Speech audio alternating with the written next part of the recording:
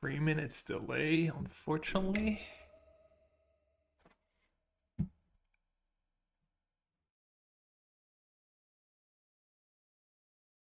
And let's say we trust.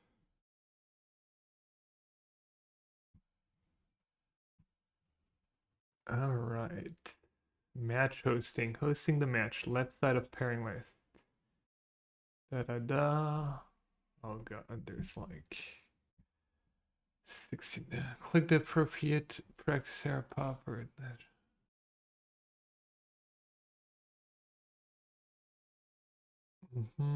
Announcements. Pairings for round one are live. General. Okay. Da da da. Stream links. Prizes. First place, 6-0. If you go 6-0, you get 1250 USD. 5-0, then lose round 6, 750. 5-1, lost prior to round 6, 600. 4-2, 500 play points, 50 treasure chests. And treasure chests like worth nothing now. Is that just extra money or? I guess it is extra money, right? 1250, 2000, and then all the 5-1s. I'm assuming there'll be 5-5-1, so that's 5,000. Pretty good though. Magic and having stream. Okay, pairings are up. Stream delay. Standings. Hello everyone. Caster Sama.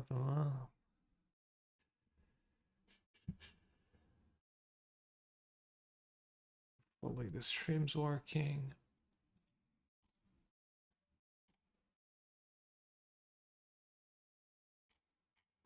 Okay. Where do I find the pairings? Pairings results.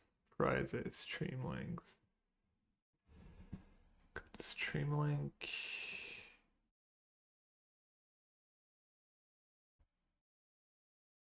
Okay, stream should be live now. Let me go check. / ultimate guard live.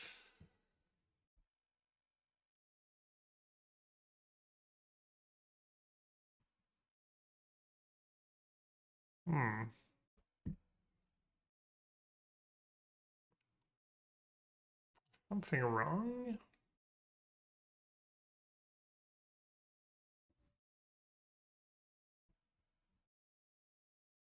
Should be live now. It's been 3 minutes, pretty sure.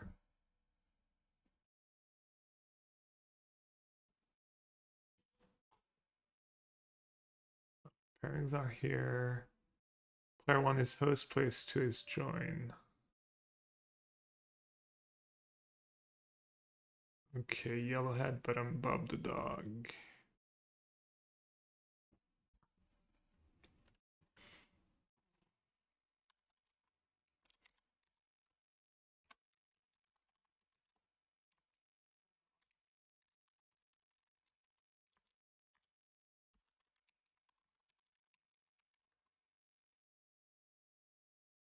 Who am I playing against round 1?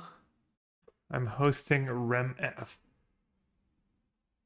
Okay. Okay, looks like the stream is live. That's good. Stream links. Prizes. First place.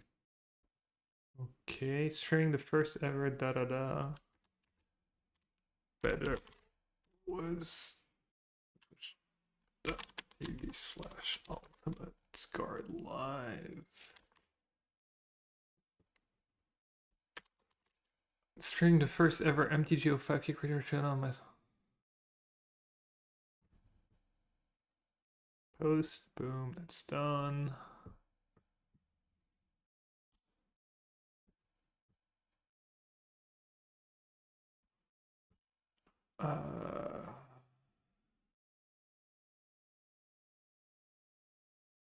Okay. Where do we find the deck list?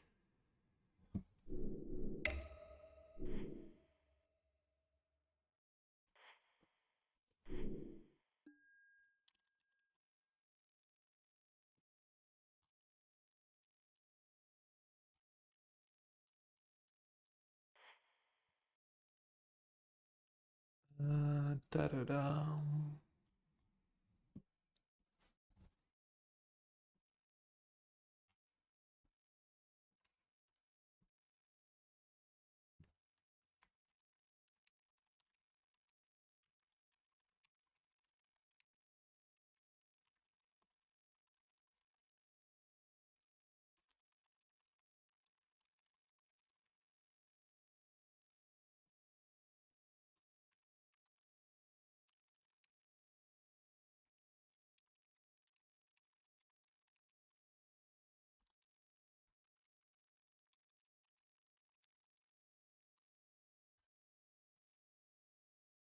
Okay. Just started now. Pairing results. I added REMF, but they're not on.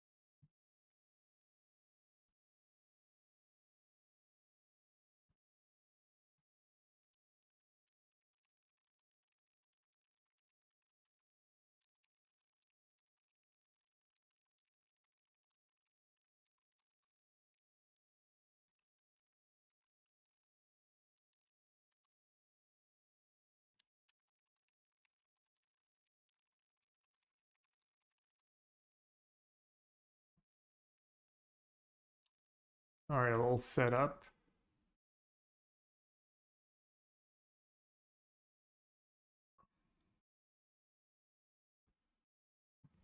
Oh, I don't think I can see the chat either. I guess the chat's 3 minutes late anyways.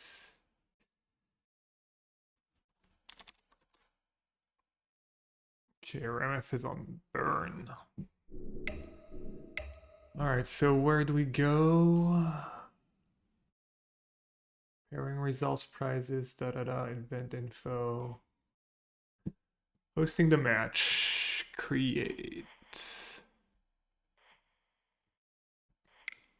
Pauper tournament practice. Create. 2 players. Anyone can join. Watchers not allowed. Uh, clock time 25. RMF.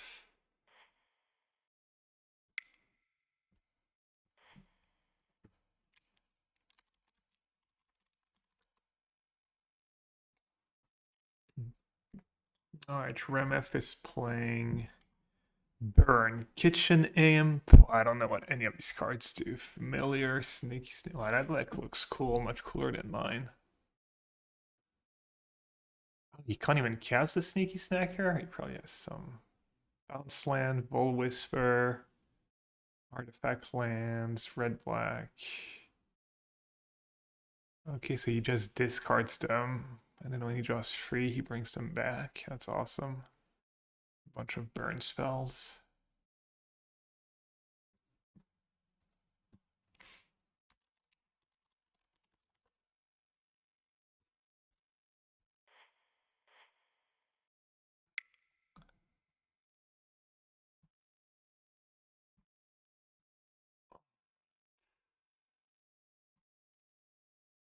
Should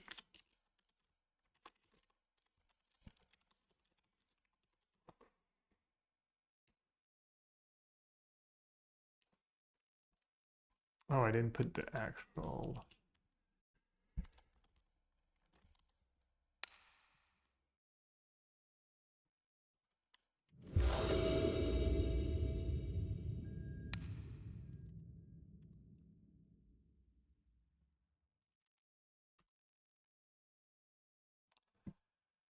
All right.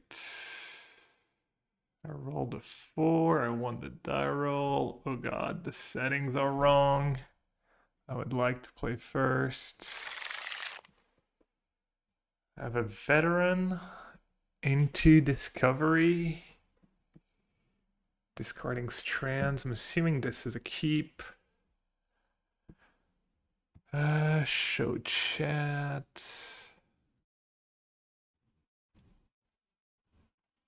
Show game log. GL, have fun.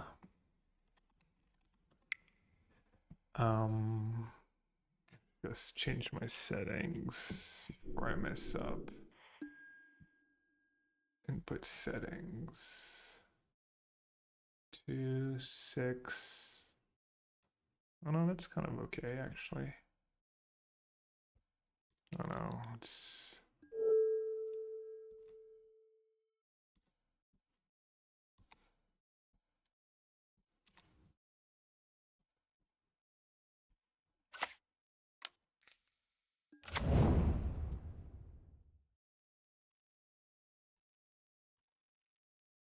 Oh no, you can actually use F2, F6.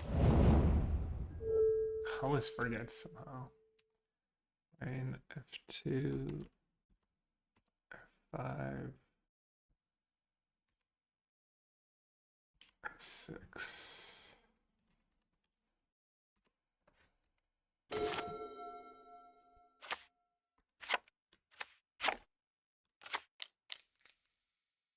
Okay, I'm assuming I want to discard strands and barons.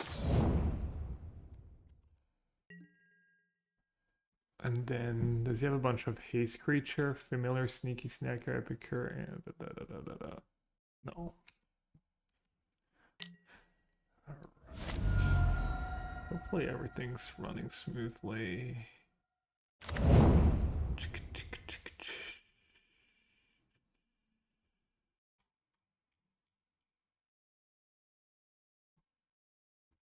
Okay. Highway robbery.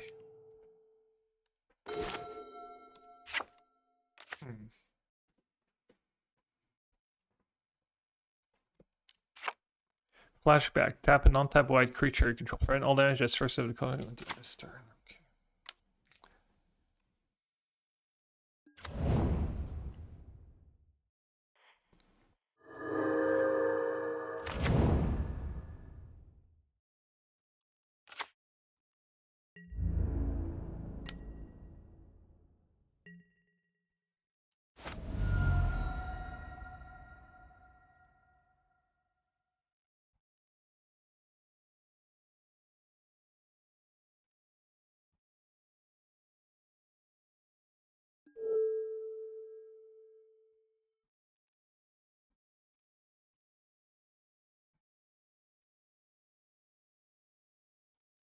Hey everyone.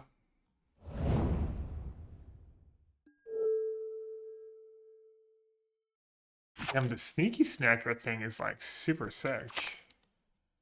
Like almost like modern playable. Hey Malencio, Boohie, retract. 3-minute delay, I should have said. Yeah, it's a delay. Trigger play loses 2 having a flap, create 2 blood tokens. Okay. Hey Bo Schwartz, hey Jose. In Jose we trust.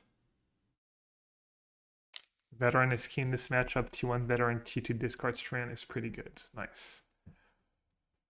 It feels like I have a pretty ideal draw here, I would guess. How do I just pop out the chat?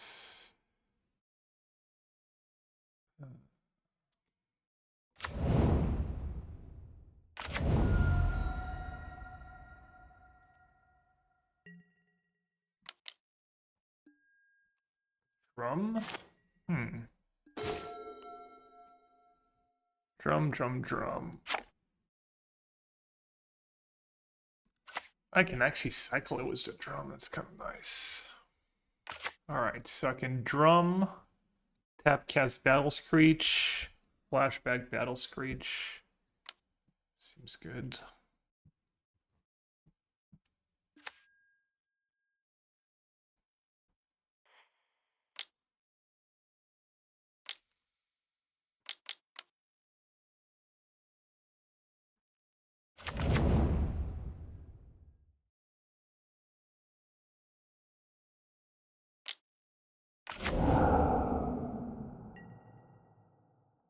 Nassif's Trans. Let's see if he has any like sweeper kind of cards. Some burn, which I'm negating pretty nicely. Blast, Bolt, Temper, Domain Answers. Okay, so the way he wins is just like kind of these sneaky snackers. Feels like, anyways.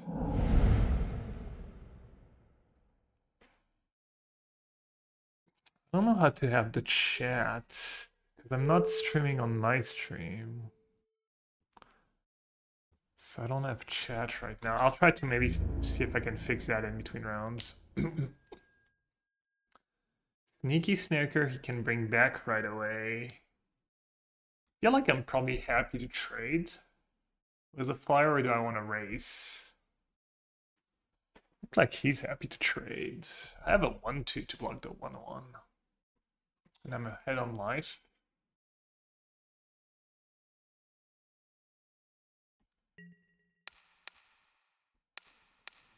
Guess I'll just block.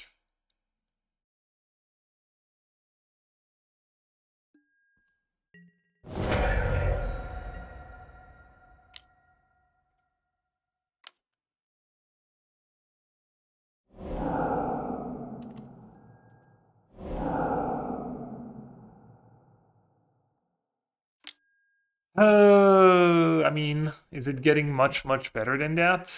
The prismatic strand. He's gonna kill it eventually. This way I don't have to keep untapped creatures. I do get to bring it back and trade damage, and then when I block, I gain life too. I guess that's fine. I also don't have much to do with my mana next turn. Need to be a little worried about time. I think these Pauper games are like really grindy. Oh, DB Remeth, that's why I couldn't find him.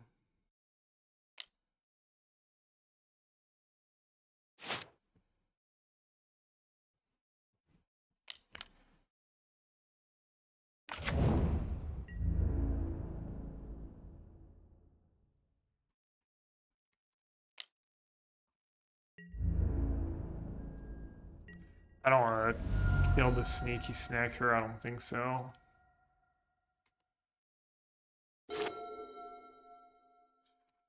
Could also try and set up Strand for a turn like where I block a bunch. Let's see. He has 5 cards in hand. I guess he's just gonna run me out of gas, kind of. Because how much value do I have in my deck? I have Squadron Hawk and 4 Battle Screech. So I have Rally. I don't want to lose my creatures, I guess. I have Looting too for the late game.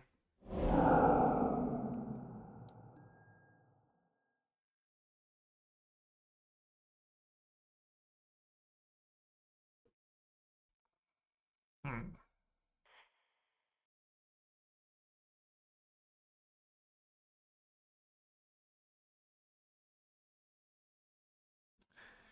Is it getting much better than a burn spell? Let's just choose a color, right?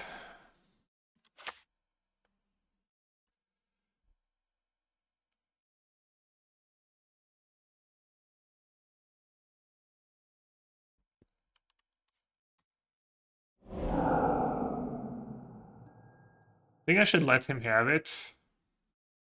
Because if he gets like too big of a board,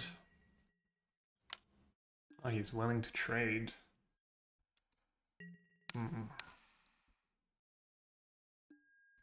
Maybe that's what my bolts should be for, though.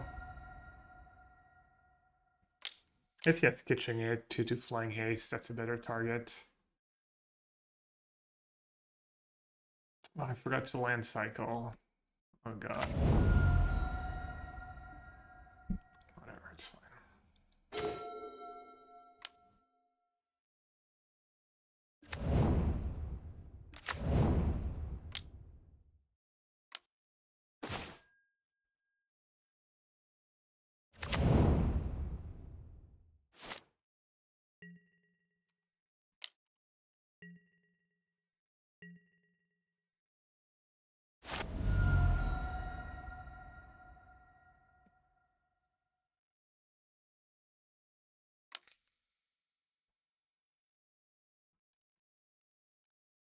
When you draw your third card in a turn, return Sneaky Snacker. So yeah, I think I want to save these balls for 2-2 flying.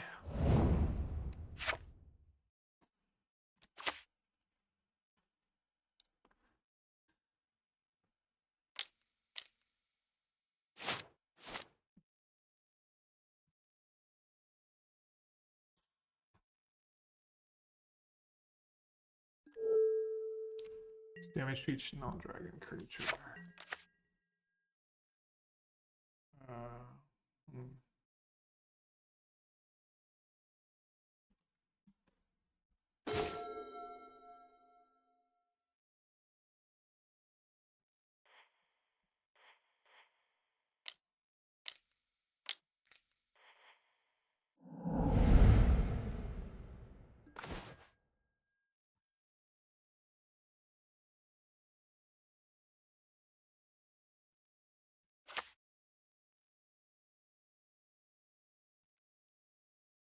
I think I'm kind of chilling. I do have all these prismatic strands. I didn't play the drum because he has 4 of these, or 3 of these refurbished familiar. Base. Or damage.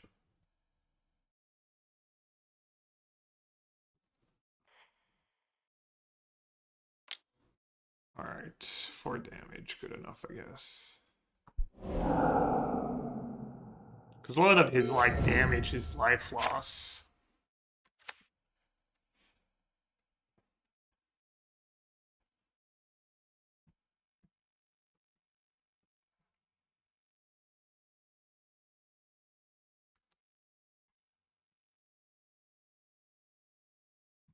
Not sure who's ahead. I feel like I'm doing more than fine, but if he finds a bunch of sneaky snackers,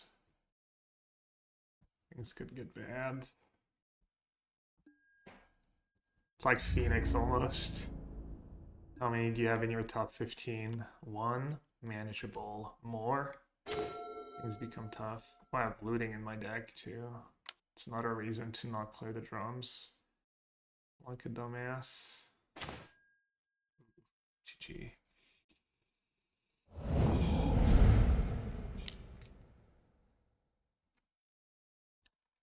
He doesn't have sweepers in the main.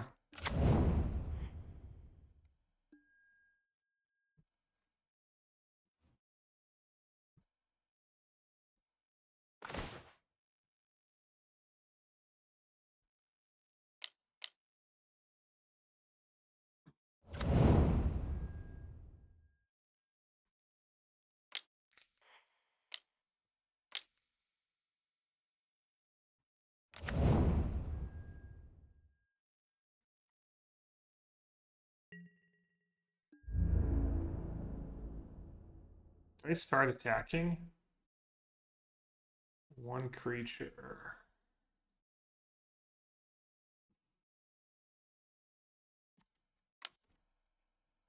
Alright. I'll stop being so stingy with my 1/1s. Also almost at a third of the time.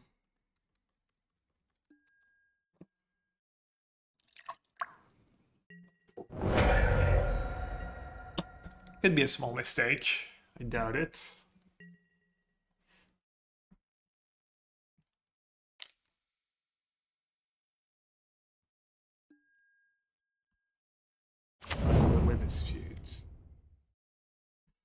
Nice, right.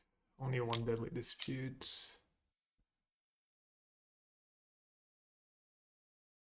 I mean, free damage not bad when I have 2 bolts in hands. I guess he does have some life gain. Okay, he got back 2 now.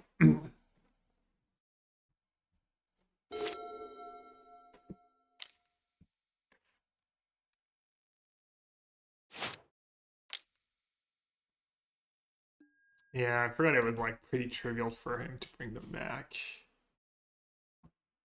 Alright, he drew 2 sneaky snackers. Do I have ways to exile stuff in my sideboard? No sideboard for this matchup.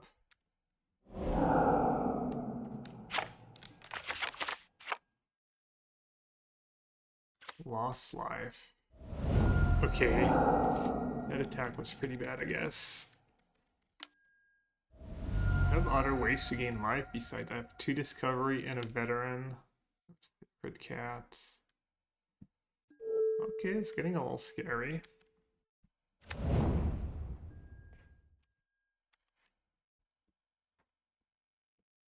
Oh, looking pretty bad.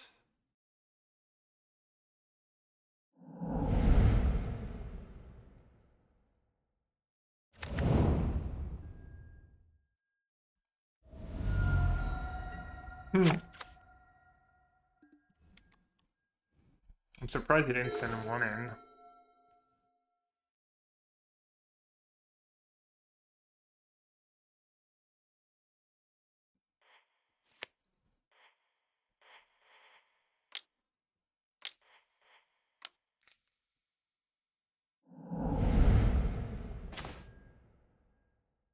That was good.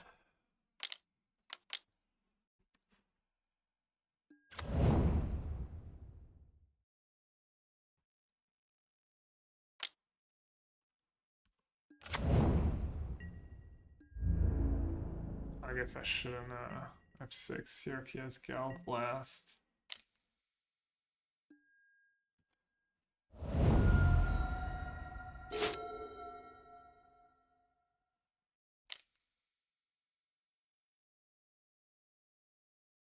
I need a +2/+0.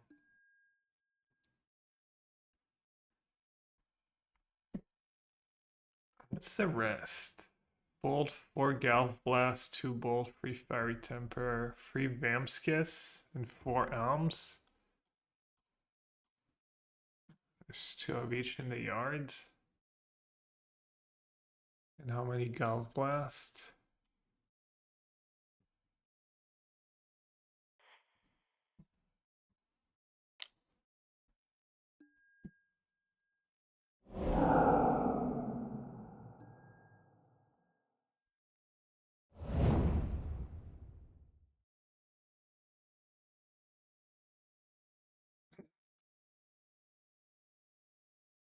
And now he can attack though. Mido is weak.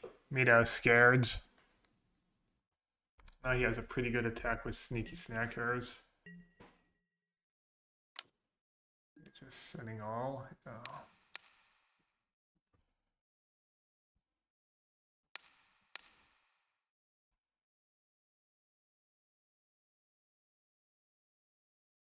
One for 2 damage. Sure. I think I'll win if I just don't die. I'm worried about time.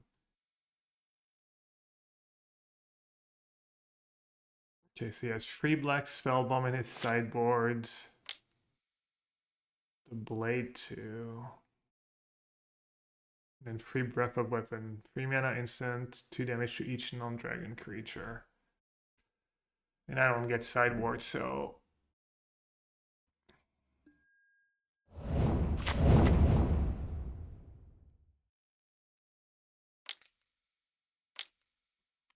need like 1 rally and I'll win.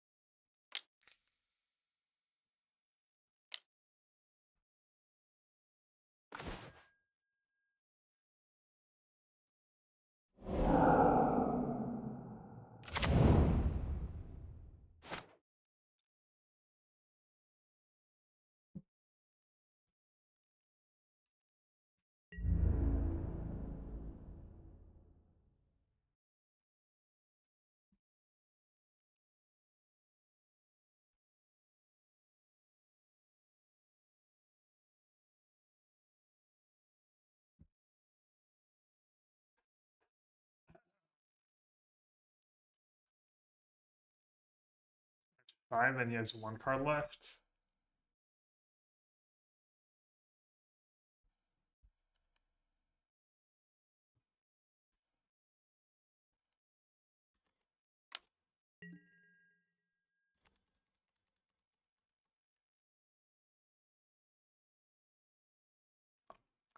Definitely made multiple mistakes this game.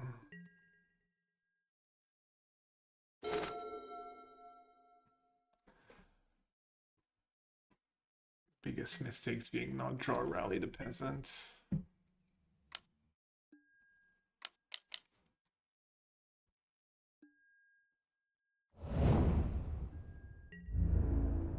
Oh, I could have blocked. Oops. All those loose. I mean, I'm assuming he's going to draw free cards this turn anyway, so this probably doesn't matter much, but still bad, obviously. Yeah, he's looting, he has free blood tokens.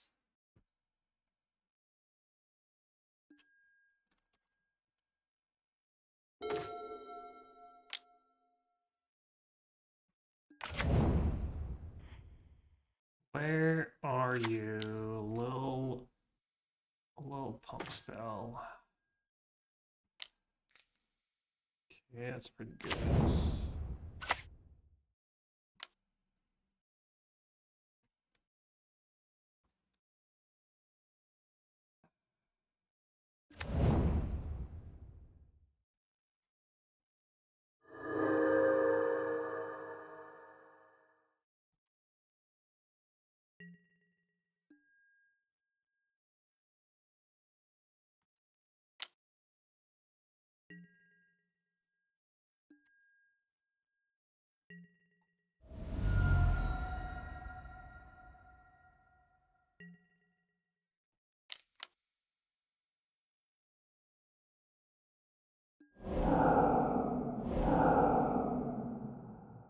Kind of have to use Strand, right?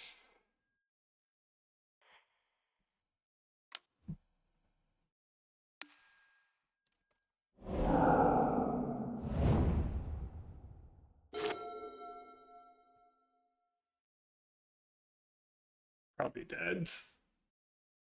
Or if I'm not dead this turn, I'll die next turn.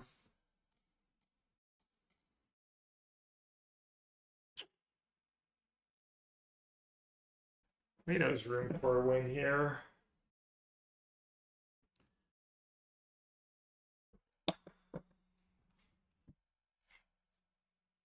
How many rallies do I have? 3?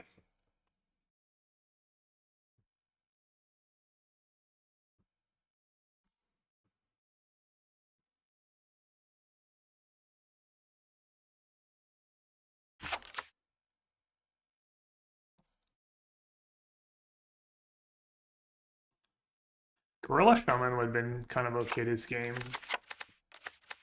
Just blow up the blood tokens so he can't use them when he wants to. Blow up a land or 2. I guess I should maybe bring them in. Bolt is okay to kill the 2/2 haste, which he hasn't drawn yet.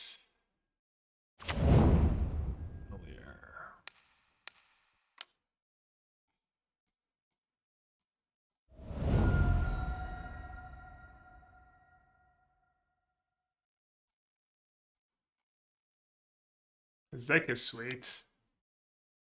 New archetype too with Sneaky Snacker. Unless that's a reprint. Hey goat, hey the boohie.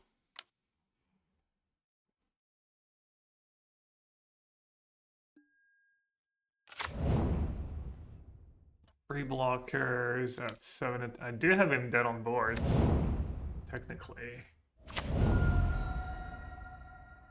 He doesn't have a drain life spell or removal spell. Realistically, I probably need to top deck something good though.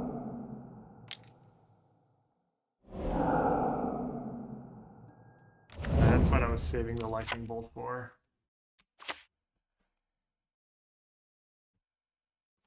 Is that one of the weird worded ones? Creatures you control instant. Okay, so it's not like attacking or anything.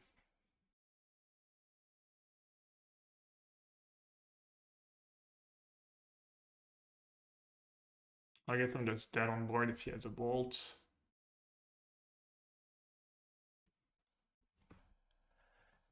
His spells deal all 3 or 4 damage except for 3 Vamskis that only deal 2. And he's played all the Vamskis. So whether I'm at 3 or 2, it's the same thing. So I should only block 1 to not die. Rip. 1, 2, 3, 4, 5. 1, 2, 3, 4, 5, 6, 7, 8, 9, 10. So I'm 1 short.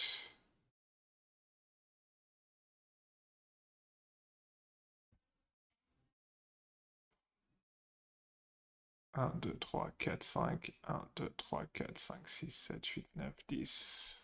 Alright, looks like I lose.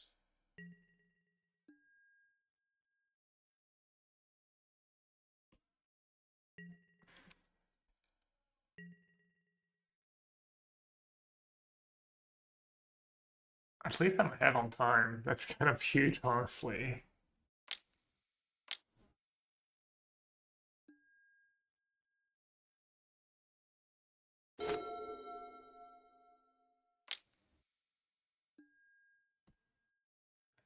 I'm just gonna have 6, kind of give up that I don't have anything.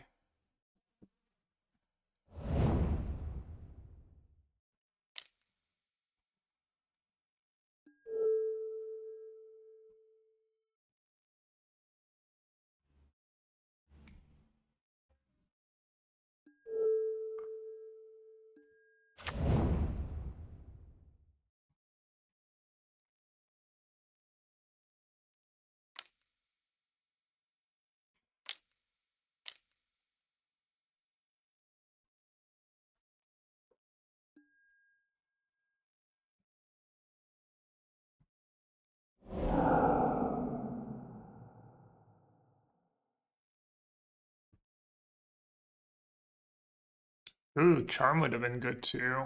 I didn't draw charm. Man, there's a lot of. Oh, I feel like I drew pretty poorly.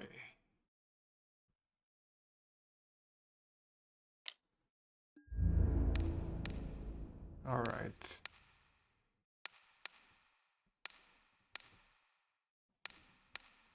I'll maybe be able to win if I draw Rally. Rally is +4/+1 to all my creatures. So I want. I guess if I just keep my foreground creatures, that's enough. So just walk everything, probably.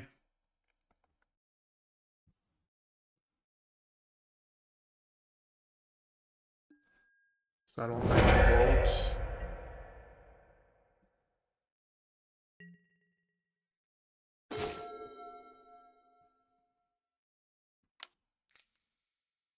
Might as well play a try. It's literally free.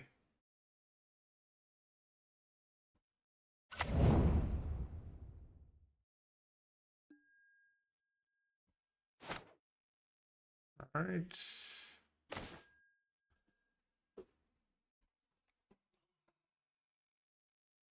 Doing a second veteran. We're going to Battle Screech.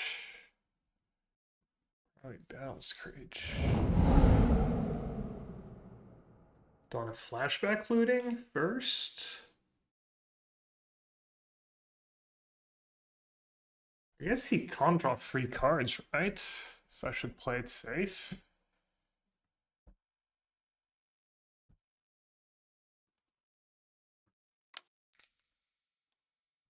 I just kind of win. If I just do that.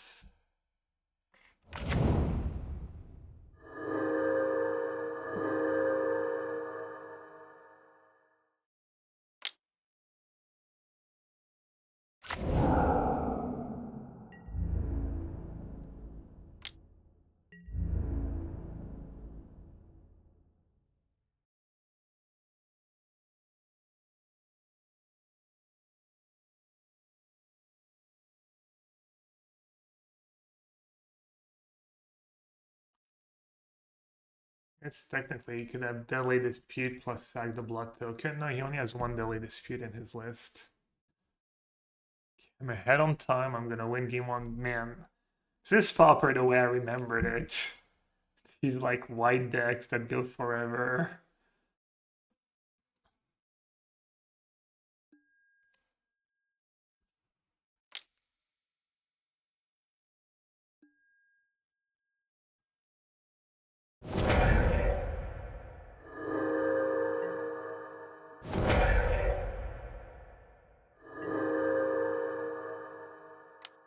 I guess he's trying to not die.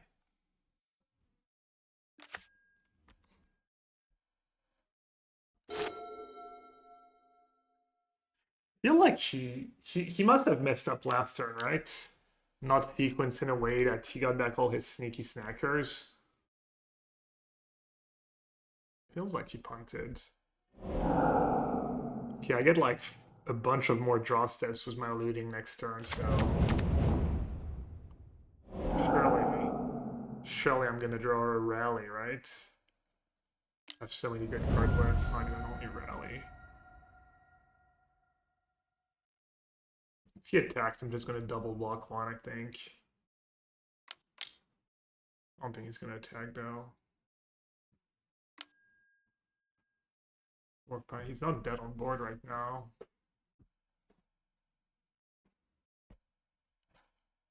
Feels like it's almost over if I win game one. Feels like whoever wins game one here is just ahead. He could make up 3 minutes though. 2.5 minutes. For sure. Oh wow, he's sending. I think I double block if he sends. Because I don't have him dead on board. But one rally is enough. And then killing that is like pretty valuable.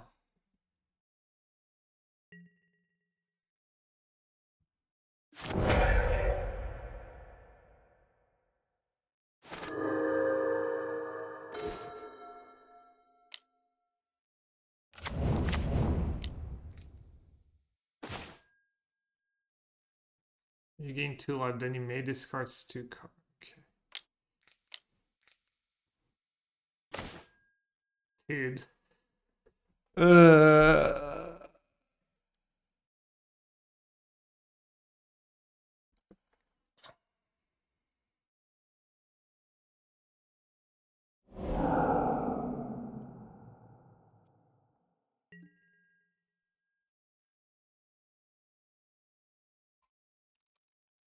That's gonna say go. I'm happy that game goes a little longer, I think.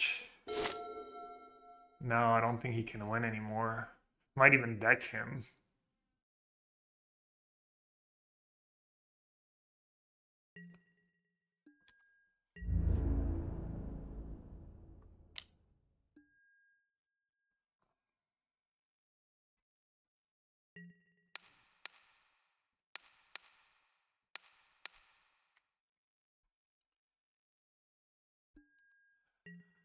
I wonder if he has any idea of what's about to happen.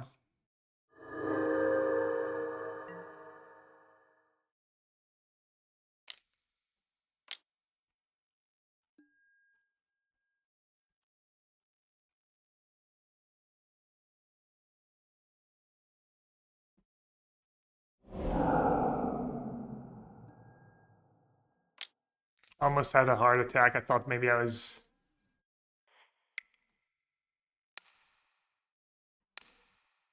I thought maybe I had that on auto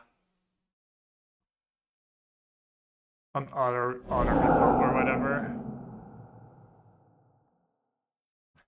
That would have been bad. That would have been potentially game losing.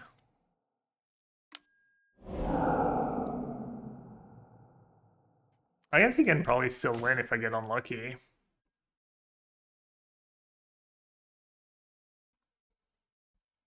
Can you do something like bouncing Boris Garrison and Boris Garrison? That makes no sense, right? There's no like...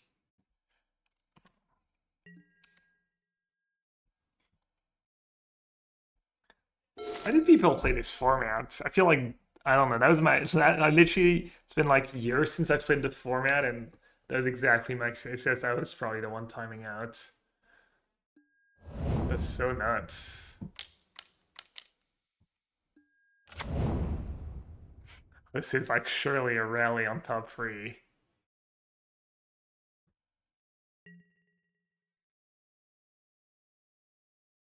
Okay. I mean, I'll lose, I guess. I'll lose this game if I brick. I keep bricking.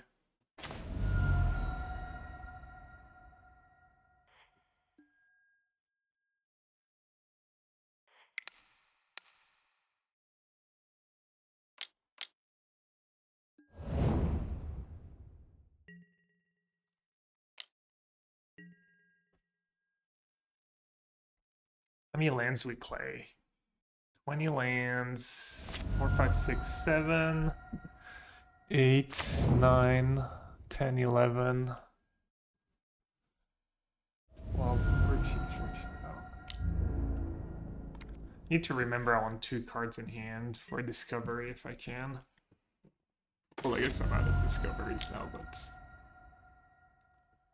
I wonder if Rameth plays a lot of Pauper.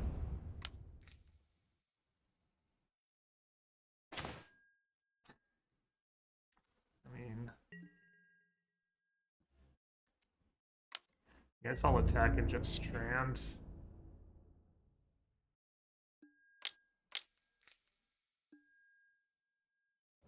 I'd be Fury, but I don't think I can lose. And pressuring him is better if I do like drop somehow my last 2 or 3 lands. That's probably how I lose, by like not attacking there and then drawing 3 straight lands or something.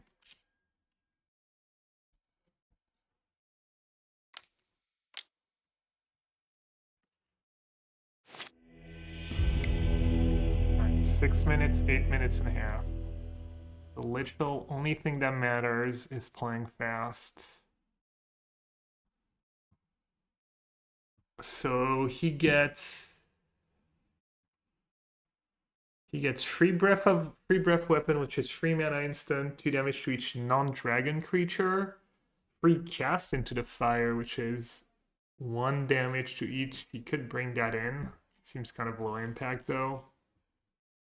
Extract confession, that's his own gorilla shaman, 3 spell bombs, and 2 blades. So the shamans are actually pretty good. The pledge, not against the sweeper. Dust to dust, exile 2 artifact. The sneaky snagger is not an artifact. It is not. Pyroblast, red blast, no. Flaring page, no. Alright, so it's like, what do I cut for these shamans? Bolt is only good against the kitchen imp, but the kitchen imp is like pretty good against me. I could just board out Rally the Peasants, most of them.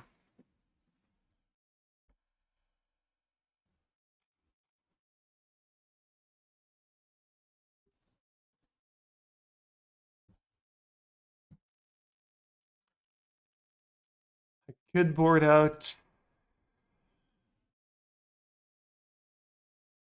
I mean, all my creatures replaces themselves. Shaman is like the worst against breath weapon, though. Is it worth it? Does he have enough artifacts? 4, 8 artifact lands. I could just do that, like, kind of cut most of the rallies. Just try and not die, basically. And just have 2 shamans for the mid game.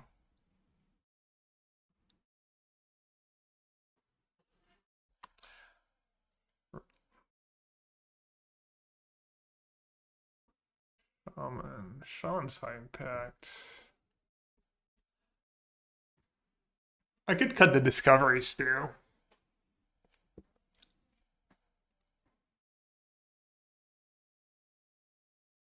Let's clutch in game 1.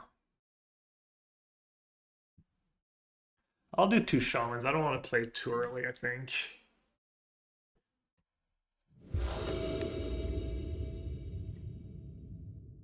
Alright, perfect hand.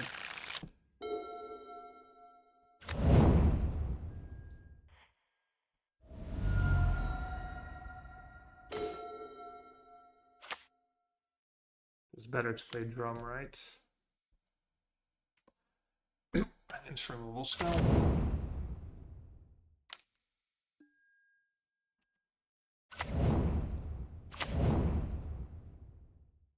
This one, basic land cycles.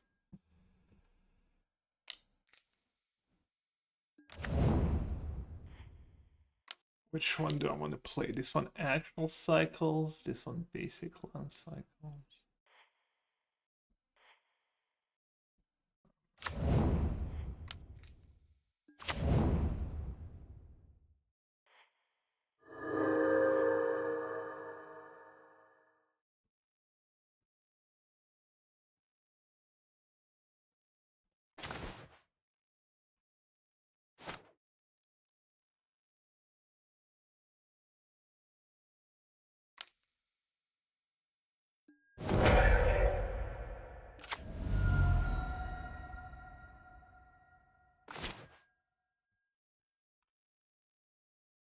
Okay. Just Battle Screech. Let's not do this first.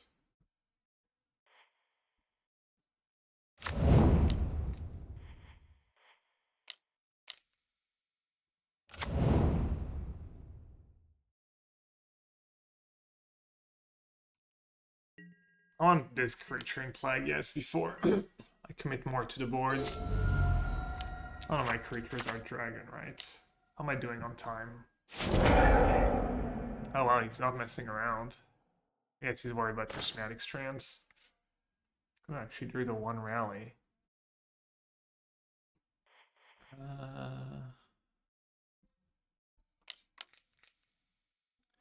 Play this. I want to play a second one.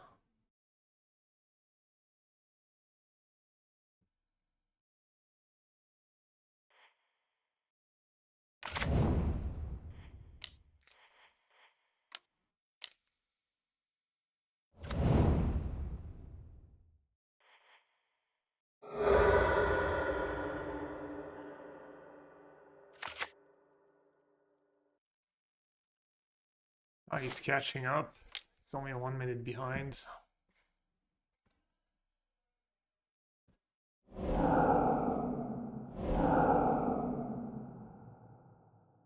You have to like do enough that I don't kill him and win the game, but also play really fast at the same time. 4, 5. I kind of want to have prismatic strands. Mana up.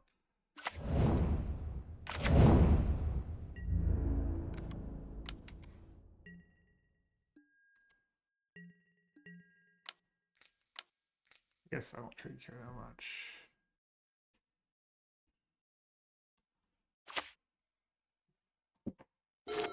I'm gonna make my land drops because I want to try and get to a point where I have like Battle Screech and prismatic strand mana up.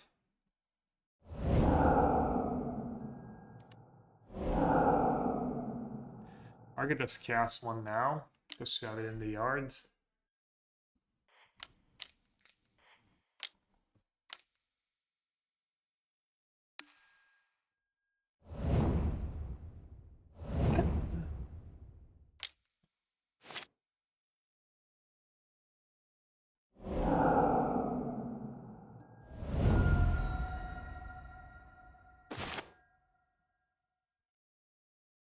You can sag the Spellbomb first, and that get me. Not much I can do about that though.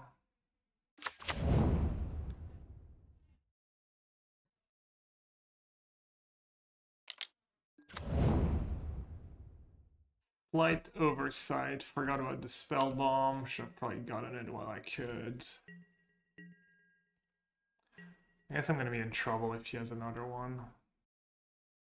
He didn't sack it.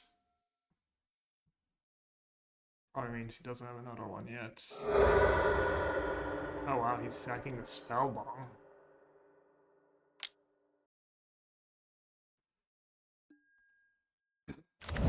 And he's just dead. It says dead on board. Think, right? The one rally I kept in.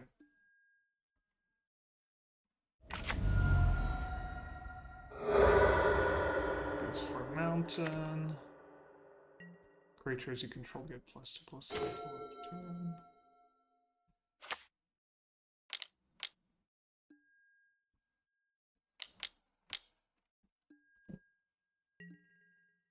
Whoa!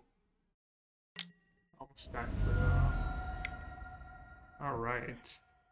2-0.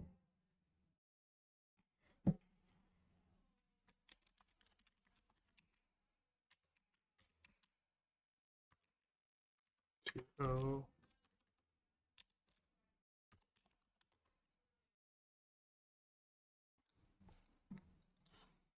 Alright, nice.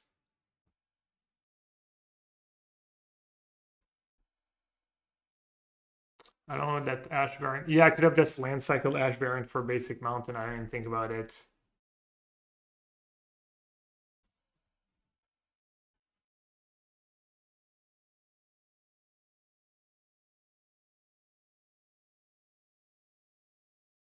He forgot to submit the rallies. It's the only possible reason. Oh, I have the rallies.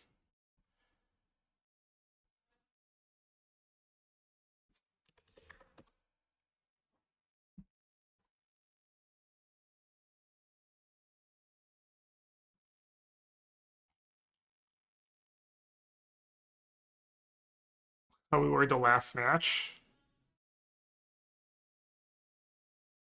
Next round was Watchers allowed as an option.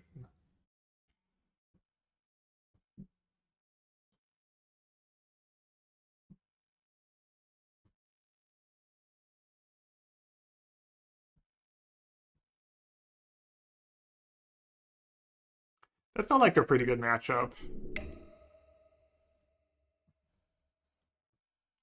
Like the fact that I had the charm suit for Sneaky Snacker. I won without even drawing a rally the entire game. Like if he has like multiple Sneaky Snackers early on, I think that's how he wins. He needs to run good on Sneaky Snacker. Like really good. Or maybe not really good, but just pretty good. Be right back.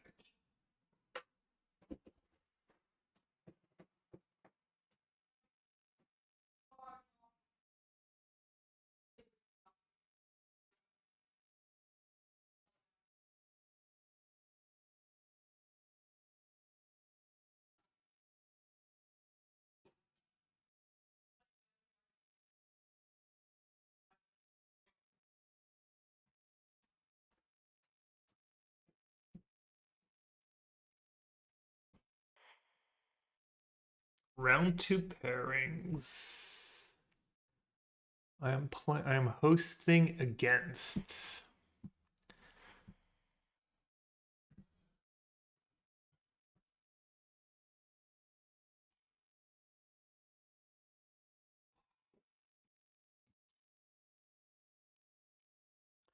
who's against?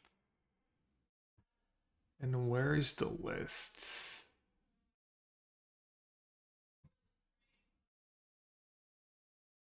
Event info. Where can we find the deck list, by the way? General.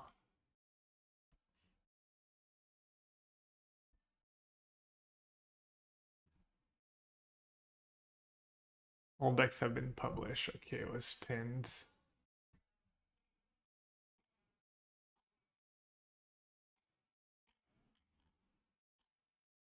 Tournaments, current round.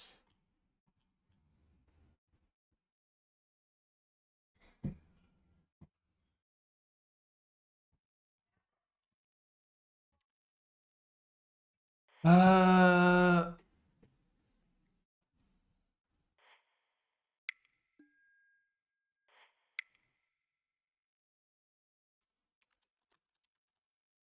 Except, where do I find the freaking deck lists?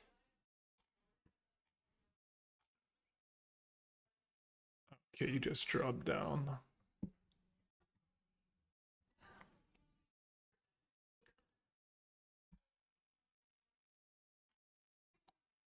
Oh, he's playing the same deck? What? Okay.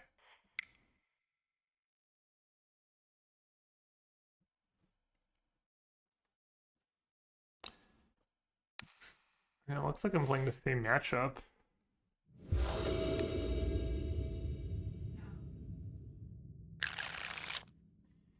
I have Veteran, and I have a Hawk, and I have Mana. Looks beautiful. What, it's lost the connection and I win the game? What is going on?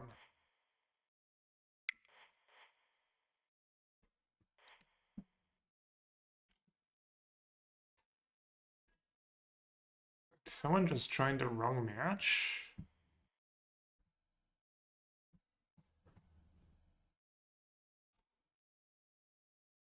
Who's my opponent?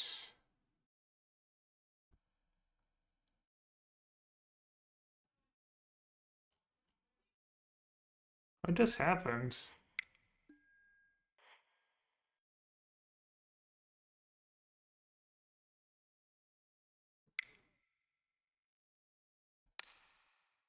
Oh, it was just a wrong player? Well, that sucks. I had a wonder roll and I had a great hand. Oh well. Beats.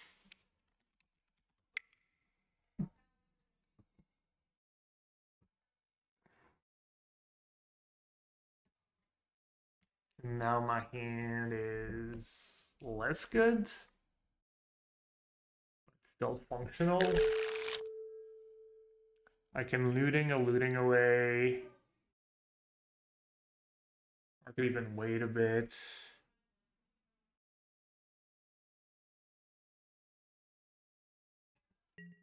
I don't want a mulligan in the...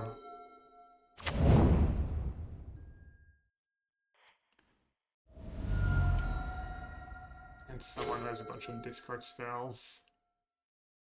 I am kind of drawing all my worst cards though, which is not ideal.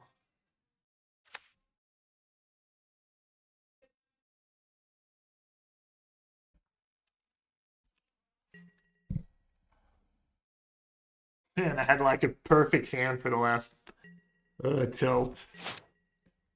Maybe I should have mulligans. The deck probably mulligans well.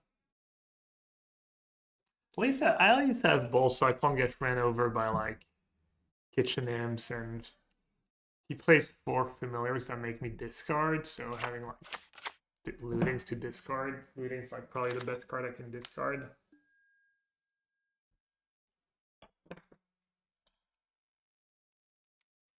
Yeah, the Bulls are kind of nice. I guess it worst card in the matchup, but might be a stretch. Oh wow. Well, that sucks.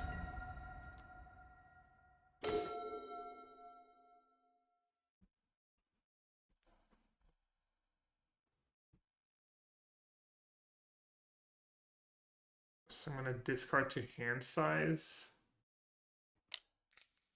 I guess might as well play looting.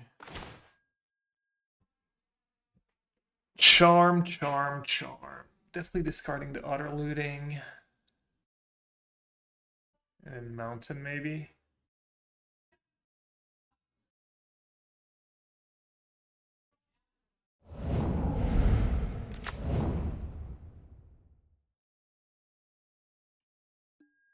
And then try and set up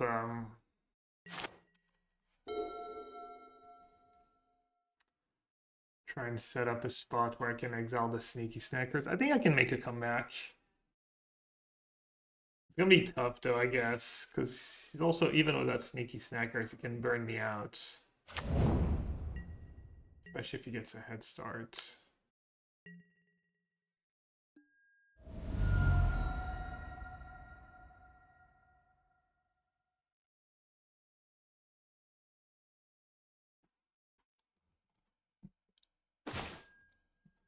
Oh, well, that was nice.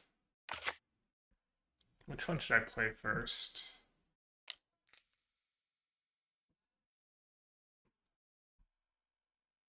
I guess I should have played Inspector, maybe.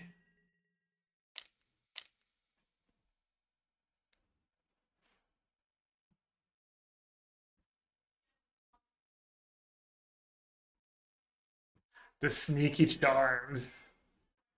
The sneaky charm can be so good. Hopefully he discards more stackers.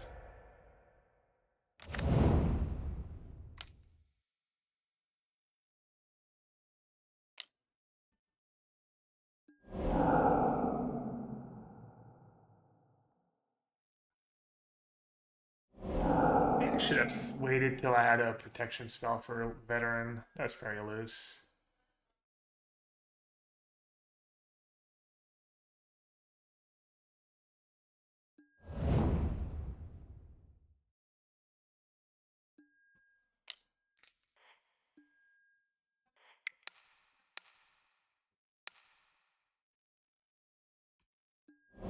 Huge. He totally forgot about that cards. He would have like 100% just flashback looting on his turn.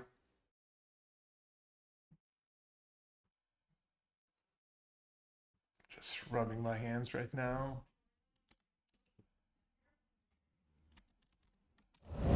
Might still lose, but I think I also kind of messed up. I don't know.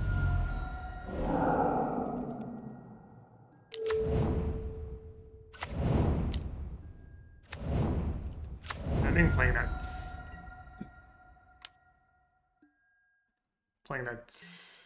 veteran first was a decently big mistake. All right, let's see.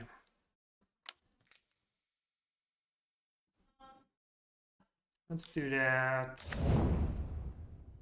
Play a land go. Or I could just play another Inspector. And then Bolt. Oh, it's less efficient. This way I lose 1 mana this way if he has another imp, I guess. It's worse if he has another imp. Could have just played Inspector Bolt and then have Bolt mana. It's better if he doesn't have. I guess it's also worse if he just. I think he's gonna go face though. Yeah.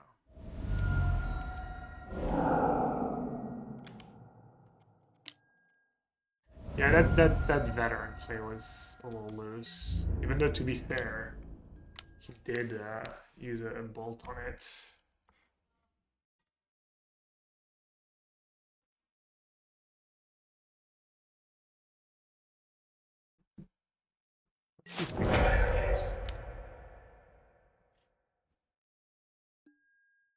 Blast me.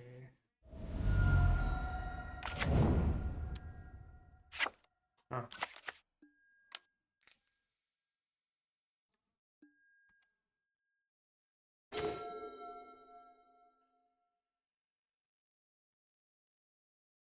Jagged Barrens.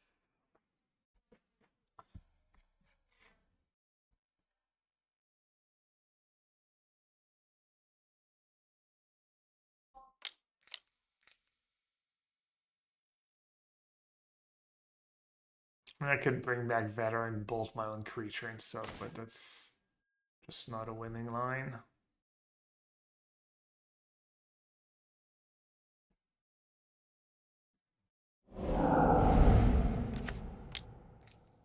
I think I'm dead, right? I think that land kills me. I think maybe I kept a bad hand on the drawing this matchup, and playing the veteran was bad too. It deals 1 damage, right? Okay. Alright, so he has the same 2 sweepers. He also has 2 end of festivities. So he has 4 sweepers.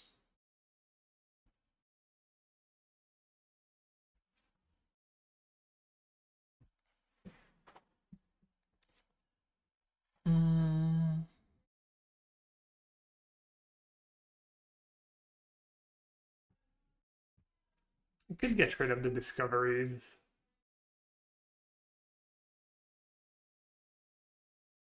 Also, yeah, the two ones that made me discard, so in the mid game they're gonna be dead pretty often. Rally the Peasant does seem important. I think Discovery is probably the flex slot in this deck. Makes sense to me anyways.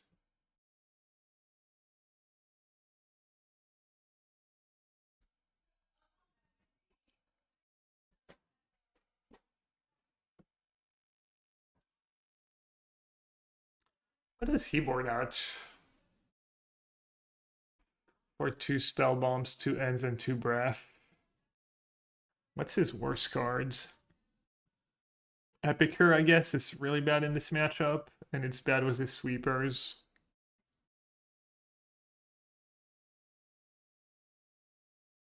So he's probably boarding out Epicure, and then maybe a couple bolts.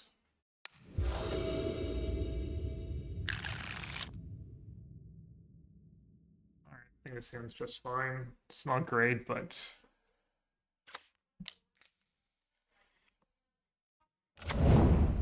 on the play, on the draw, maybe you maul. I don't know. Maybe on the play you maul. And matchup felt kind of nice round one, and that second game, that last game, I mean, my draw was kind of okay. I got 2 sneaky snackers, and none of it mattered.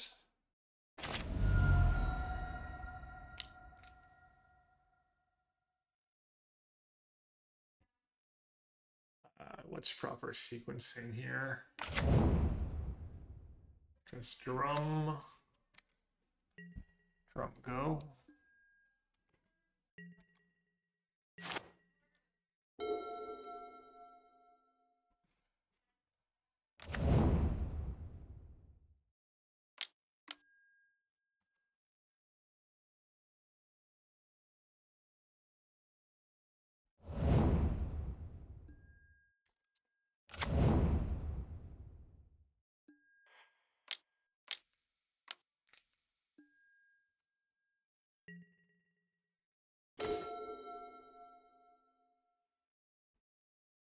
I have mana, right? I have mana for Battle Screech.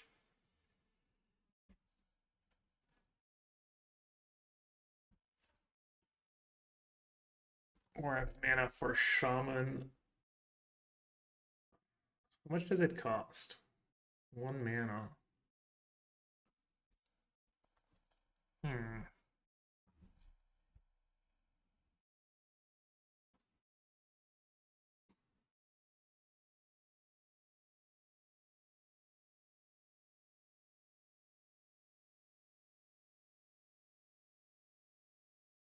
So it's either Shaman, kill your land, play 2 Inspectors, or Battle Screech.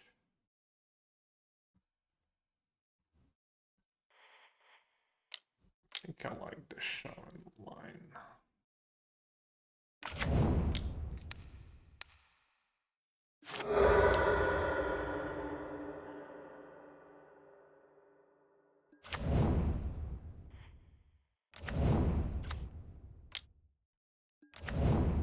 Let's make sure we keep playing fast. As the 1/2s are kind of nice, because half his sweepers are in the festivities. He only has 2 that deal 2.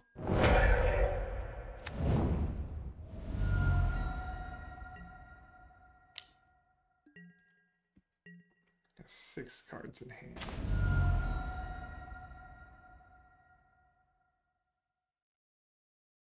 Probably just go for it. Make him make him have it since I drew a rally.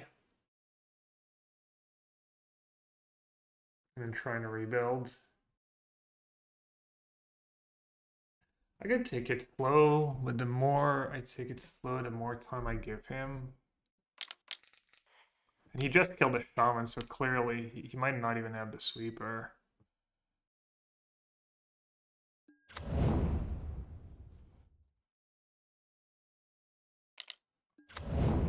Only issue is that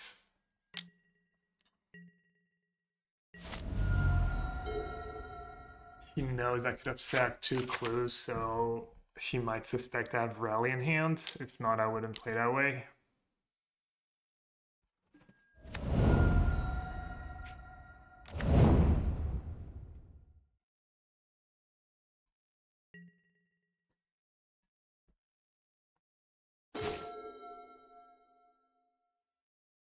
Hmm. How much damage is that? A lot? Oh, he might just be dead.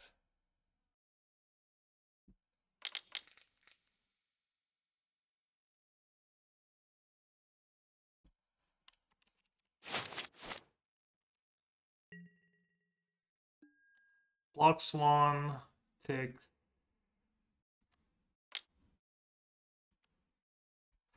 Guess he's not dead.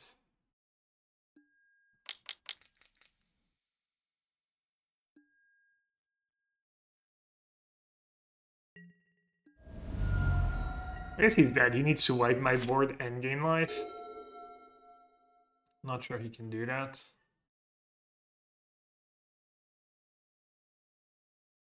He's like artifact lands and the festivities, and then double 2-1 that make me discard. Something silly like that.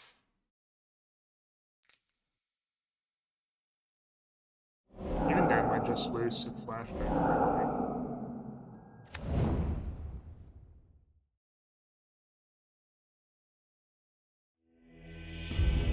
Alright. Shaman was pretty good. Made him use a blast. And I screwed him. Maybe I need more shamans. I mean, you do play eight artifact lands. It's not like they can just not play their lands. Huh. Why would shaman be better then though? Sacred cat. I think I need the bolts. Like 2/2 flank's just kind of obnoxious.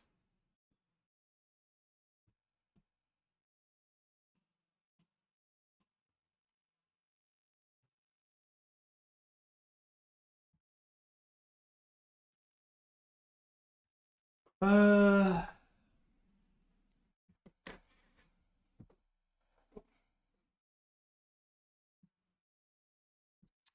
8 artifact lands. Bunch of am I really gonna be peeling free mana for a blood token? That's like some real late game stuff.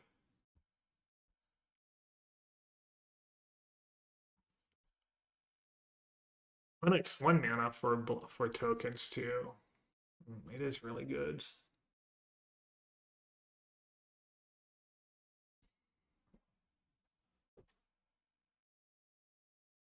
Playing on Sacred Cat is nice though. Every little bit matters. The drums have been great. Can't cut lands. I think I need all my inspectors. Feels wrong to cut inspector.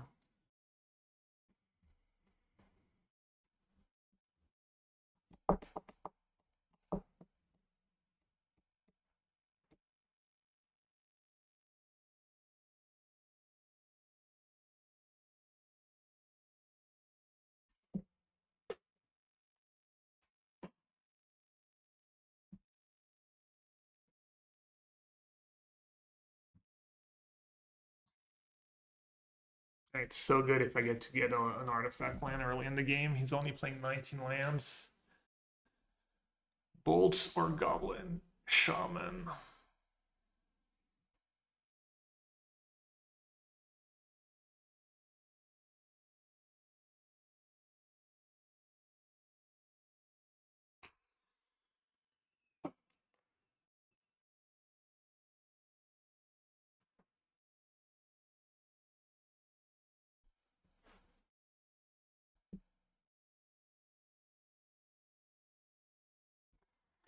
Damn, I'm really not sure. Maybe just an inspector can go.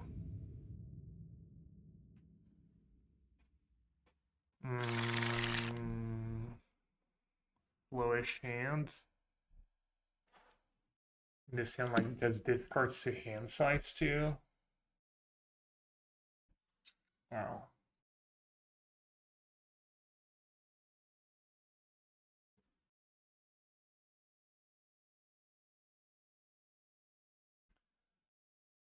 Oh, he kept 7.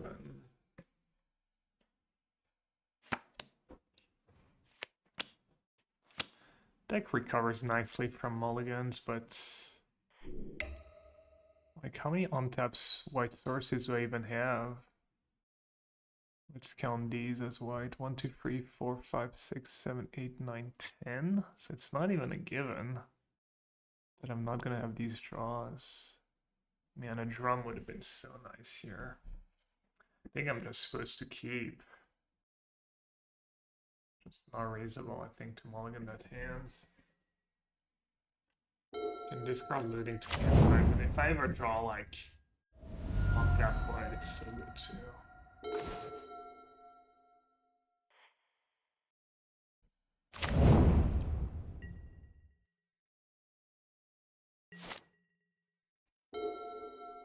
I wonder if Ash Baron over Plains is even right in this deck. You don't need the red until later. You have 4, 5, 6, 7, 8, 9, 10, 11, 12, 13. Seems kind of sketch. Doesn't have the nuts, so that's nice.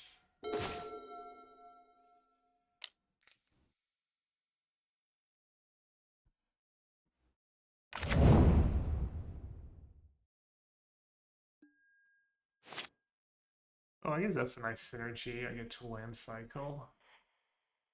Something. Get another white mana. And then maybe just discard Strand to hand size.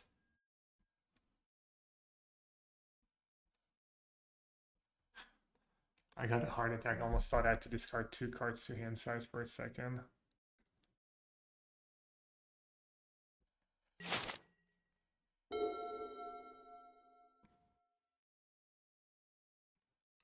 Think against should play another artifact land here.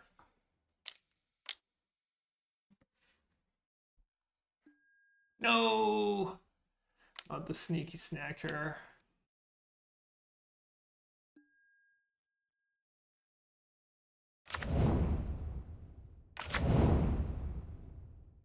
This one is indestructible, right? So I can go probably Lunarch, Shaman, kill a land seems fairly solid.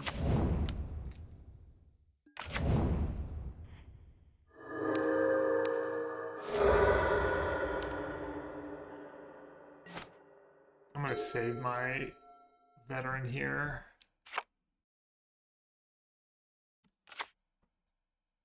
If he tries to kill it.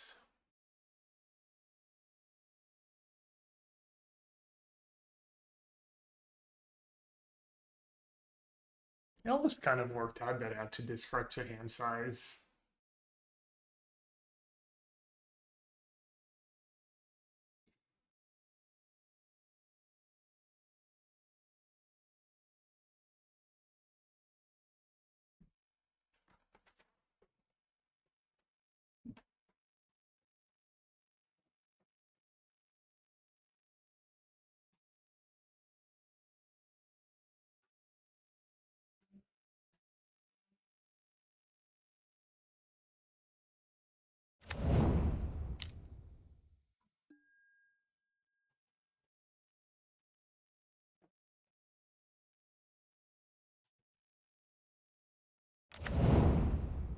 Spell first.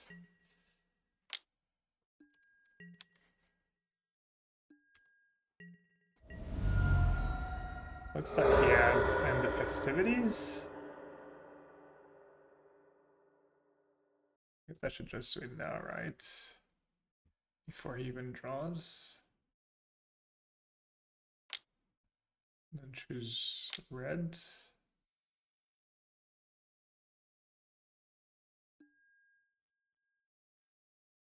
Okay.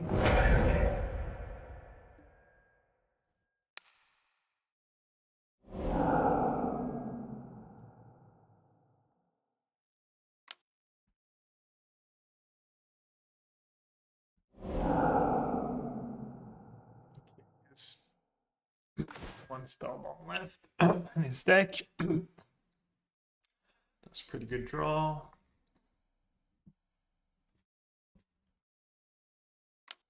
I think I'm gonna hawk first. I really don't want to draw another one.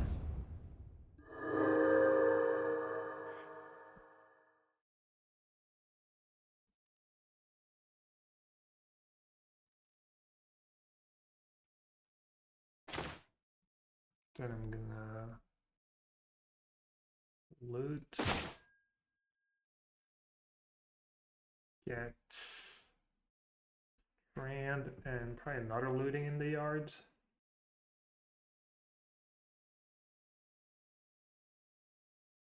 Or is that too conservative? Should I discard a squadron hawk? It's 4 cards and it's 17.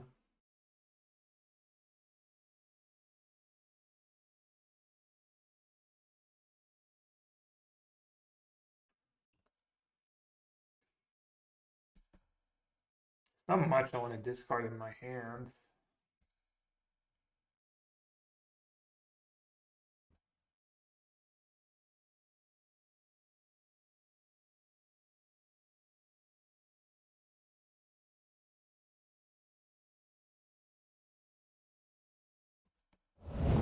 I discard hawk.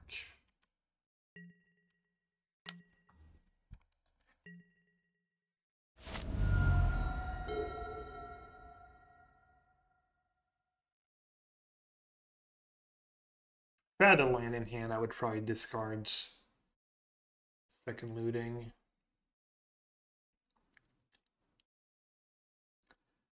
I don't think discarding Battle Screech is reasonable.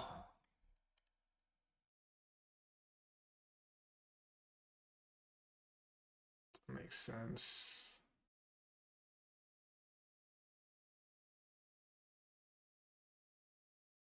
The question is, do I still save Veteran here?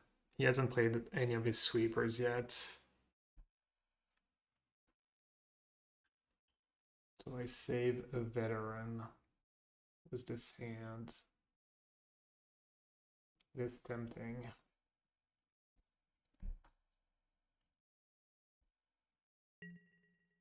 Probably should.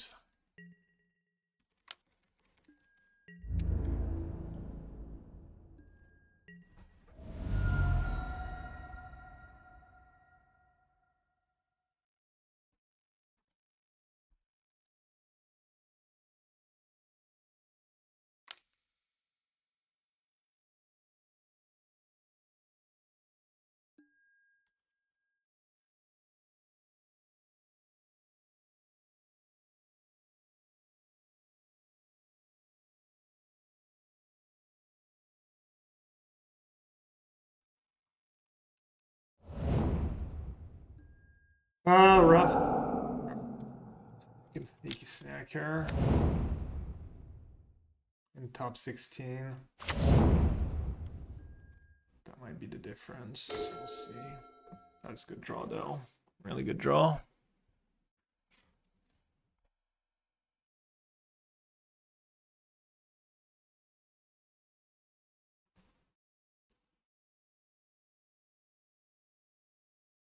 Need to bolt that imp. Could go bolt and then double inspector. It's kind of bad if I loot and I don't draw land.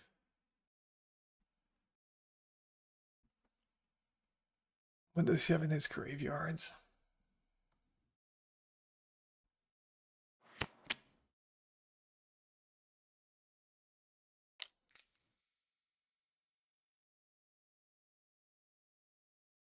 Take a lot of damage for nothing. Now I see kind of compounds not making a land drop here. What if I draw colorless? I get to go Inspector plus Hawk.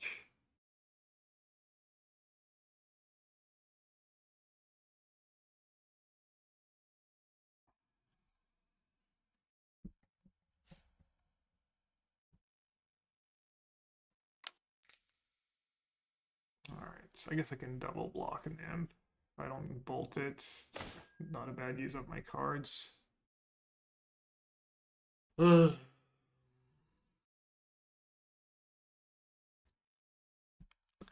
Maybe I just flashback a Battle Screech at this point.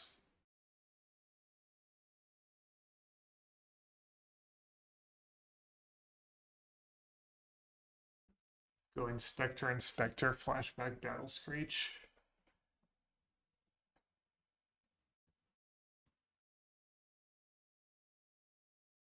Feels like I need to maybe do more.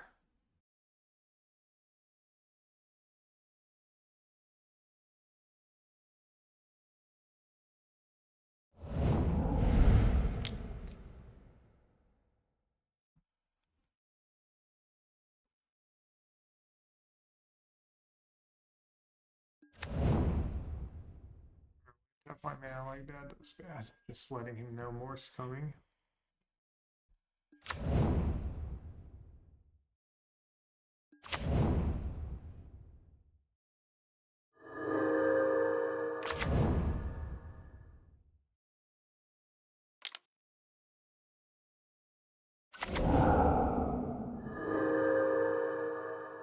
All right, this thing can't attack.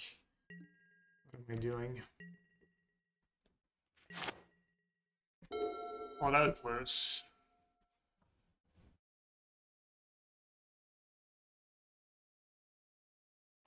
I guess I was probably not going to use a prismatic strand just to block Sneaky Snacker and kill an imp here. Maybe though.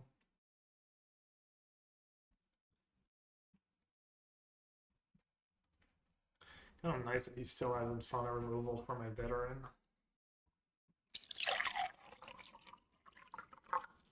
As long as he doesn't draw his second Spellbound too soon.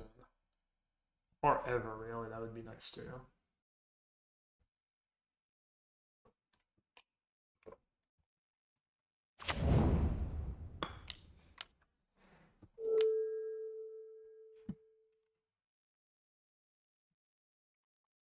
Great combats. He's trying to hit another imp.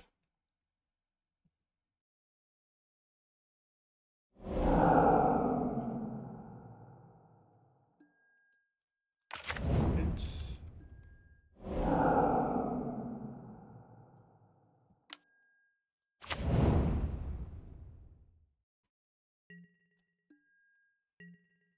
Yeah, that was loose. I would have probably just blocked a bunch. I might still do it. It's like 4 damage. And kill an imp. Yeah, I think it's worth it.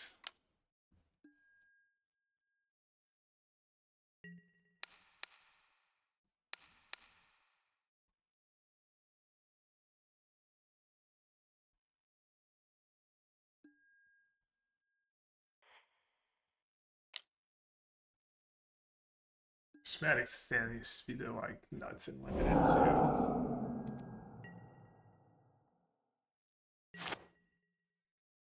How much damage is that? A lot. Ooh, he drew a spell bomb.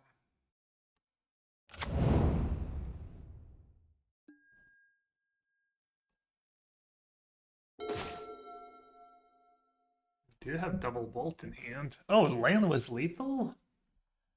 Damn. Land was lethal.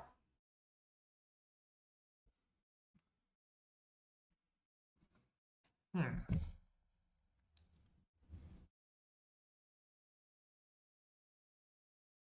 Yes, 2 cards left. It's pretty risky. If I go for a rally here,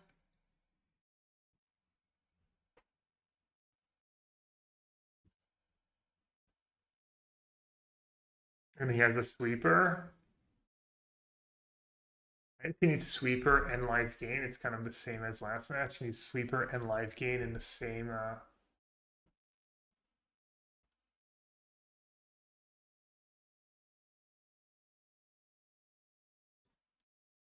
He's sweeper, life gain, and me not drawing untapped red mana.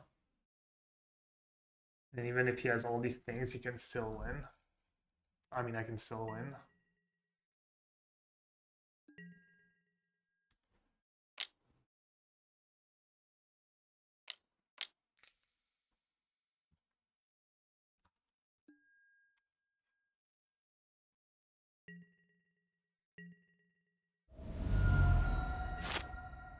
Tapped out, right?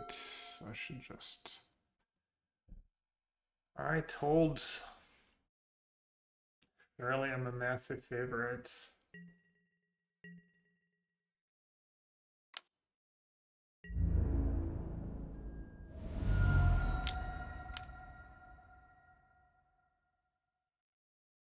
Oh, plus the sweeper, I have a bunch of 1/2s, so it kills his creatures too. Or at least his imp, which is nice.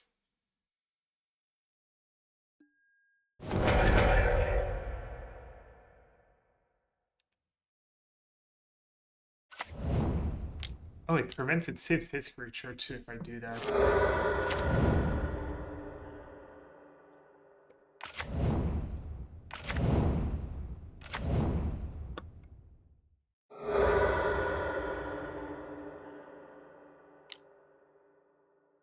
He still win?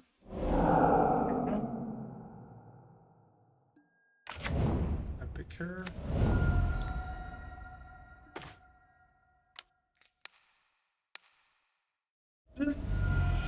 Let's go. Nice.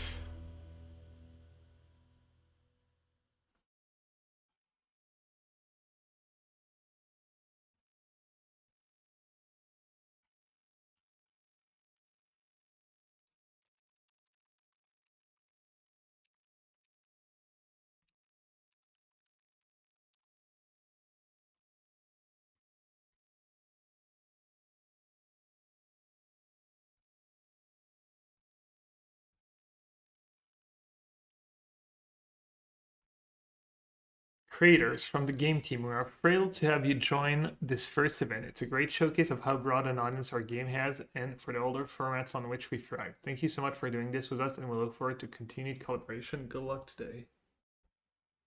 Well, so far, so good.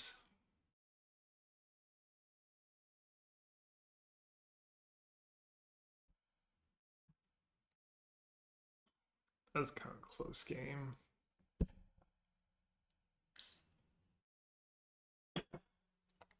Let's go see how many matches are still going on. I even forgot the thing about me having the nuts and then being in the wrong match.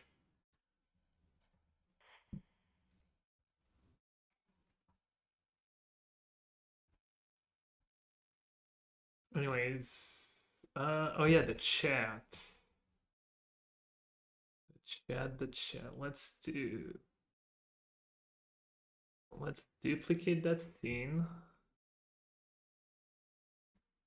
Magic UG live. Okay. Let's do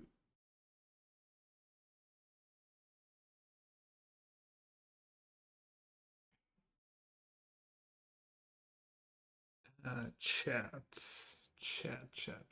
properties.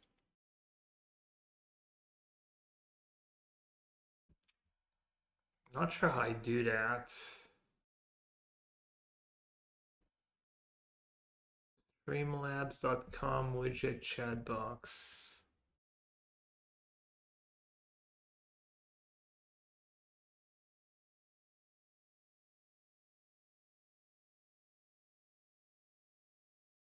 Great for Streamlabs, which I currently do is UG.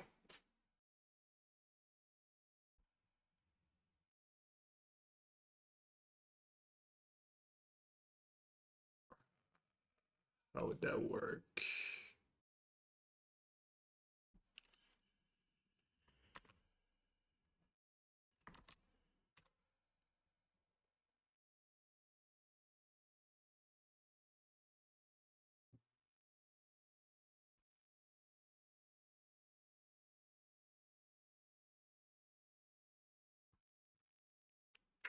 Yeah, I don't know how to have the chat. Not that anyone's chatting right now. Okay.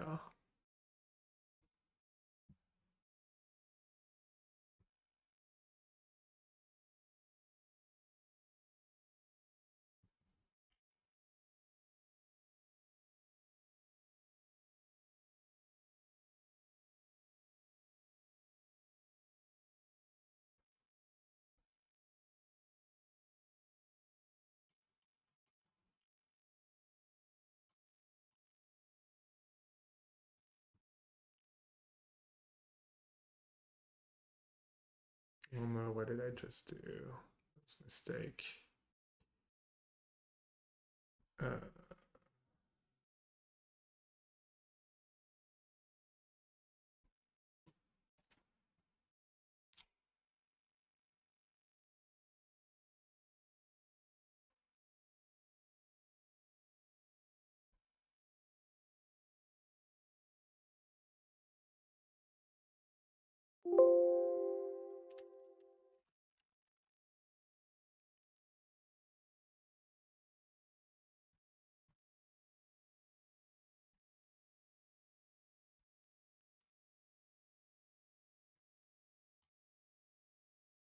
User Gabriel downloads.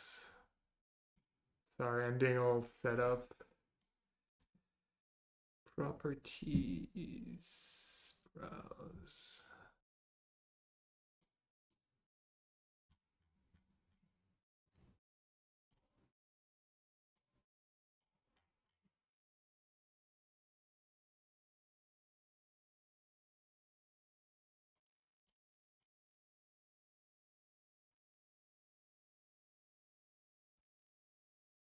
Oh god.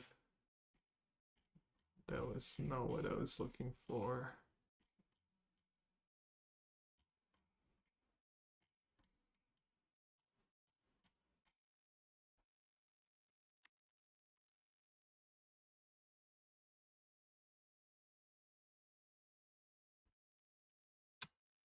Uh, uh, uh.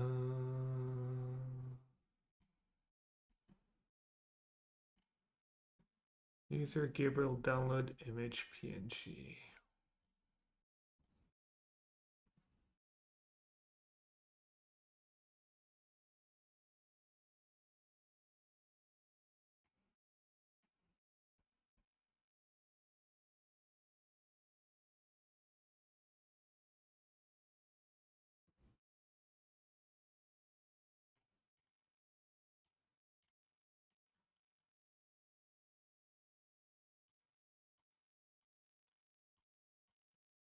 Okay, I'm just clueless, I guess.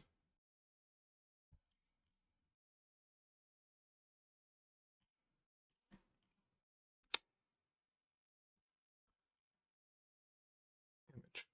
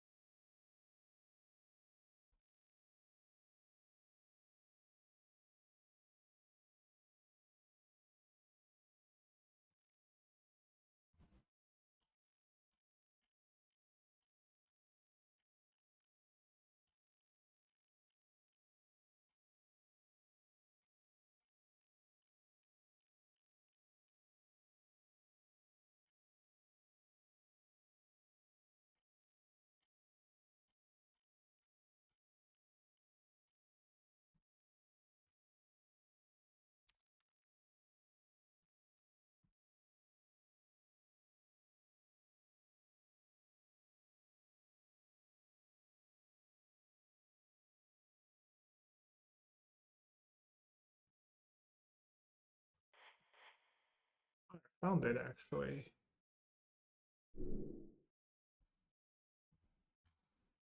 Maybe I'm not.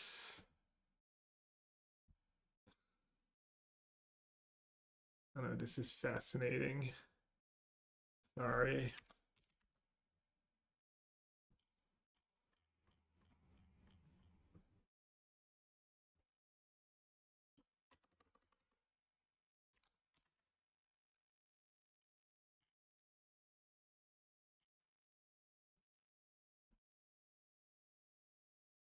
Okay.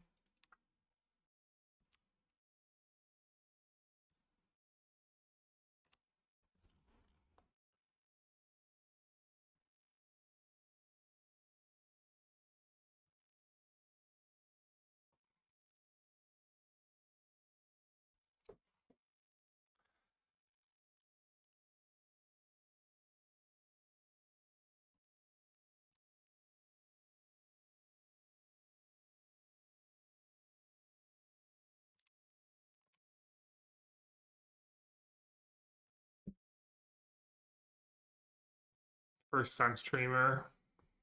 That's why it took me so long. What a bad deck. Deck so bad. Oh, yeah, play good. What?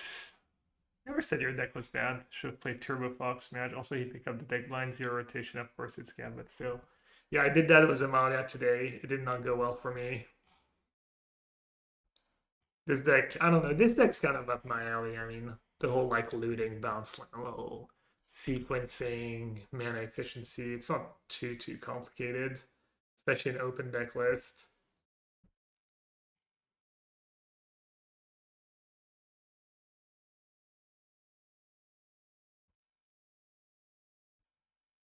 All right, 2-0.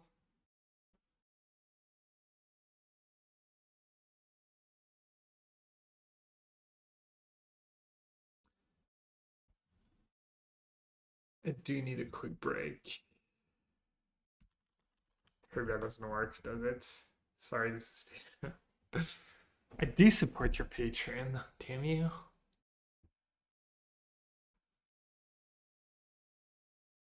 All right, I'll be right back.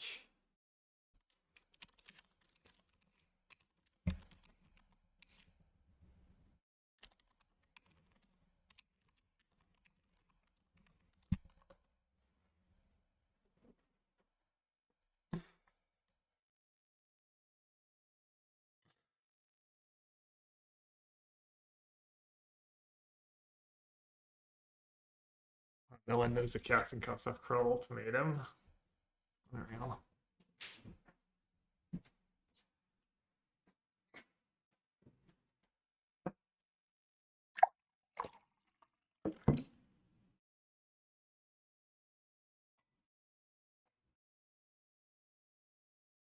Nice first message. We got one. We got one on the hook. Cap Tris, welcome to the stream.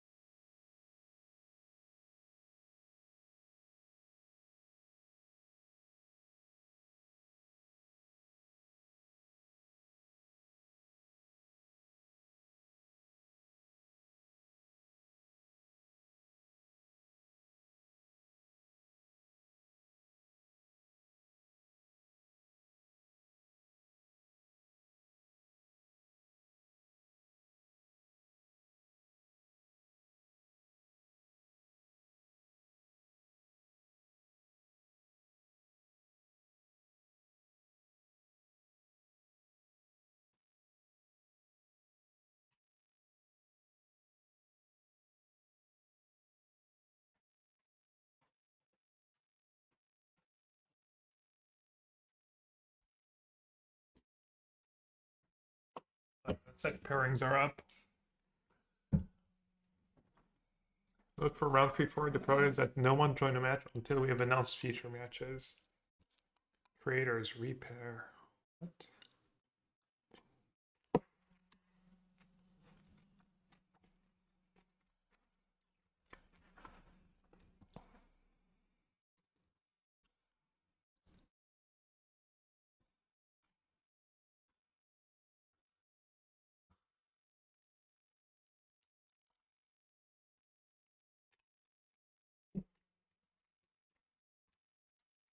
Pairings should be up soon. Wait, where are people seeing pairings?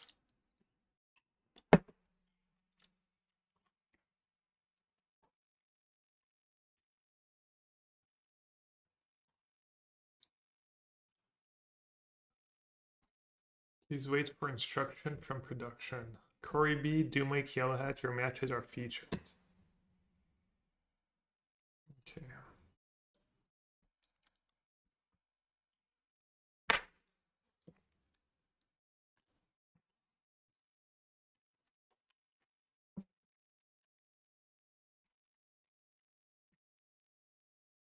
Alright, I'm playing against Pretty.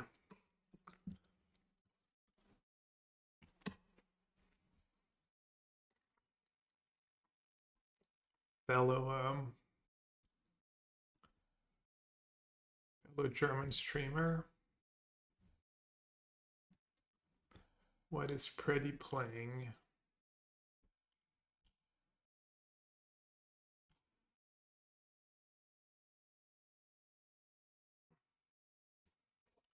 Ram Pauper.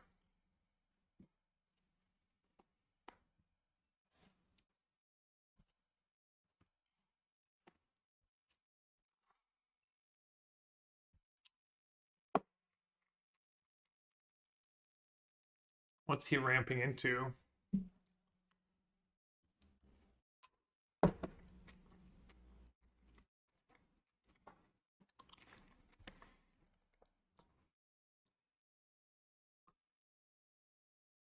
Oh, 4 Acid Moss against my bounce lands? Yikes.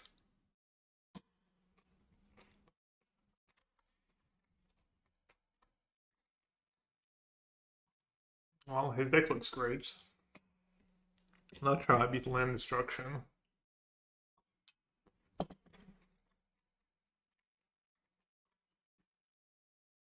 How many elves? 4 Arbor Elf? 4 Sprawl. Seems like an awful matchup.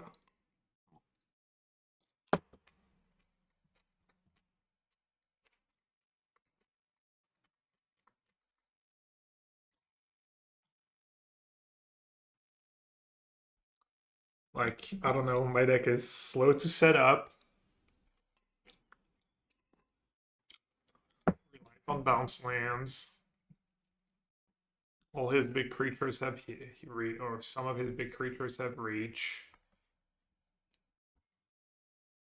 Only have 2 bolt for his elves.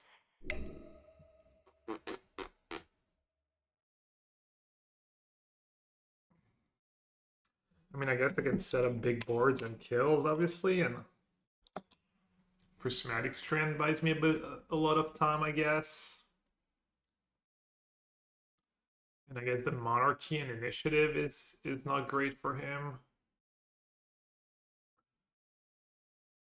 So that part is nice. I guess he's also playing like 18 lands. Oh, 4 generous sets though. 22 lands. Visionary. Then he has Breath Weapon in his sideboard. Fire Cannonade 2. Relic is these.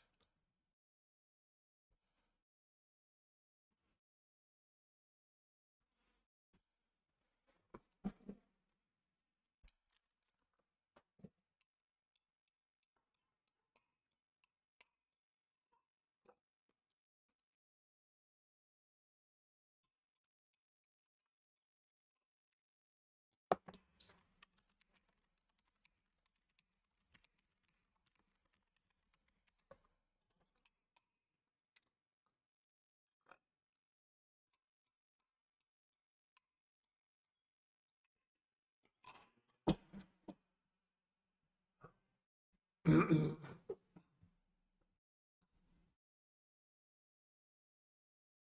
right, we're waiting on instructions.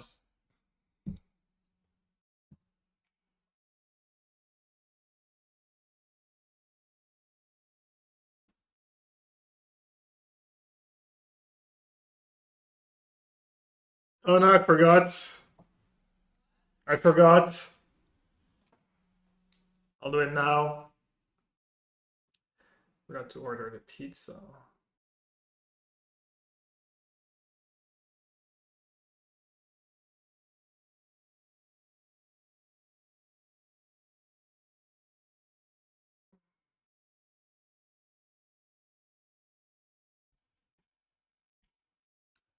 You're 4-1. Who's saying the qualifier? Oh, and 0-3 was Amalia. Oh, you played you're playing Prince Smog again? Ah, emporté en livraison.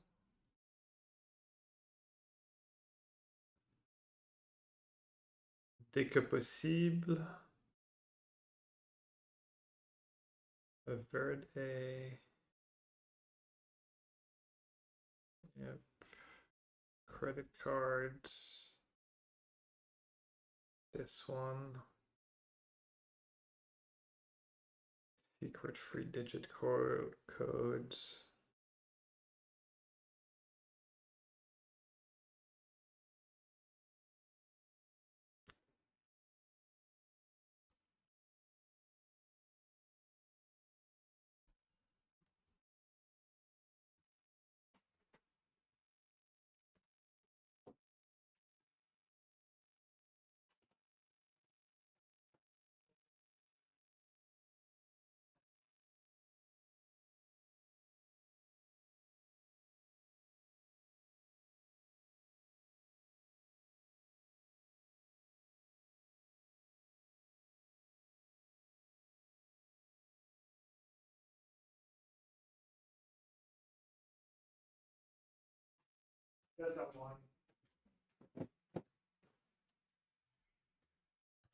We're still waiting, right?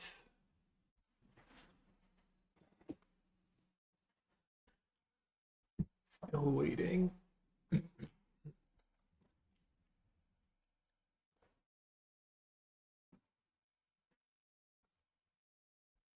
So how do I win that matchup? What's my angle? Just try to make big boards, block with strand, or just attack for lethal. I just make lane drops, hope I have drum in my opening hand. And then sideboards.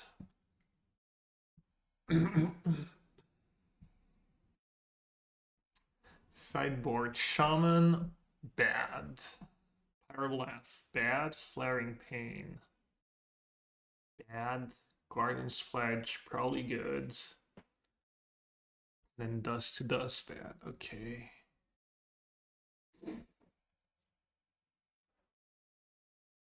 I don't have Dust to Dust. No, it's correctly worse than Shaman against the last deck I played against.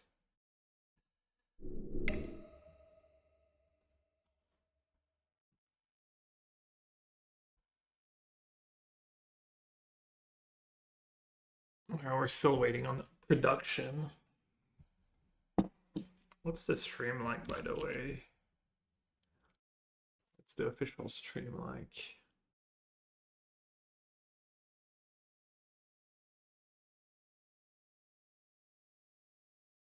Oh, I guess it just started. They're starting around 3.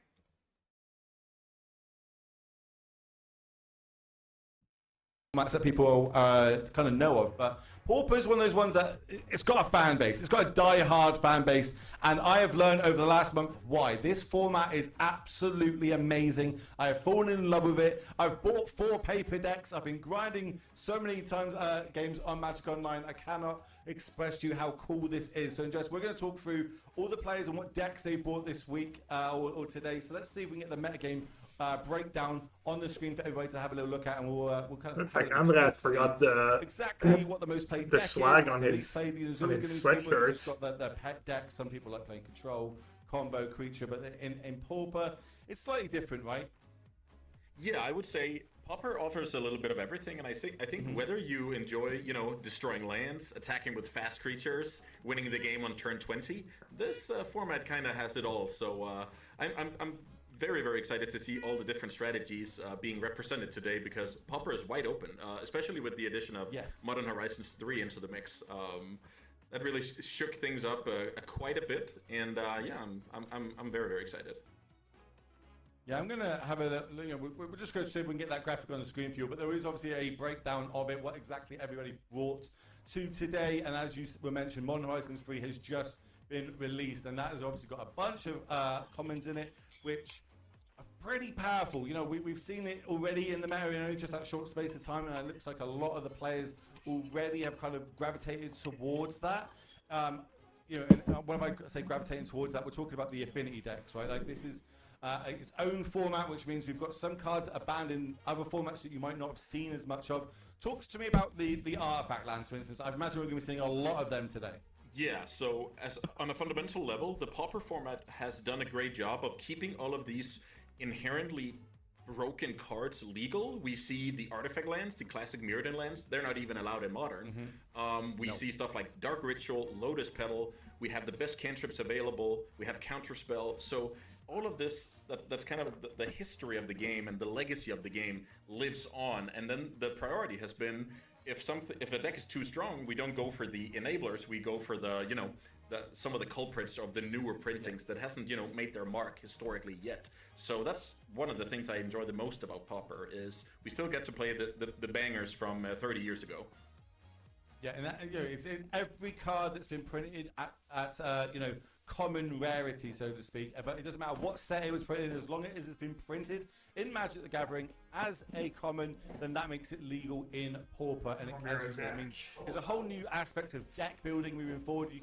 Personally, I've fallen in love with a bit of Poison Storm. I know we had a little conversation off screen about this, but I love myself a bit of Poison Storm. I'm hoping that the players, I think there's one or two of them in today's tournament bringing that, and hoping that they're going to be doing pretty well, because that's close to my heart. But then, if you were playing this weekend, obviously the meta's shifted a little bit because of Modern Horizons 3. What do you think are going to be the meta game calls this week? Ooh, great call. Now I have the information of already knowing the metagame breakdown, but let's say I time travel a few days back and I don't know it. I would be looking at cards like, especially 1/1 flyers, especially cards like Squadron Hawk, Battle Screech. I think they line up extremely well against some of the newer printings of Modern Horizons 3, with the Sneaky Snacker and the Refurbished Familiar being 1 toughness flyers. So if I can make 1 toughness flyers and kind of outvalue those cards, I think I would be in a great shape today. I'm not sure how many Squadron Hawks and Battle Screeches were registered in the tournament, actually, but that would be where I was looking to Let's go. go, Jose. The new trend, so to speak. I'll look at you and we'll Echo Baron in on the same wavelength. Have we got access to the metagame graphic yet, production? We're going to wait to hear in my ear. If we do, can we get it on the screen? If not, we're just going to go straight down to... Okay, we're going to get that. We'll get that for the later rounds, and we'll show you all the exact breakdown. It is on the socials, so if you want to go to the Magic Online Twitter or one of their different socials, you'll be able to find the full breakdown there, as well as links to everybody's decks that are registered today if you want to also pick up this awesome format and have a go yourself. So we're going to just move down to our first match. We've got our first set of players sat down, ready to go. We are jumping into round number 3. We did say it's a 6-round tournament. We're going to jump in round number 3, so that's 3, 4, 5, and 6. That's 4 rounds total today. So let's get into our first pair of players that was going head to head. I believe, if we don't have the graphic to come up with it, it is going to be my favourite, Kai Barmeister, my favourite caster, up against Cherry Axeman. Again, a fellow Brit like myself, played at very high levels, also played at the Mox, like you have as well. So very accomplished Magic Online player. Talk to me about the deck list and what they brought today. Yeah, let's see if we can get the deck list up on the screen. But I know Corey has brought Affinity. Let's see. Yeah, here we go. Corey has brought Grixis Affinity. So what do we have here? It's basically a synergy-based deck historically, but it's kind of turning into a mid-range deck over the years here, with especially depending on Deadly Dispute and a card like Reckoner's Bargain. So notice this deck has 12 draw 2s, and it's basically looking to outgrind the opposition rather than, win the game quickly. And that's like a tremendous feat to have in a format like Pauper, where there's just so many 2-for-1s available. So putting a lot in your own deck is gonna go a long way.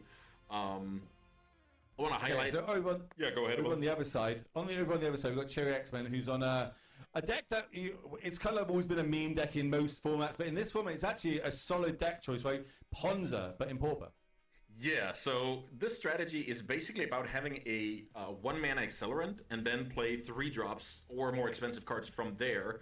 I imagine we see aggressive mulliganing into a hand that can produce this 1-mana accelerant, so that we can hopefully start, deploying threats or destroying our opponent's lands and overwhelm them with value from the big cascaders of Annoyed Altasaur boarding party. Is that Daybreak And we also see meaning? a cool addition here from MH3, the draft VIP. I was about to say Colossal Dread Mask, even a small jab at a previous card. Pretty cool equipment here. I hope that card sees the battlefield.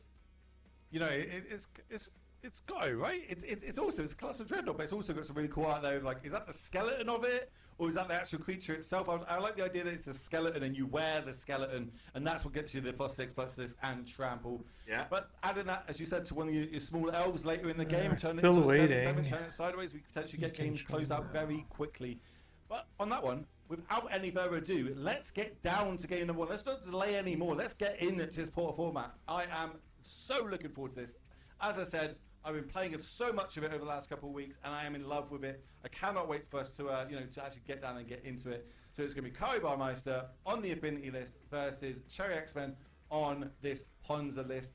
Ponza is one of those decks that I said that I've bought in this format myself. So, I'm really going to look forward to maybe I need to pick up some of these big, powerful enchantments, which I think is quite a nice price point getting into this format, right? Okay, let's close that. Where's his deck list? Pauper, that's him.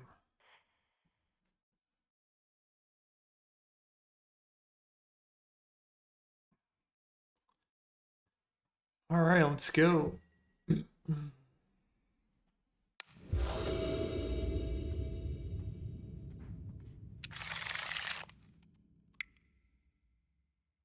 Okay. Turn 2 Discovery, and I have lands. I think I should just keep. And I can maybe kill an elf. I'm not gonna mulligan against the land destruction deck when I have lands. I will say Ash Barrens is nice for getting me Mountain. 1 drop would have been nice, was my charm, be able to maybe kill an elf. He kept 7, unfortunate.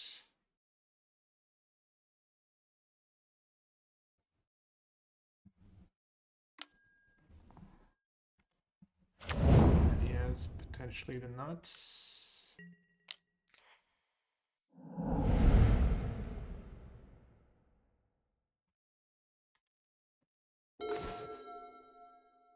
Squatternock's kind of nice.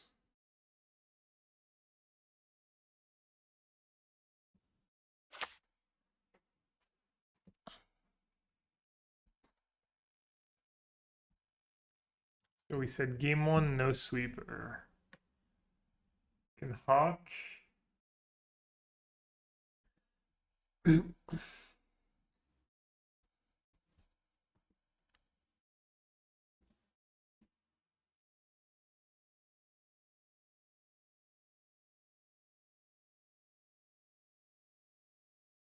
Problem is,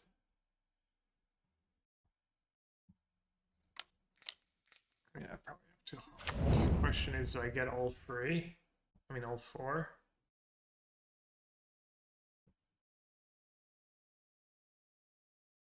Discard a Garrus. Probably not worth it.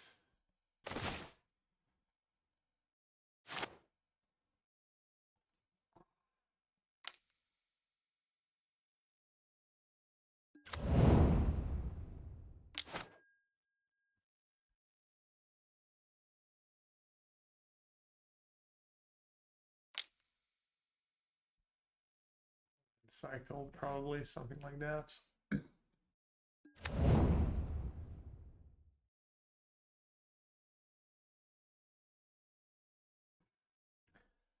I say, why don't you have Stone Rain in your sideboards? Why do you have all these anti-artifact cards? Or Stone Rain bans?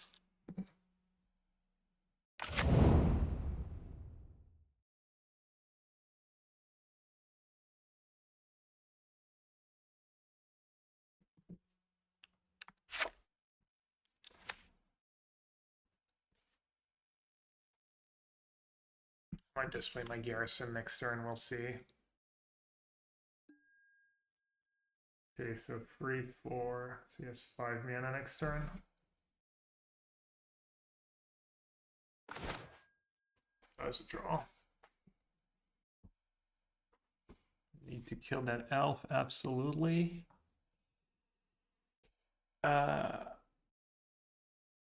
Question is...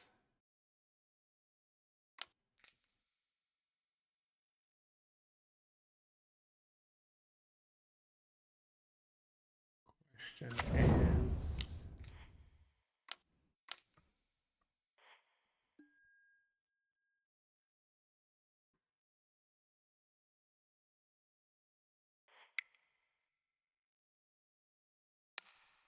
maybe this is not great.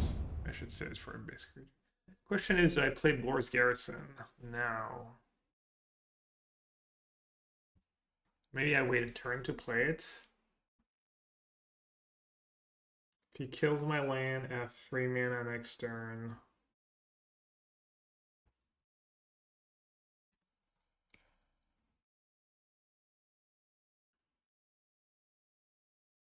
Sure.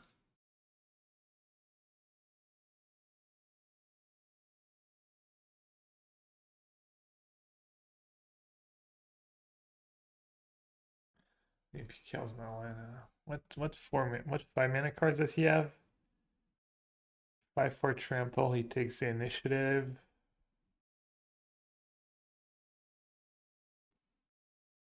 Becomes a monarch, 5/2 trample. I guess I'll force his hand.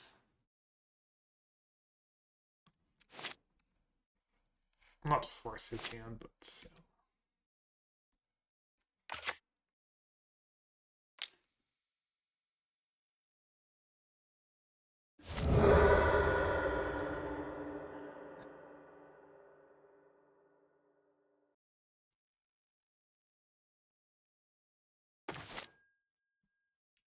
That's a good draw. I think I just probably want to get on the board for now.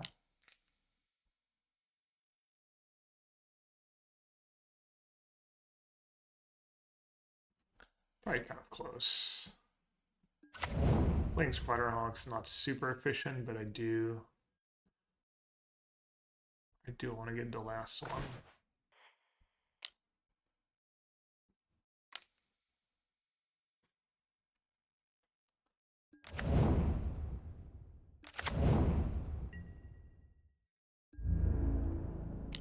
No instance in the main, right? I can just F6. Then even on his turn, I think I can just F6. Why do I want to save? Oh yeah, no, I don't have a strand in the yard.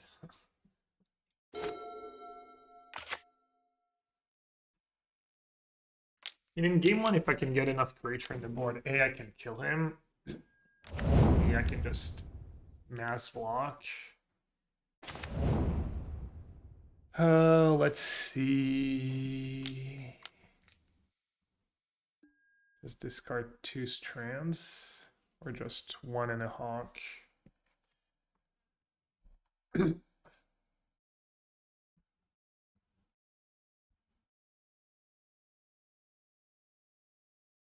Probably 1 and a hawk.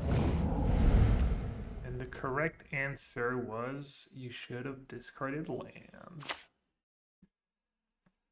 Let's see, I'm gonna take the damage. I guess I just want to draw a card, right?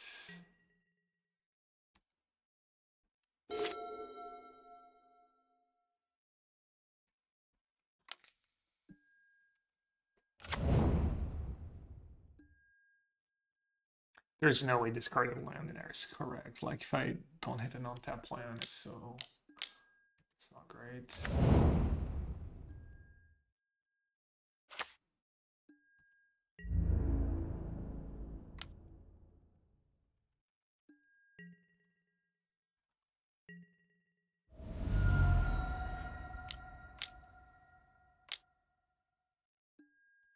Okay, not the worst.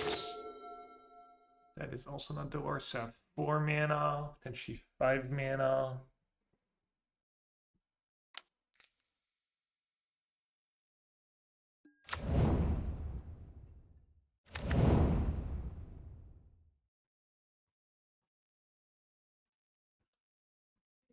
Yeah, I'm busy.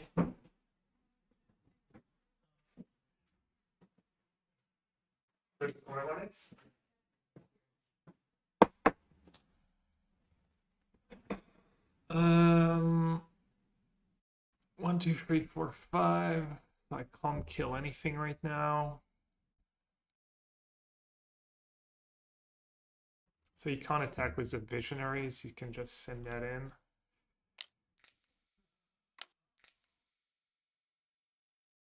What's that clue token? Charm's kind of nice, I guess.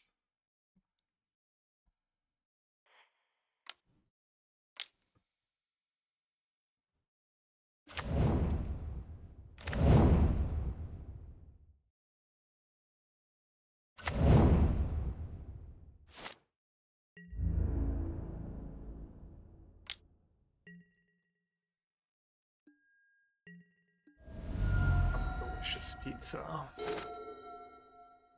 Place around the corner. Napolitan pizza. You can't see very well, but it's really good.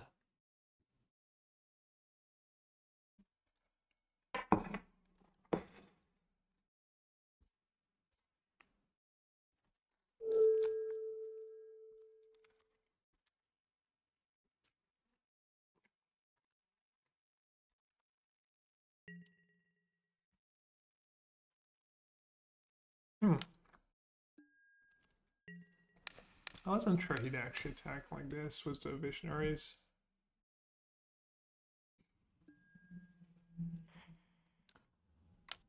I think it's worth it.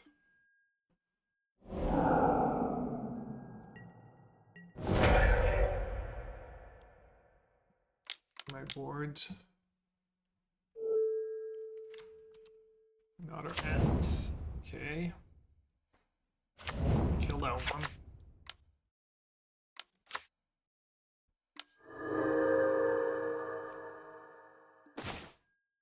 A little flooded.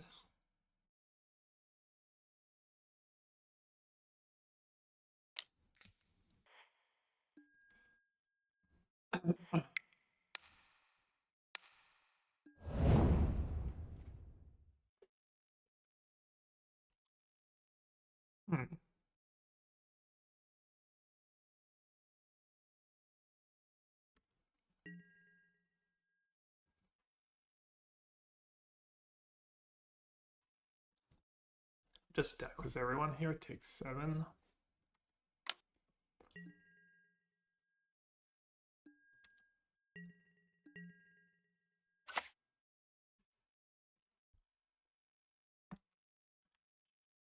Guess I'm gonna play a little slow.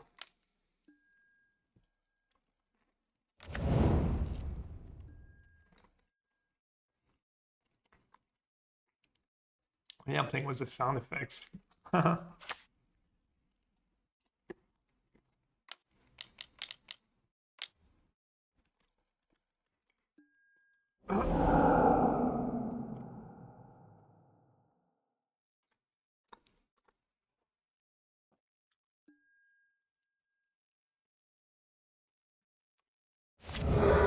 We might be getting to the point where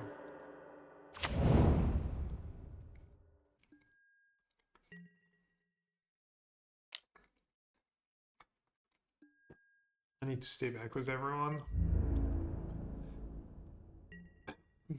I'm spewing mana, but I don't think it's worth it just to accept.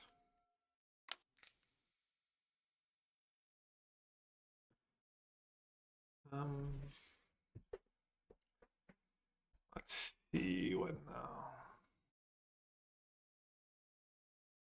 I guess I should stop playing the bounce land.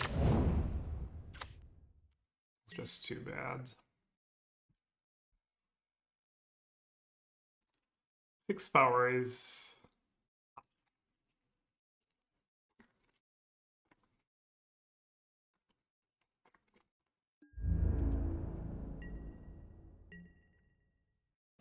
I think this game's still going well.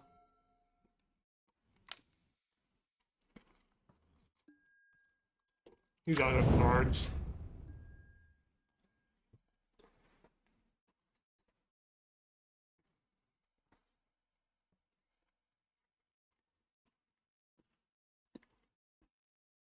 Merci Niala.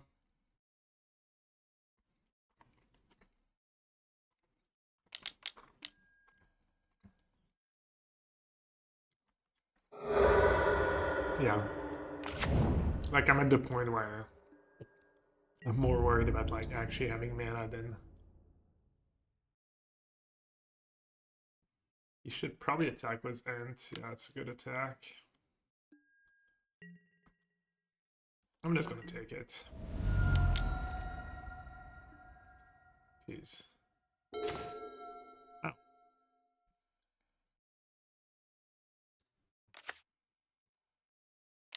Okay. I think I'll win. Most likely. I guess... I don't know. Definitely win if he attacks with everyone.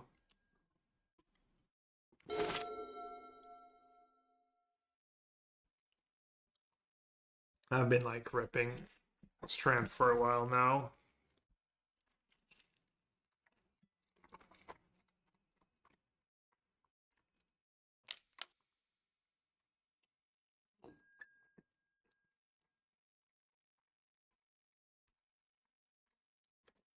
That's actually kind of gross.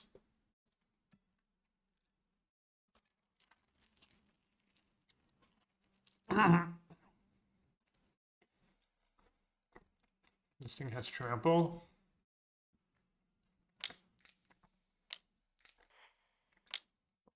Alright, I'm not gonna float.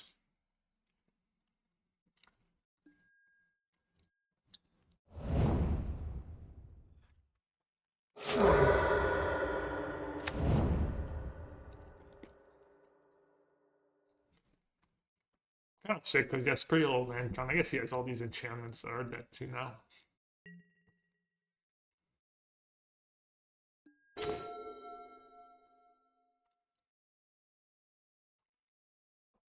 That's great.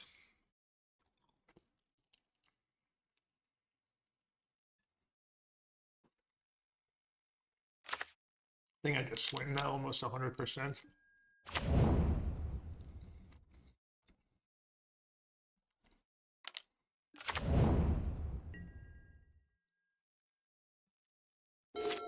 Need to play faster though.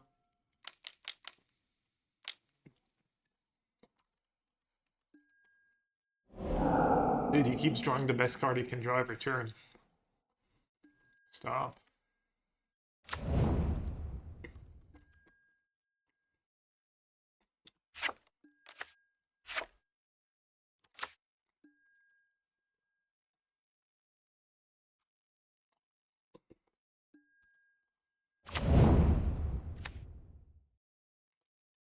Is he dead on board?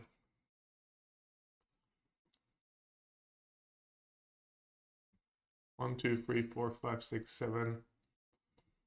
7 blockers. I have 1, 2, 3, 4, 5, 6, 7, 8, 9, 10 attackers.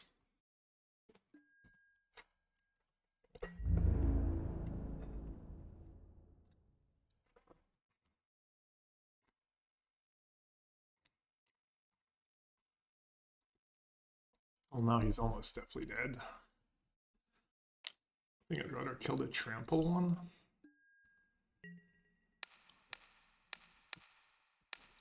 Three, 4, 5.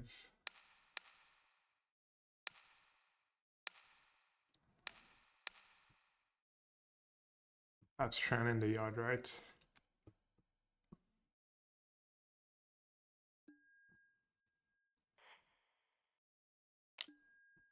Name green. And I think that's just 3, 4, 5, 6, 7. Surely this is lethal. 1, 2, 3, 4, 5. Cinq.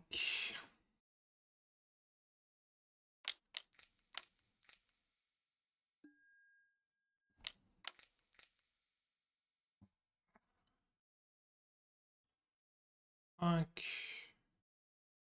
3, 4, 5.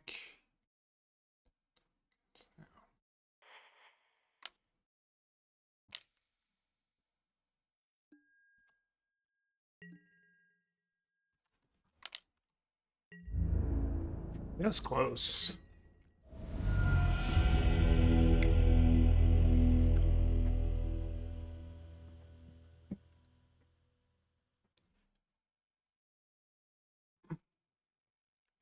Alright, Pledge is literally my only card that does something. Oh no, he has what? He has 2 relics.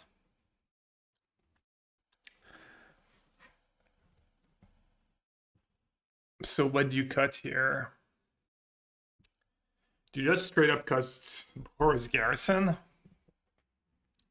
They were still kind of okay. He brings in 3 breath weapon, 1 fiery cannonade, and then 2 relics. And he's gonna cut probably one of the like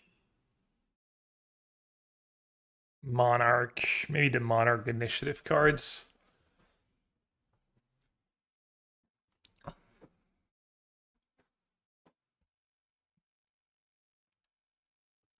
What's my worst card? Sacred Cat is pretty weak against all his giant monsters, I guess.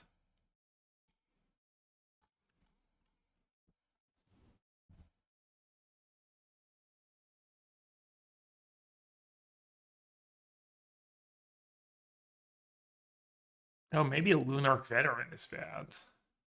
What's better, Veteran or Sacred Cat gains me more life? Is Sacred Cat better than Inspector? I'm gonna have time for all these Inspectors.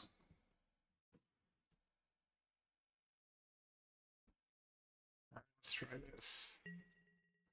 And let's play fast. Count Flyers, their range attack. I'm talking about him. Okay. Kind of a close one. No land, 1 land against the land destruction deck is a bold choice. I do have fetch, so he can't destroy that. I can get mounting into looting. Discount strand. I think this is a keep. I think this hand's just fine.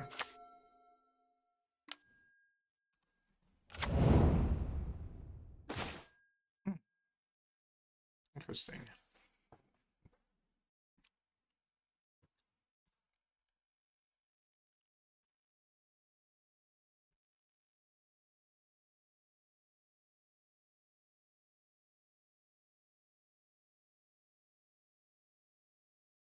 I wonder if getting on the board is. I mean, I could kill him fast if his draw's all mopey. It is tempting.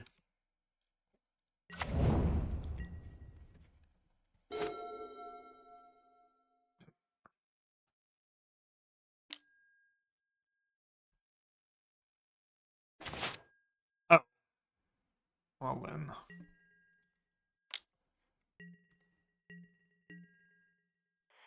Get full consistency issues. I'll take my my free win in a tough matchup. Should I just get the 3rd one and discard strands? I don't hate it.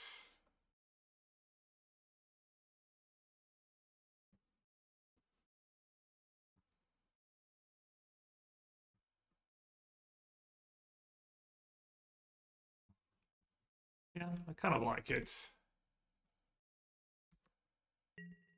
This way I can like just dump my hand and kill him.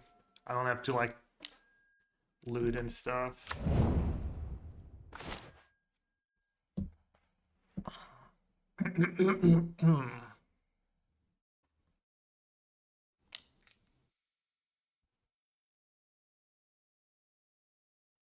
Do want to hit red mana though.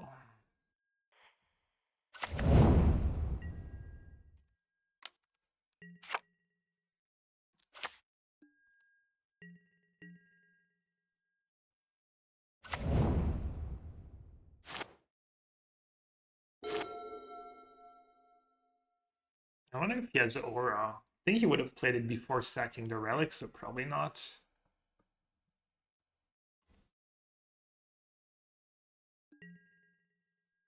Boarding in Pledger is prob wrong? Really? Am I not trying to kill him? Okay. I could see that. Seemed like somewhat of a no-brainer to me, but...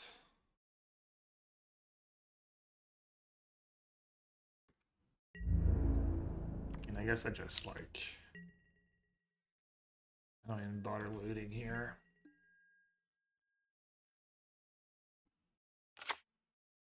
I guess I could loot. Or I could just play 2 Squadron Hawks.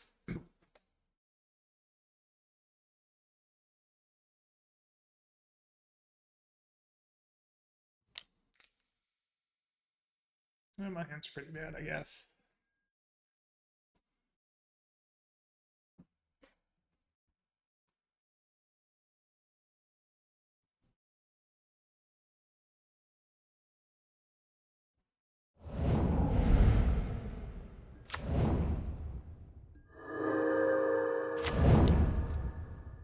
As long as I don't do something too horrendous. I don't think I can really lose.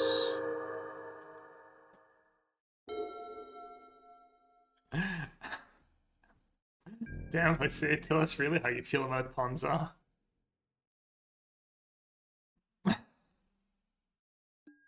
There's some restraint.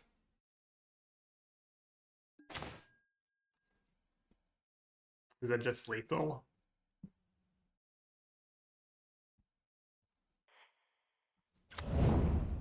He doesn't have anything, right?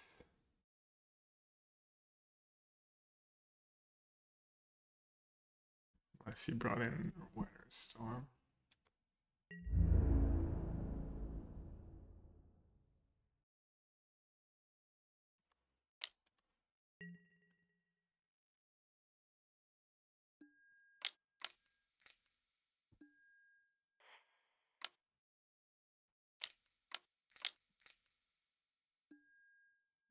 Not the most exciting game. He lifted keep discarded a breath weapon. I didn't notice that. Alright, that went well.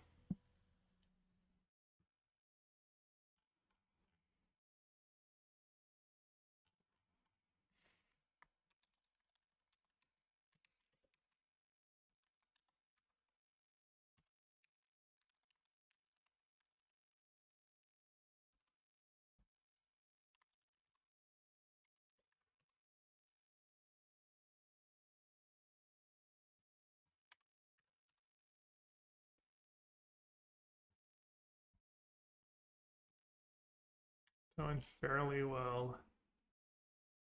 3-0. 1250 for first.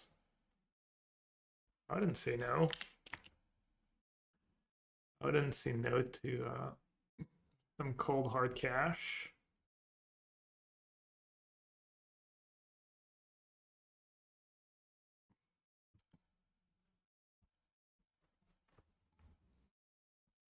Okay, how do I Yeah, because this is it's normally this is going to be the power side of these positive decks, right? Playing these big threats that once on the battlefield they stick and not only stem the bleeding, but look at this here from Koi. Just adds another 6 power as well. This could be such a quick game 3. Yeah, and just basically the perfect scenario. We touched on it briefly during sideboarding. When the Tithing Blade can take care of a big creature and not just an Arbor Elf or the Visionary, That's where things are going great. And here we This see is the what- variants of the Ponza deck. So you get to play a 7 drop with Cascade. The variants You of the found Ponza a deck. 1-mana accelerant off of it, and that could have been a 6-mana Cascader. Cherry X-Men could have just like really gone off there, but yeah, not this time. Oh, it happens more often to me than I want to admit that I just end up going into some sort of wild growthy two-piece spool or even just a 1/1 elf. But that is going to be enough. Corey Baumeister taking this game down in free, or this match down in 3 games. So congratulations to him advancing to 3-0. Corey, Cherry's going to obviously go down to a 2-1 record now, but he's still in the tournament. Let's see the This feature is my a match. I don't think so. 6-round tournament double. They didn't make us wait elimination. And what that forever. means is once our favorite content creators have picked up that second loss, then they get to carry on the rest of the day. They cannot take part in this tournament much longer, and they're trying to get themselves a 4-2 or better record to be in with prizes today. We've got cash prizes, we've got digital prizes, but realistically the best prize of them all is they get to play Pauper in this Creator Showdown. So huge shout out to all our content players playing this, coming together to play in this, and huge shout out to Daybreak Games for putting this on. So now my question to you, Andreas. Did that matchup go how we thought it was going to go? You know, you kind of picked Corey at the start. You think like that's how it would have lined up. Looking at that game number 2, I would have been like, I don't know what you're talking about. This looks like it's an absolute landslide. But is that because we had the key cards out of our sideboard? Should we have been mulliganing more over on Cherry Axeman's side, it going into that game number 3? Yeah, great question, and it especially once we saw that game 2 and how it played out when the Ponza deck actually drew the hate, and then losing the next game relatively convincingly, you want to ask yourself the question if there's any strategy there. But I think you can actually win the game the fair way against Affinity. So if you just mulligan too hard for your hate, I don't think that's going to be good long term. But you obviously want to draw it. But I think Cherry did what he was supposed to here. Corey's Interest just lined up perfectly. Galvanic Blast on the Visionary, Tithing Blade on the 5/7 later on, like drawing into all of those Mirror Enforcers and exploding like mid-game while having, you know, a stable mana base and even a counterspell for the clutch initiative creature. Yeah, Corey was just living the dream there, to be honest. Everything just lined up well, and one thing that kind of surprised me about Pauper, you know, other formats we have fetch lands, we have shock lands, we have dual lands. Dual lands are normally printed at rare rarity. But in Pauper, obviously, we can only use ones that we printed at common, so we're relying on a lot of these 2-mana common ones come into play tapped. Some of them indestructible, some do a point of damage or gain a point of life.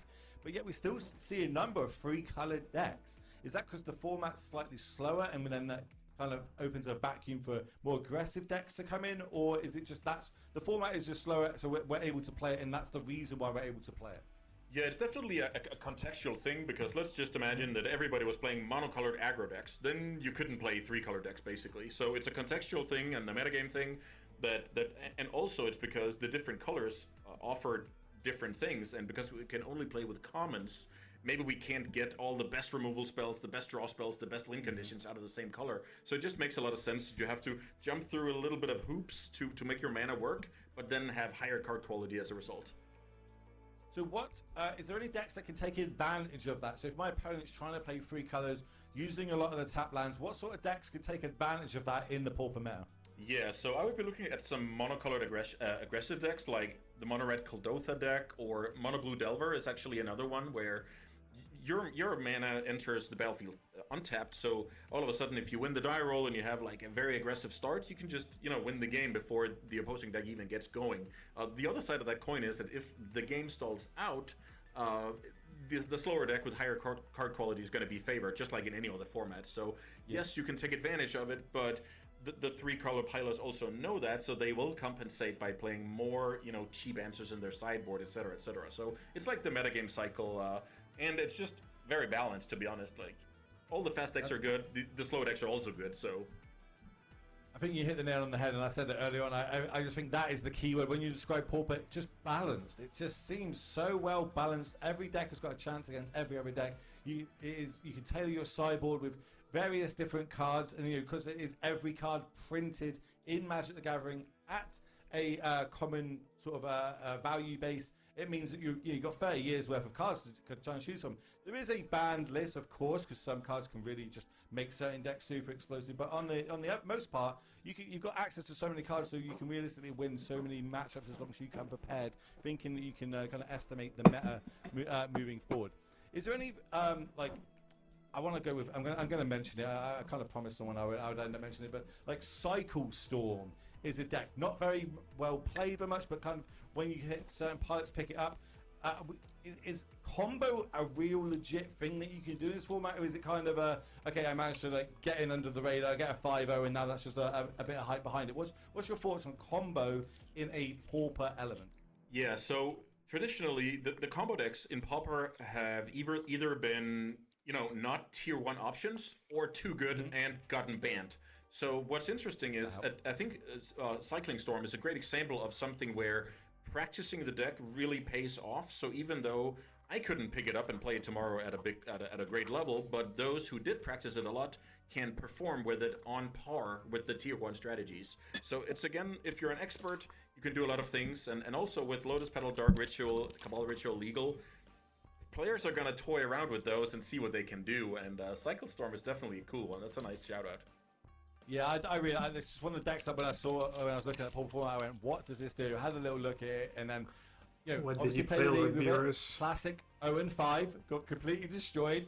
Was absolutely messing it all up, and then worked through it and was able to kind of get some wins under my belt with it. And I was like, it seems like a really cool deck, and it's got a lot of angles to fight through, a lot of hate in the format as well. But it definitely rewards you for being an expert in that. So on this one, we're coming towards the end of this round. This is round number 3, of course, of 6. Double elimination, where we've got 64 of your favorite content creators all bowing out on their platform of choice in the format, which is Pauper. Once they get 2 losses, they are gone. They're out of the tournament. We're only going to bring you everybody with positive records for the rest of the stream, and they're trying to win themselves their share of $5,000, as well as some cool, there's lots of chests on the line, there's lots of play points on the line, and we're going to have lots of giveaways as well throughout today's stream. So make sure you're sticking around in the stream, keep the chat, make sure you're around when the giveaways start going. Once they kick off, I think the first words that are going to be giving away in the stream is going to be showdown. So when you see the word showdown coming up in the chat, make sure you start spamming that to be in the chance of winning yourself 120 play points,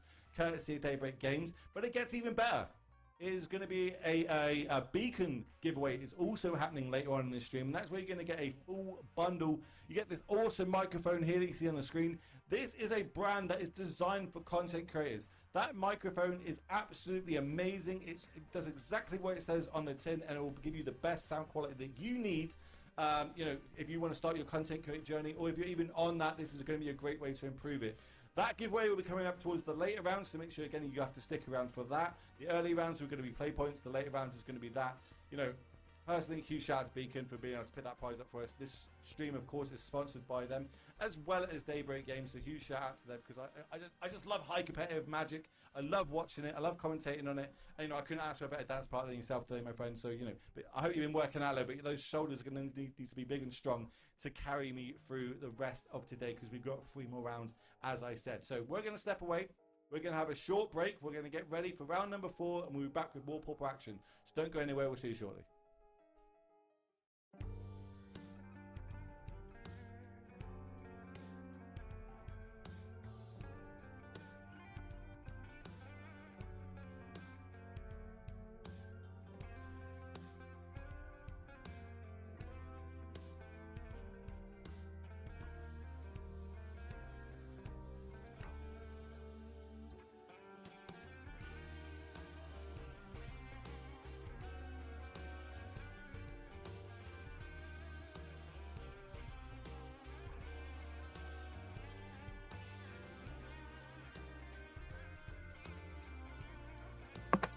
Pairings.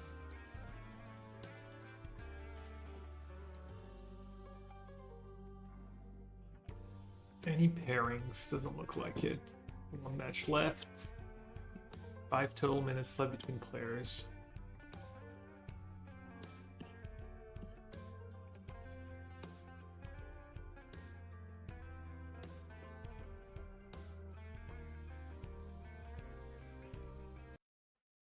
See what Spike is up to.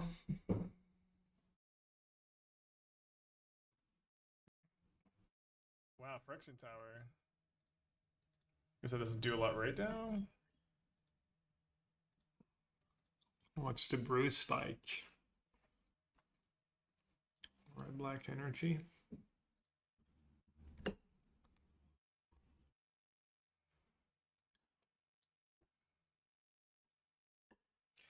Three, four, five. So if they draw land, they can pass in flames. I'm probably still taking Wish. I can't believe how like I've just discarded them 3 times. Their hand is still so good. Yeah. We're 3-1 in the challenge. Lost to Living In, beat Elves, beat Murktide, and beat Green Red Eldrazi Breach. Don't mind me just stealing content. I think generally formats are good when like combo, aggro, mid-range, control are represented. And ideally a few variants of each archetype. And seems like that's the case at the moment.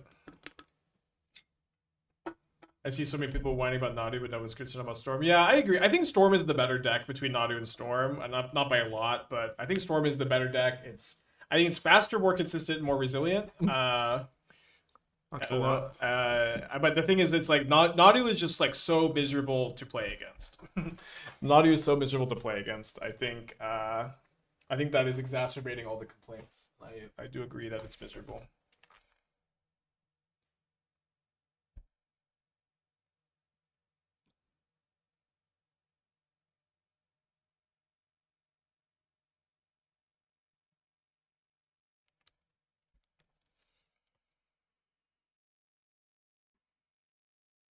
Yeah, shout out to Passing Flames over Breach.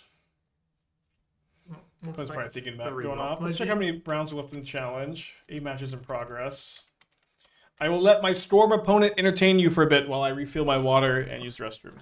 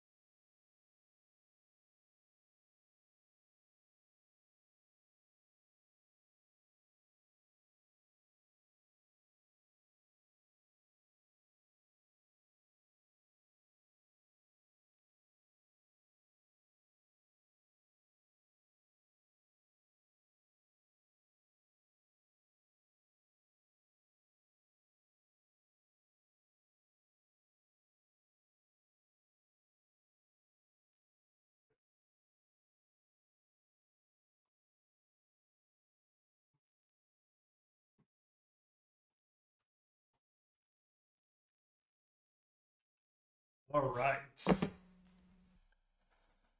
General made it hacked. Okay.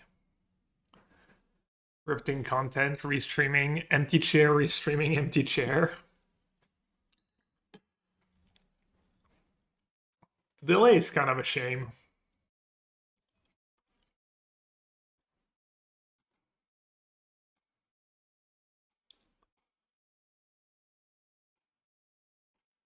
So glad that WotC gave us new and exciting ways to play with fan favorite cards like Grief. Nadu is gonna make everyone wish for the days of Grief. I don't know, Nadu didn't top 8 yesterday's challenge. 0 Nadu decks in the top 8, and only 1 Storm deck. People just adapted a bit. Blue had control, like, came in second, I think. My bombs! Sorry about that. And then Danielekos just won, was stuck. Blue-red Murktide, 4 Ragavens, no Tamio. When we're not complaining, we're seeing the whole day how Nadu's broken, this, that, and how Tamio is just much better than Ragavan in blue-red.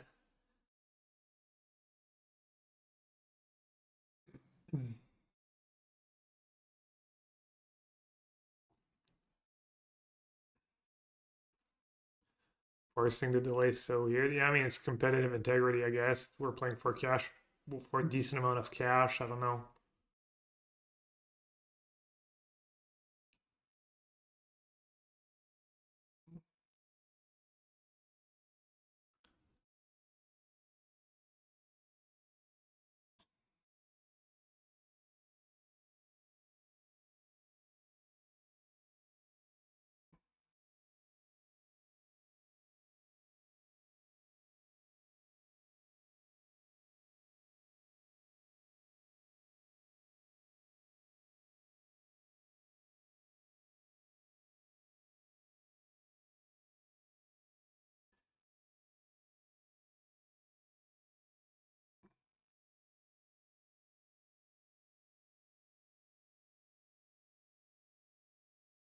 Even a 3-minute delay can be snapped if the person wanted to. My second opponent was timing down on turn 1 to 3 minutes behind me, and I was like, WTF, that is weird. But I don't think it was malicious. Also, he ended the game timing out in game 3, so I don't know. I think he was just new to the client. Yeah, that's kind of feel bad.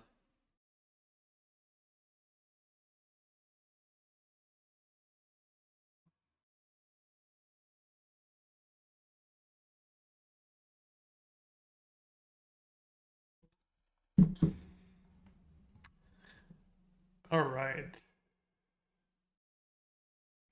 Round 4 pairings. Host can set up, but no one join until features are picked. All right, I'm playing against DB Hunter X.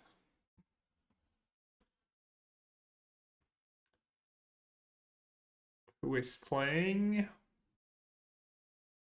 Black Green Gardens. I'm assuming that can't be good for me. Crypt Rats. Crypt Rats deals X damage to each creature and player. Spend only black mana this way.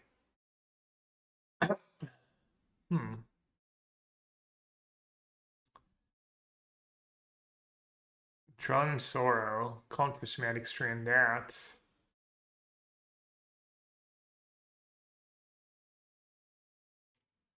it's like a mid-range deck. Monarchy Initiative. Meal and spot removal. Card advantage. One drown, 3 Crypt Rats. Does anyone know if when you see your voice channel appear, please stream to it? Okay.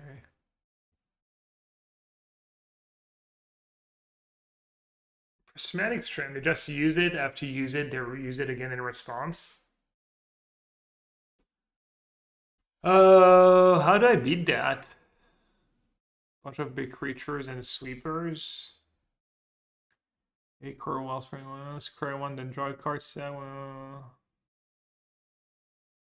Okay, so this is to fuel their draw spells. They have spot removal.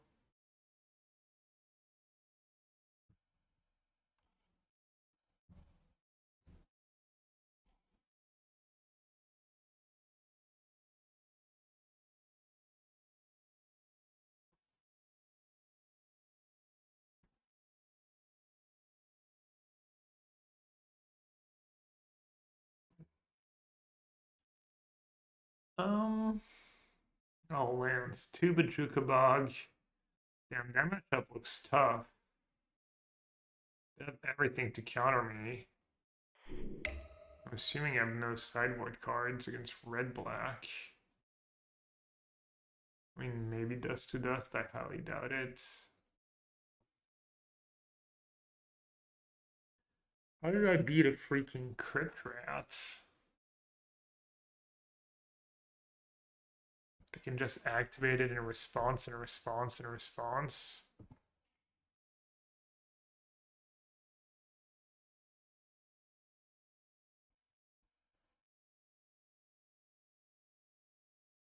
Yes, some like underwhelming cards. His spot removal kind of sucks. I just don't know how I'm supposed to build a board. I guess I need to be really careful. Either go in at some point or be really careful. That's tough, let's say, right?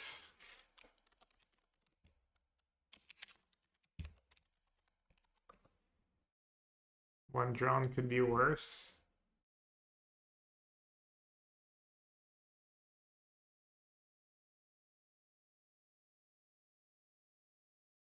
The second drone in the sideboard. It's the worst matchup. Just dodge it. I mean, even Crypt Rat, right?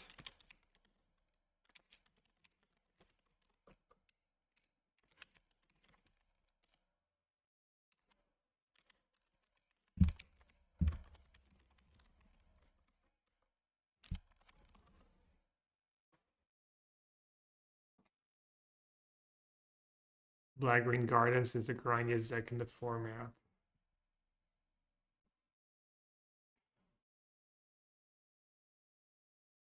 Oh, I can join? Oh, that was a while ago.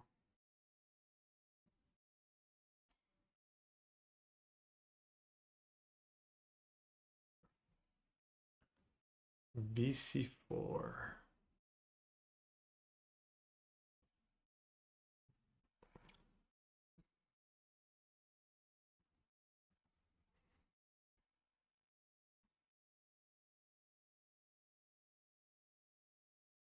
One, 3, 4, 4. You become the monarch, and now on initiative.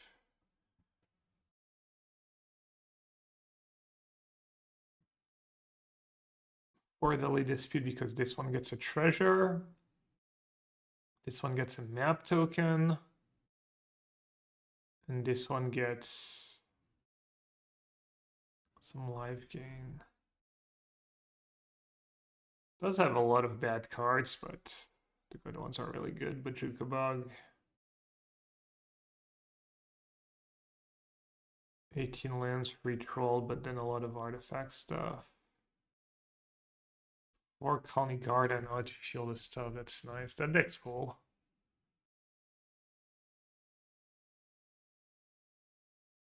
Time could be an issue, I guess. So what do I have to pay attention to besides the sweepers? Do the Charm do anything good? Do kill the big creatures.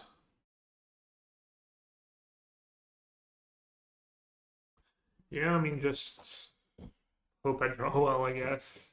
At least he's not messing with my lands. I can maybe just play through all the sweepers and rebuild every time. We'll see. It's gonna be tough.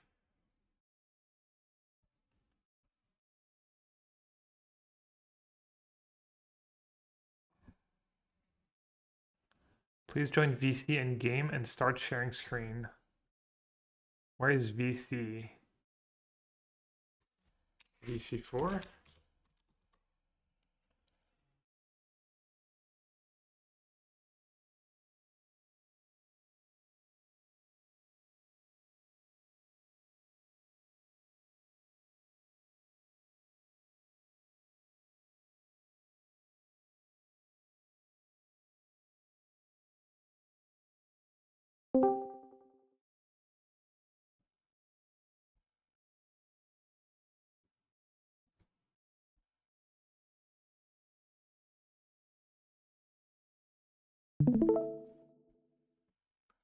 Please join VC in game and start sharing screen.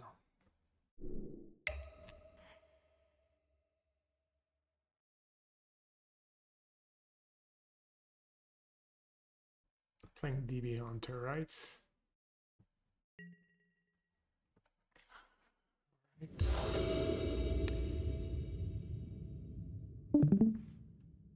What's the die roll? Not sure how much that matters.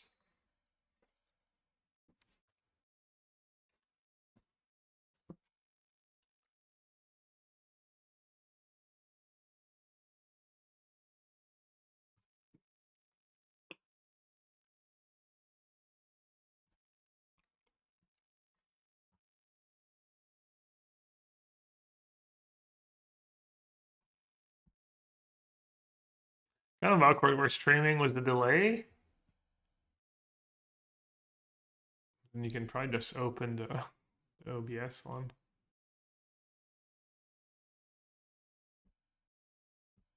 Neither featuring me in the worst possible matchup. Damn it.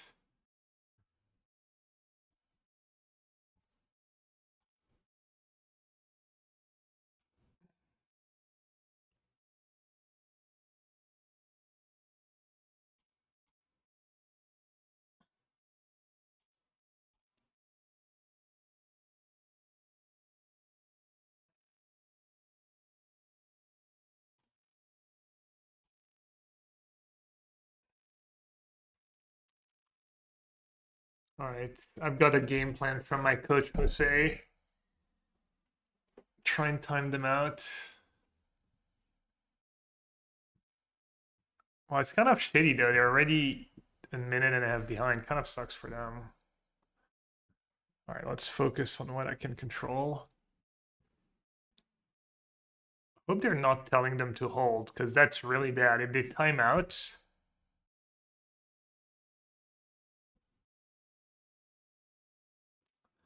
dude, this is gonna be okay. Well, we'll see. Not my problem. But it will be incredibly feel bad. Who knows if that minute was like them thinking about their hand though, or.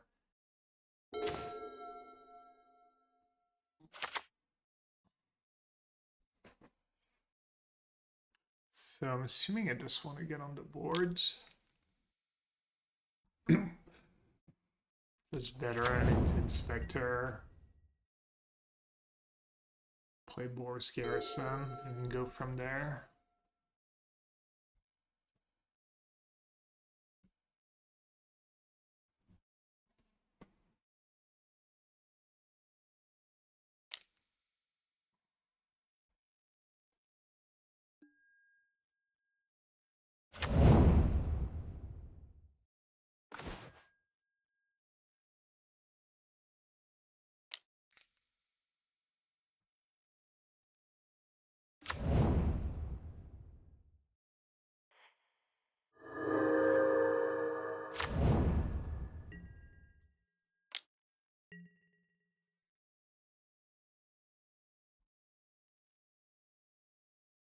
Do I want to just loot now?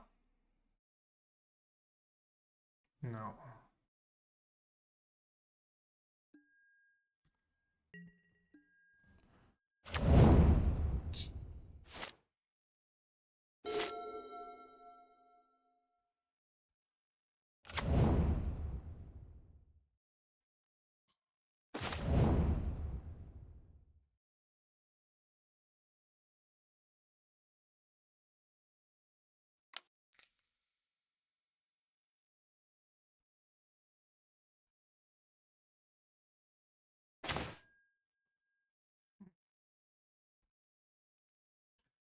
One, just one for now?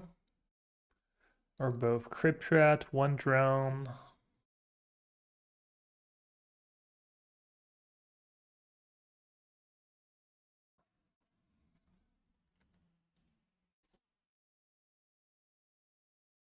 Draw a bunch of cards, maybe play a Crypt Rat.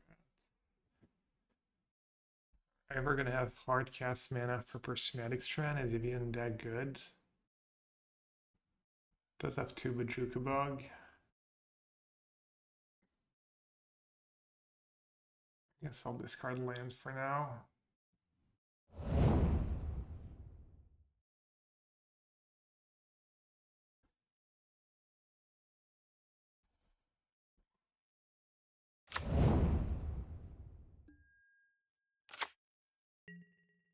Sack the clue token as well.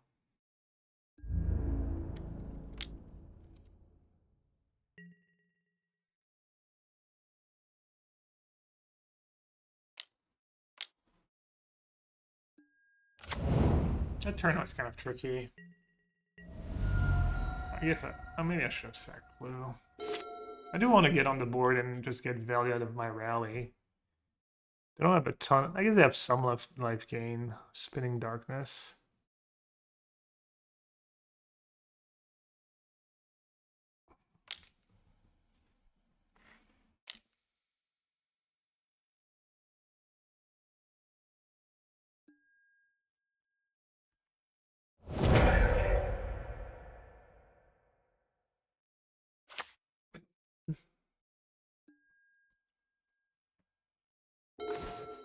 Yeah, feels like I kind of spewed mana there.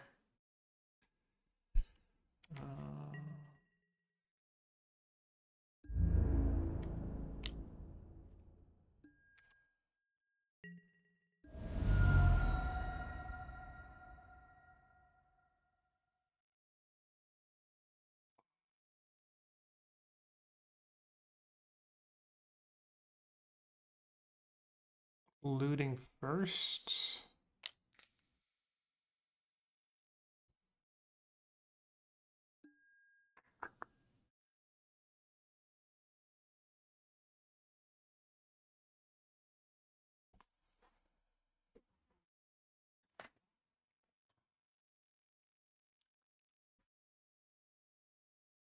Not going very well. Not trampling very well either.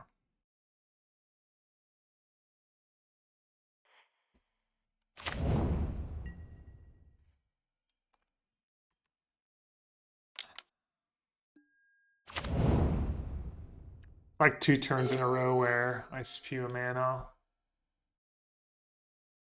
or more.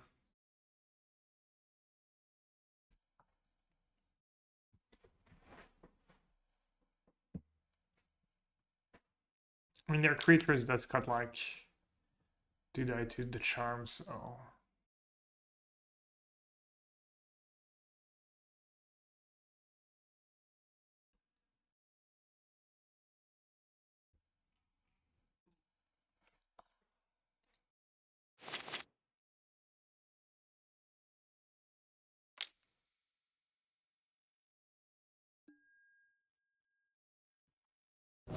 the bug.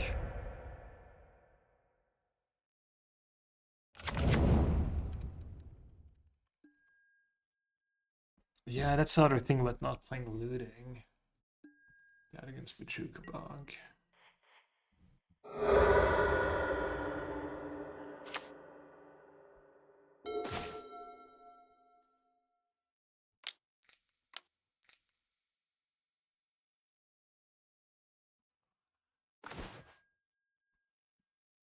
Okay.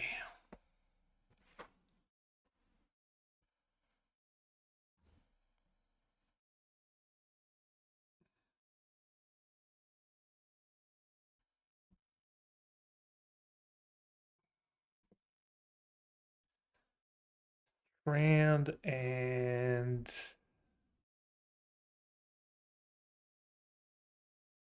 Drum, I guess.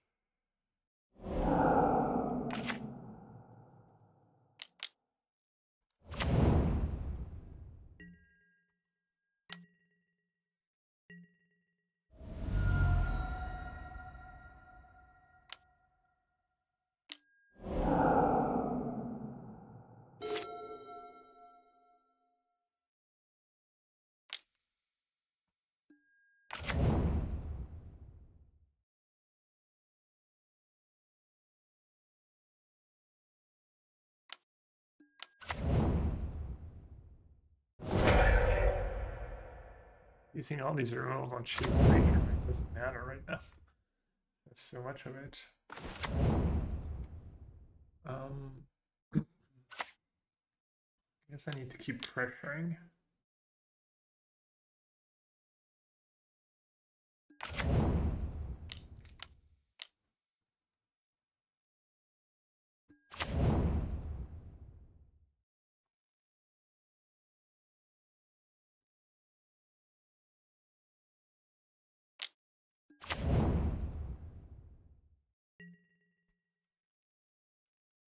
I have Squatter and Hawk to draw, and I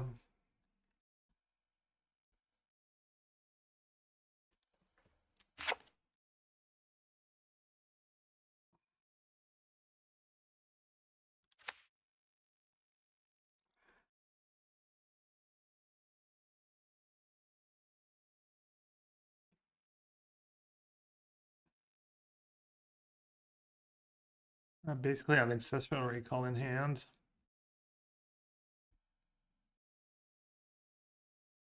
So what is this Prismatic Strand good for? What are Spinning Darkness? 2 Spinning Darkness, and then the Rats.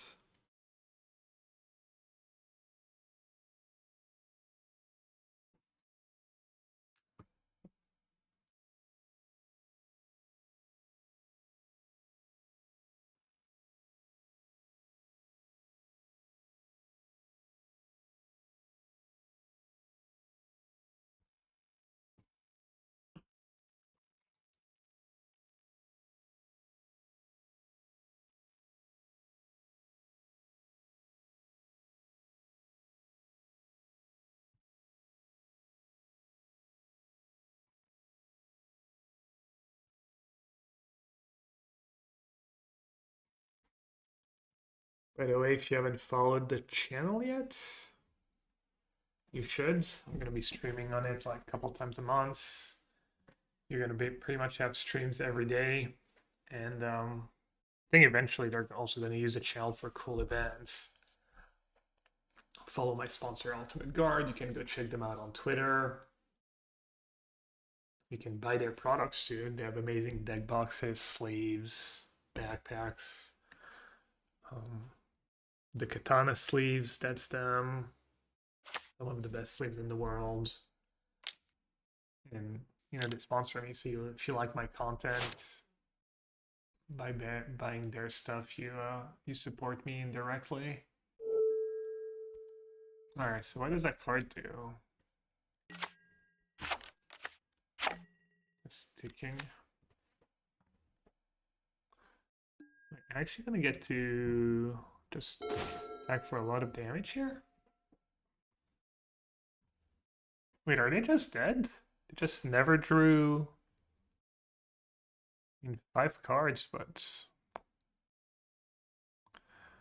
Okay, let's think about it for a second.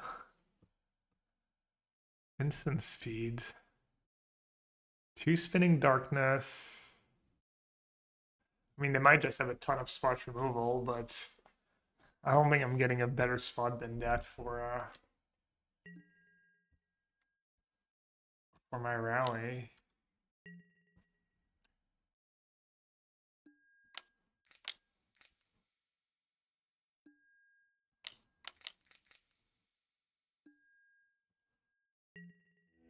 Wow. It just flooded. Damn. Okay, I have to win 2 more now, though. Alright, good old Shaman. Do you do anything? Not really. Dust to Dust. Exile. I mean, Dust to Dust's not the absolute worst. But kind of is. They get another Drown. Couple Relics.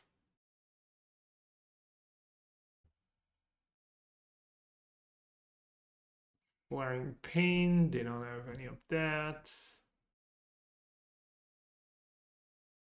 So I brought in Pledge last time, and Nassif said it was kind of bad. But this is even better now because it actually like Drawn in Sorrow. So what's my worst card? I don't think I should cut any creature. Prismatic Strand is pretty bad. Bolt seems okay to kill. It kills Thorn of the Black Rose. Also kills Crypt Rat. Also don't have a ton of life gain. I think I should probably cut a Bolt.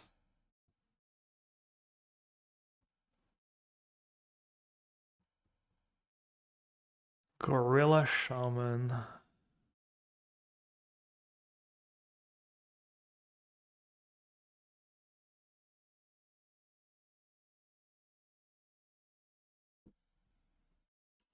Bolt or Prismatic Strand?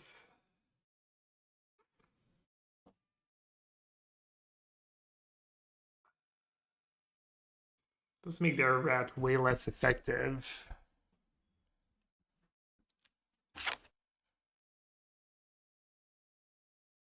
Also prevents the rat damage to them as well, so it's fine.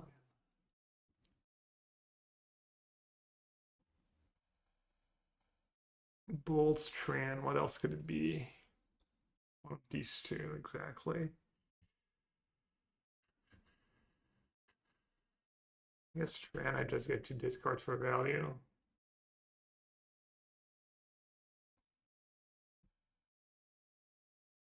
I mean, that should be the tiebreaker.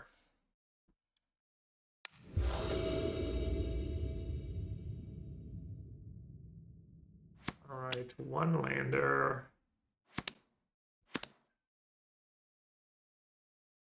Only have 20 lands and 2 drums. But any land works, literally. 21 outs twice. I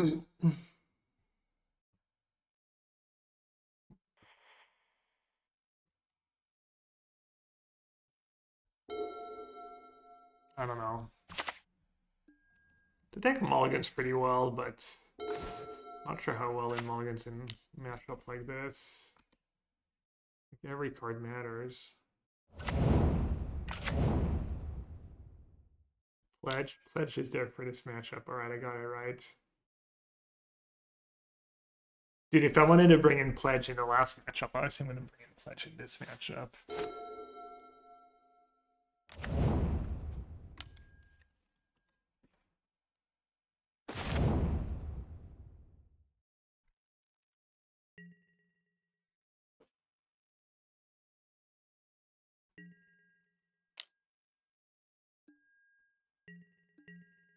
Alright.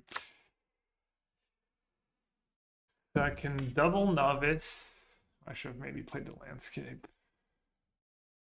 I think I kind of like the idea of double Novice.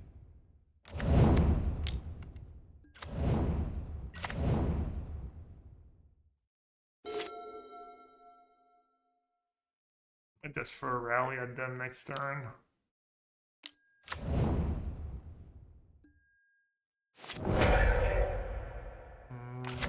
Probably not quite worth it now.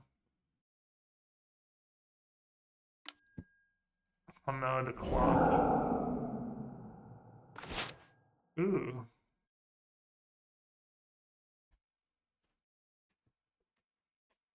Rally for 4 damage. I don't hate it. I don't love it. I have no idea. I think I should just save rally for like turn 6 after a battle screech or something.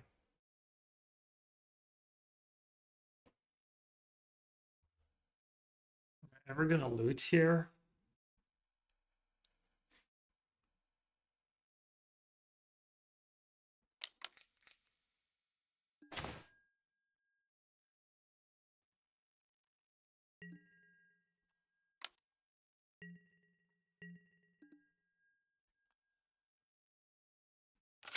Oh, I should play the landscape. What am I doing? I guess, yeah, I should have played the landscape and got a mountain. Whoops. Ugh, small mistake. It's okay.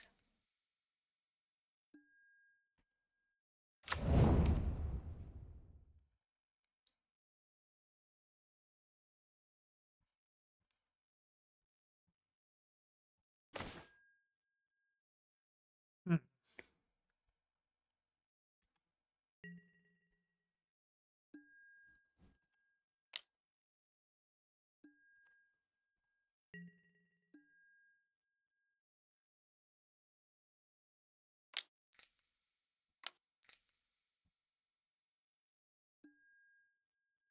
Interesting.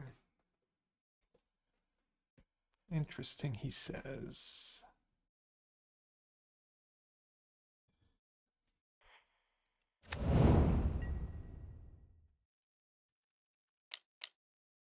See how I'm playing around the masterfully playing around the relic. And that was ancestral recall.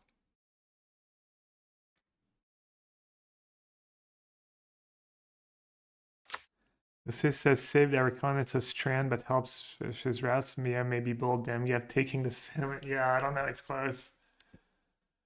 The fact that I can discard strand, you know, it's like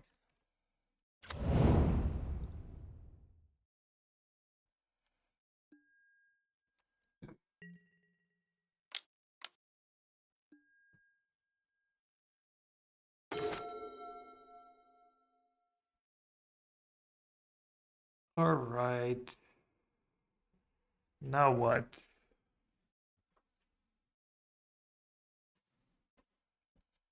I could go discovery and discard 2 lands.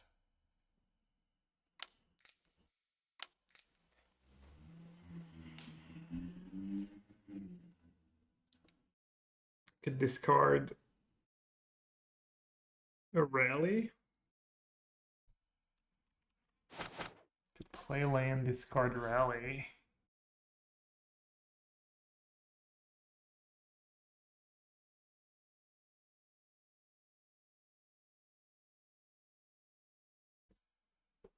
Still save a rally for later. I mean, I don't need a million rallies.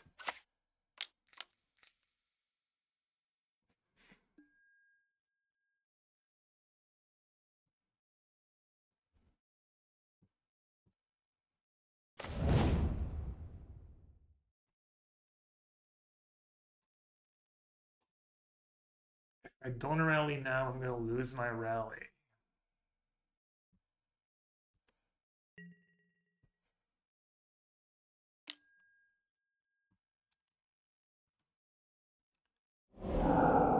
Not. All I get to do is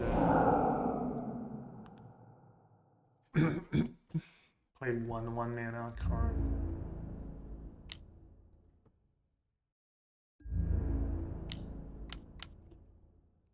A lot of damage. I mean, they might have smart removal, but it's fine, I guess.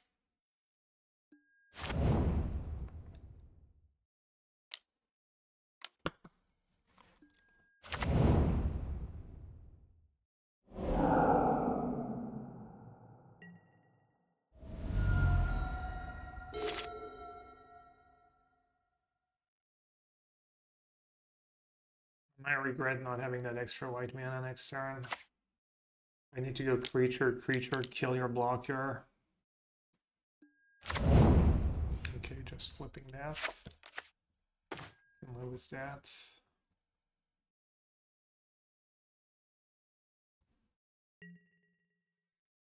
Oh no, we're kind of getting in the like you have to play a sweeper every turn territory.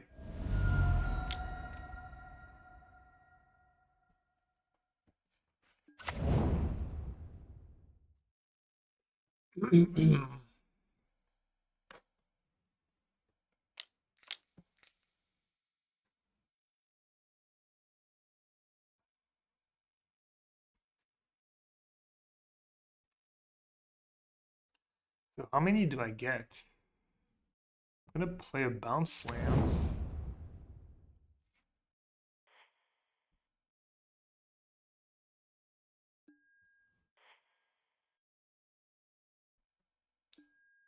And what else? That's it, right?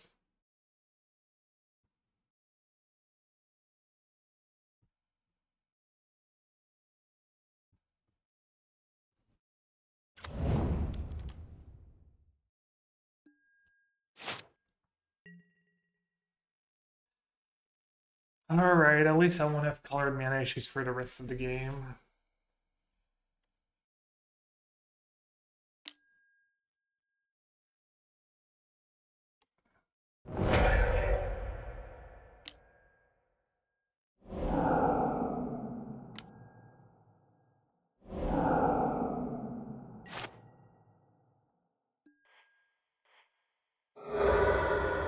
I could have saved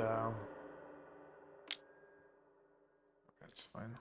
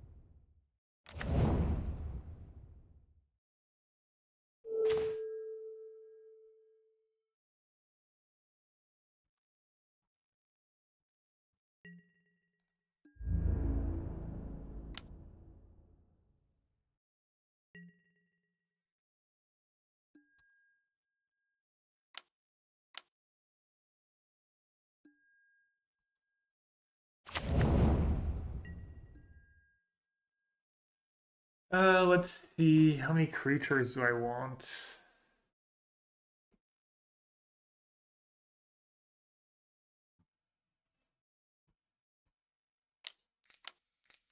They want to play Squadron Hawk, the last two.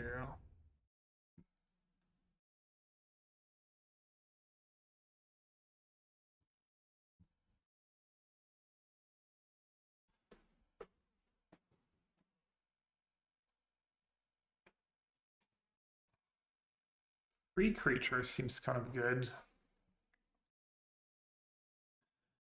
Could go looting, flashbacks looting here.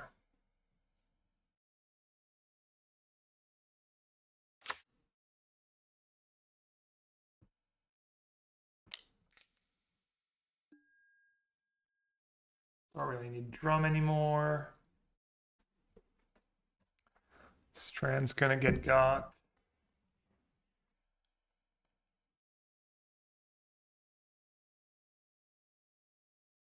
Discard a cat and embalm it right away. Yeah, I haven't played that matchup. I don't know how many creatures I'm supposed to have in play at any given point. I think maybe free is enough.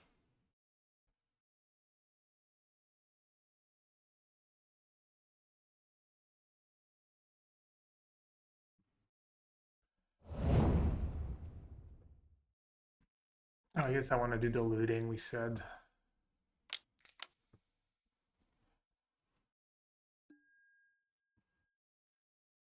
Okay. Let's keep both rallies, maybe. Let's discard a Strand. And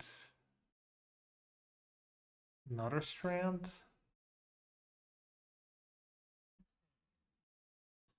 Strands are pretty bad, I think.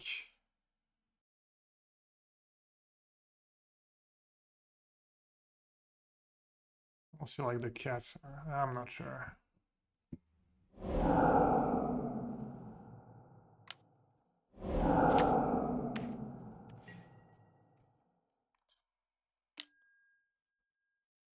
What I really need is Battle Screech. Also, I'm behind on time now.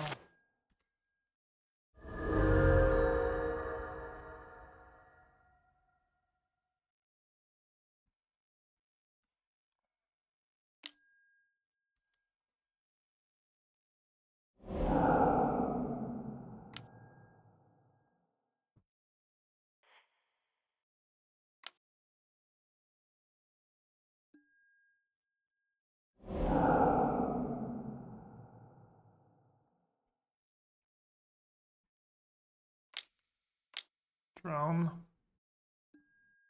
Drone number one.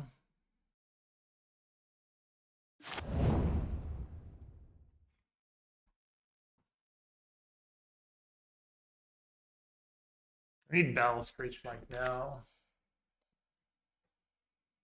I think I played that game pretty well. Except I played it a little slow, maybe. It's the only thing.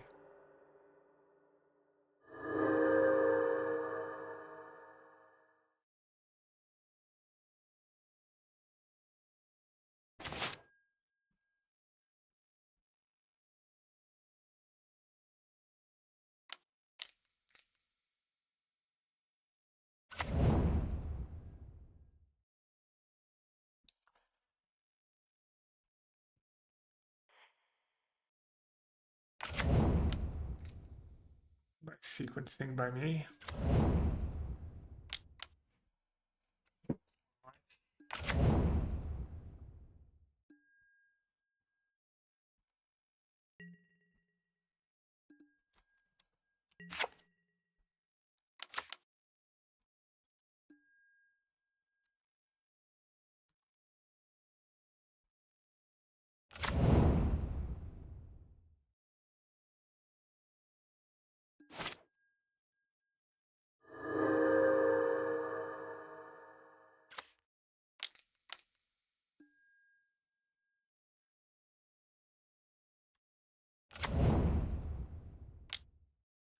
Yeah, I guess Strand has just so little I can explore.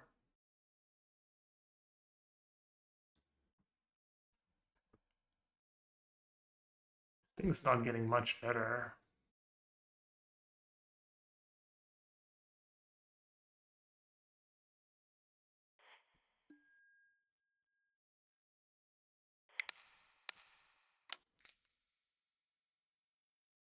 Kind of sick combo, explore on rats against all my 1 toughness creatures. Yeah, I mean, it's hard to win if I don't draw Battle Screech.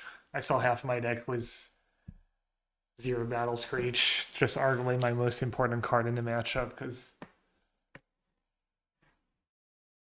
it's like...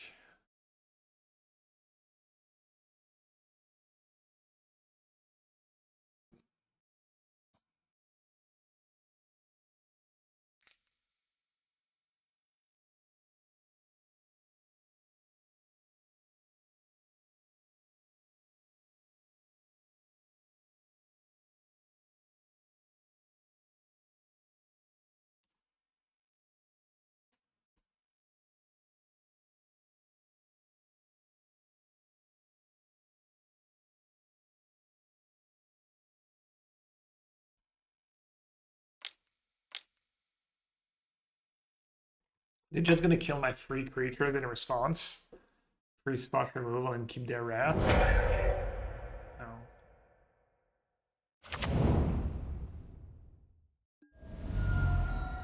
Oh, that works. You can... The rats thing still resolves. That's nice. Did take them almost a minute to do that, to min-max there. Yeah, I don't even know what I need at this point. He brings in a Weather the Storm in this matchup. Ah, that is pretty good against Rally the Peasants. Interesting. I wonder if he just boards out all the creatures, because they're just a liability.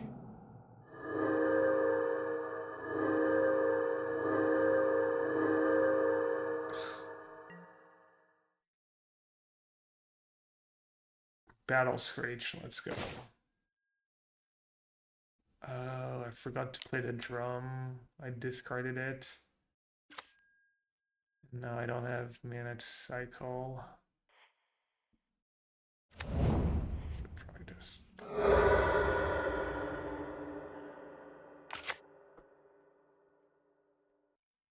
How many drums do I have left?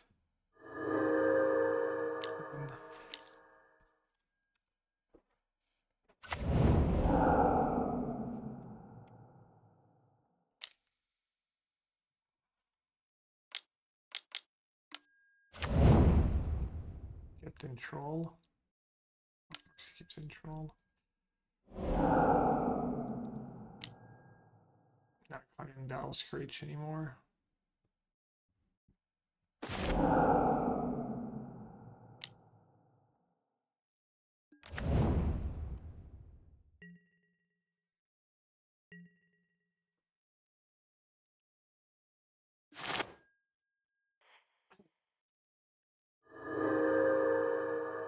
It's a little harder when he actually draws sweepers.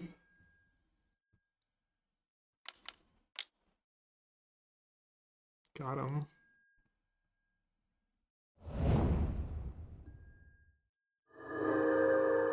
Just loose. Pre-combats.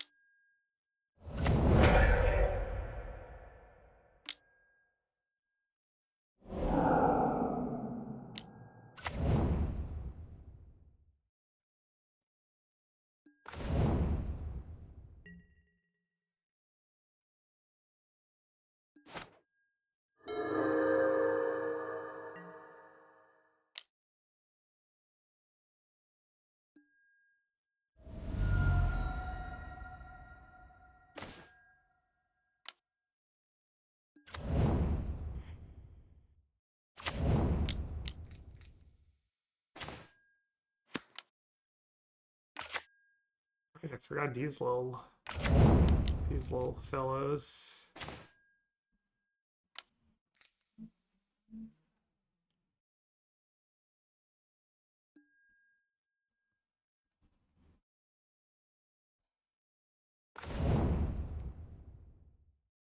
From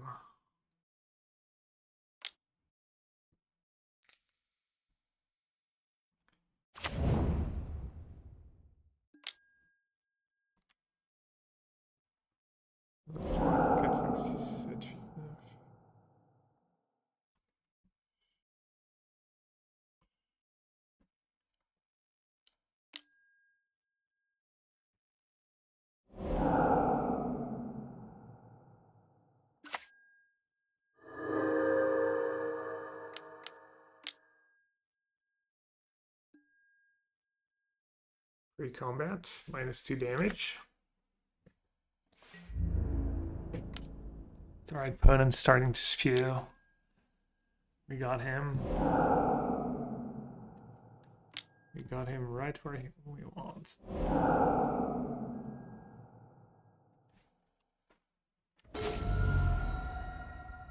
A bold last turn would have been sick. Finish up the troll.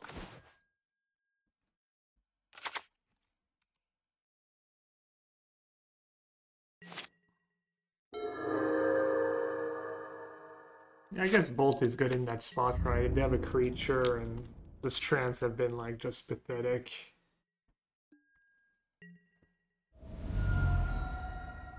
He did draw his 2 relics, like there's only 2 in the deck.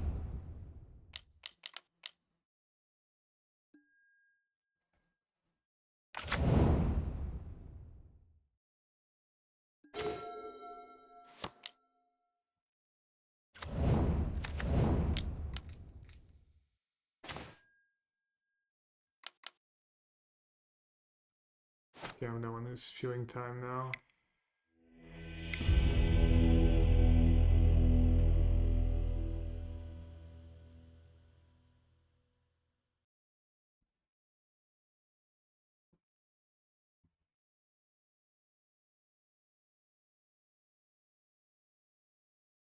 The relics made it a little tough.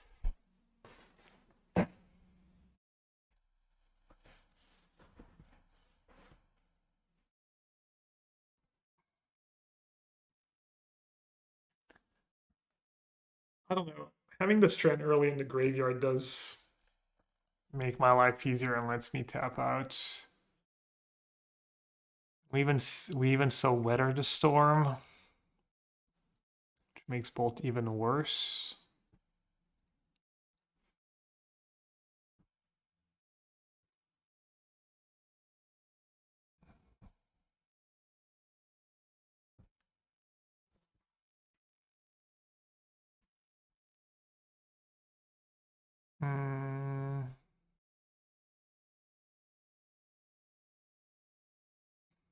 Gonna be another 2-minute tank on that one decision.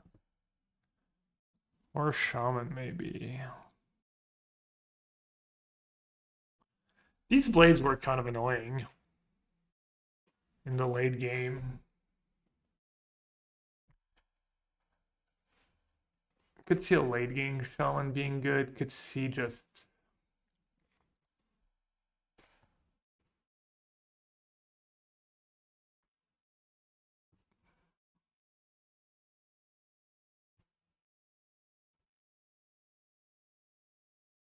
It's also just a creature, kind of low on creature.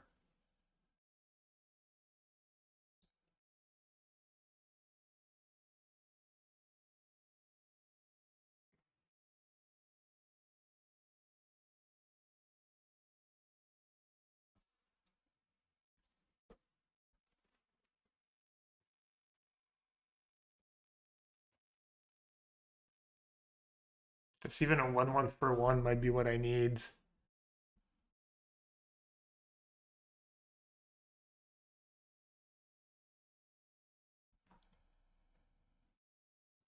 Not sure.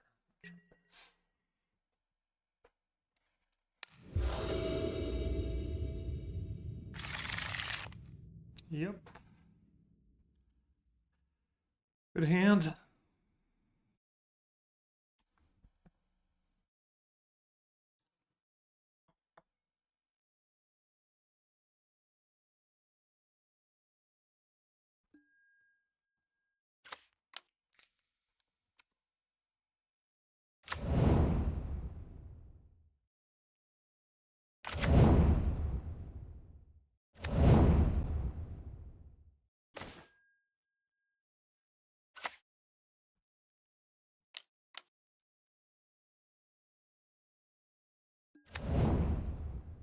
Oh, nice, get that out of the way.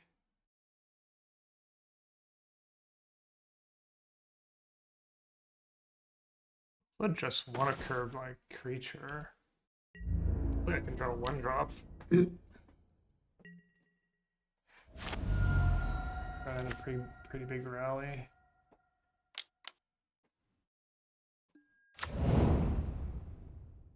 Oh, a 2/2.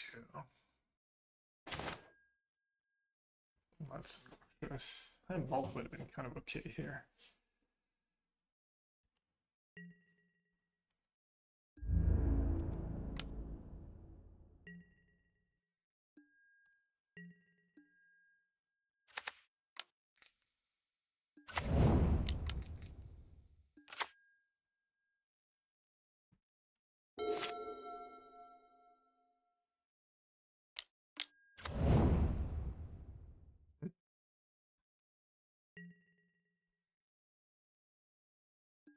Ooh, stuck on land. I'd love to see it.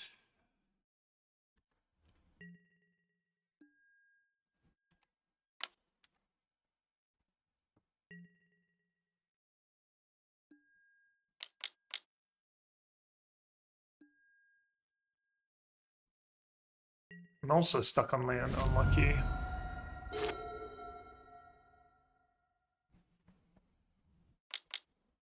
Not stuck on land anymore, it's just for recall.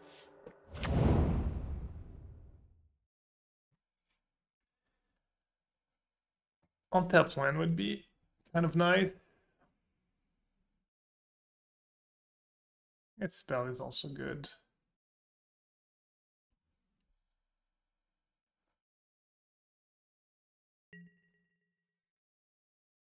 Discard? Okay.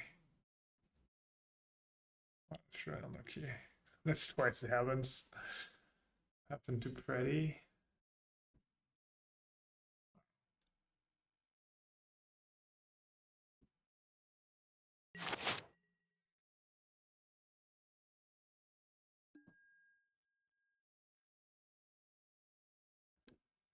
Oh.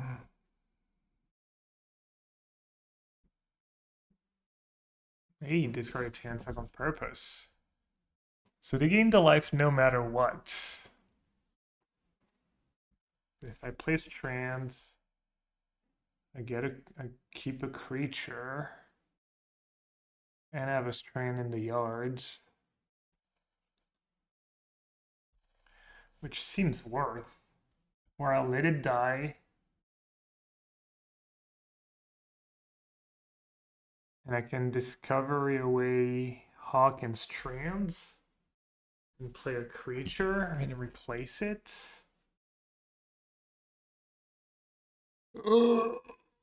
Goes up to 12, I attack down to 9, I still have lethal on board.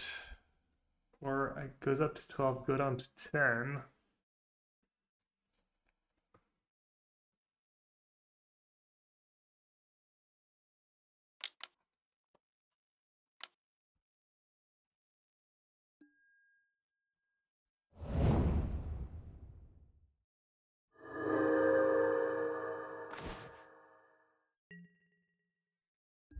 Get the treasure token.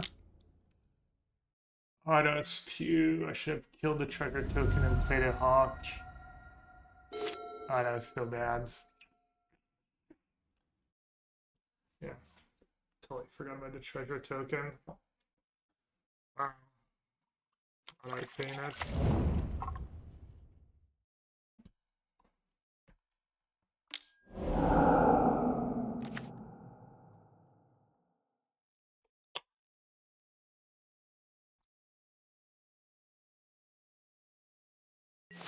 Yeah, basically time lock myself.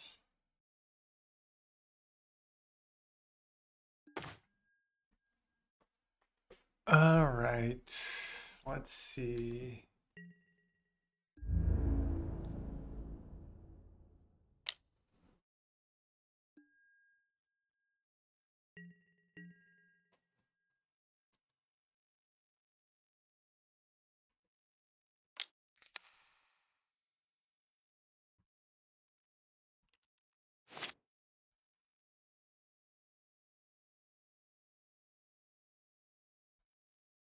Could kill the treasure token.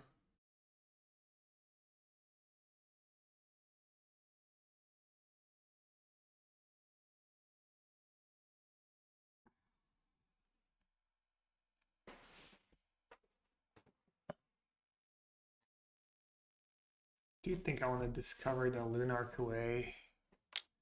Maybe let's start by doing that.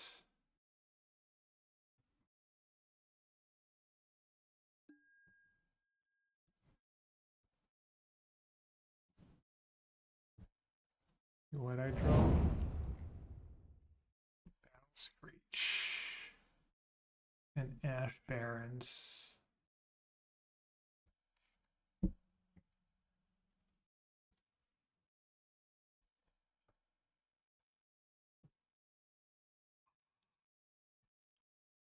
So I can go Drum.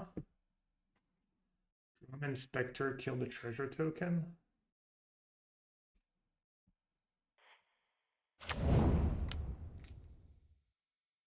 Save that discovery for later.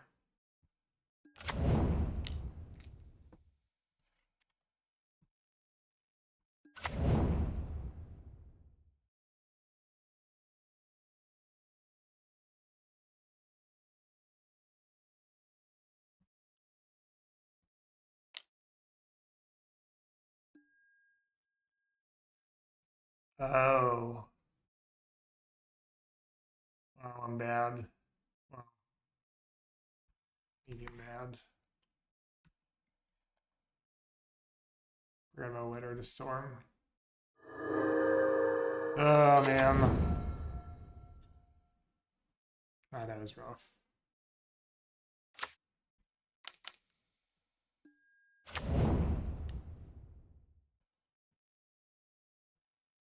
That was very, very rough.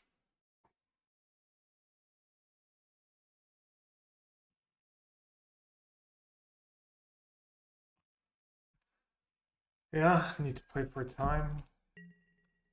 Need to play fast. Or need to just draw that. It's pretty good.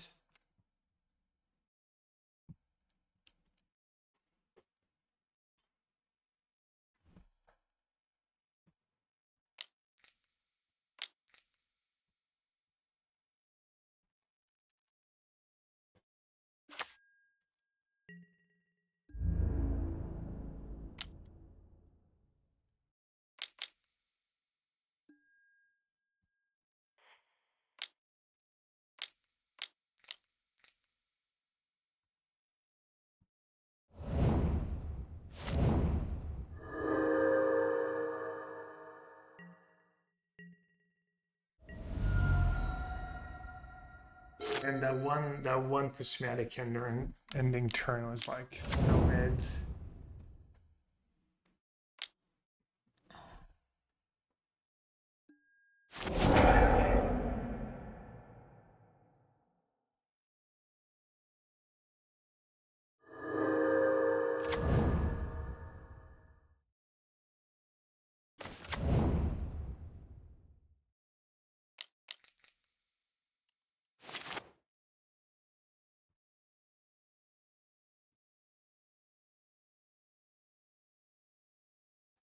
Do I just battle screech for everything or just that?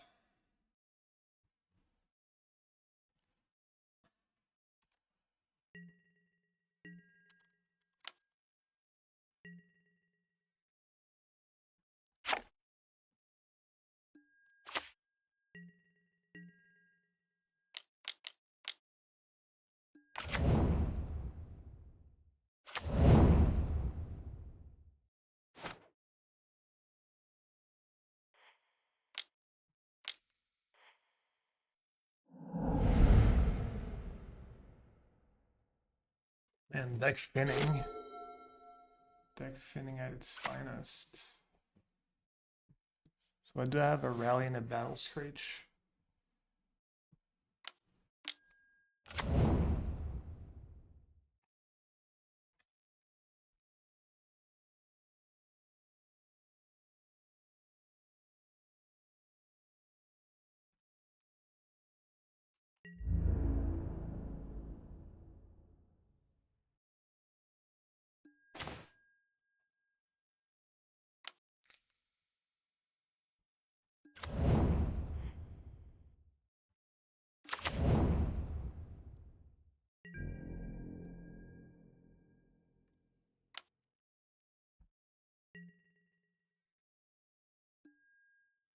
Even a rally here?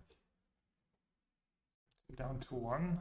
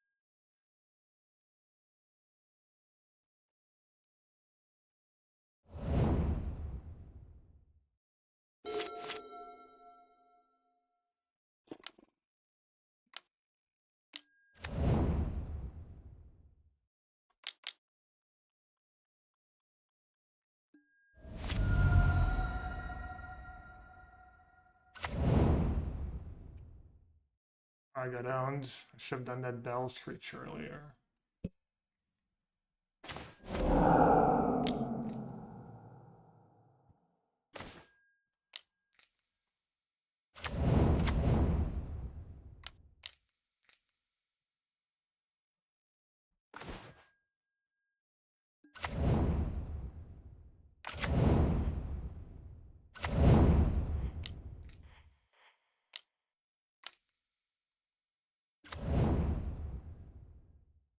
Forgot about Bajuka Bog, not gonna lie. I was just thinking about the 2 relics and that they already played 1. Totally forgot about Bajuka Bog. Sucks. Really sucks. True. Kind of true.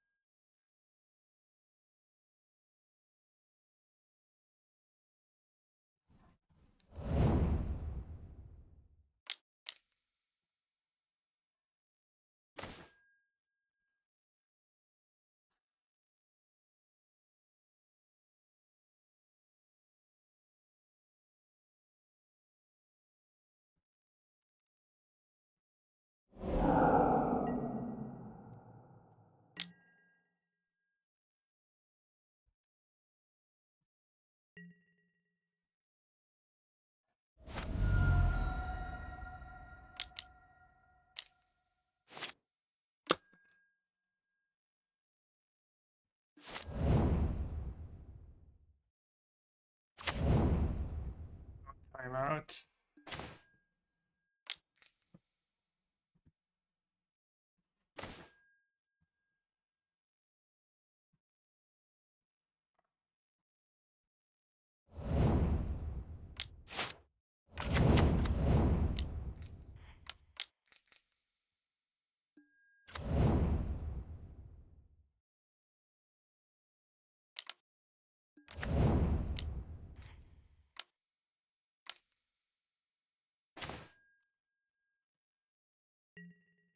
All right, no more sweeper, please. Please be out. Okay, I have a rally and a pledge.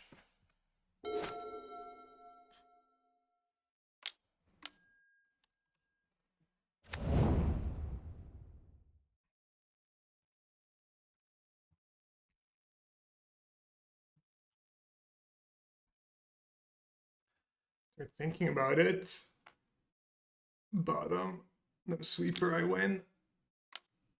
Oh my god. Oh.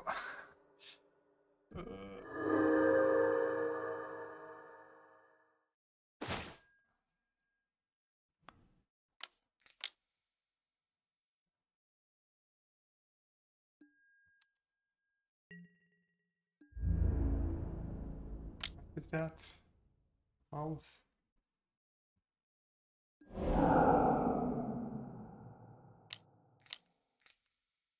Targeted the wrong one too. Nice. Woo!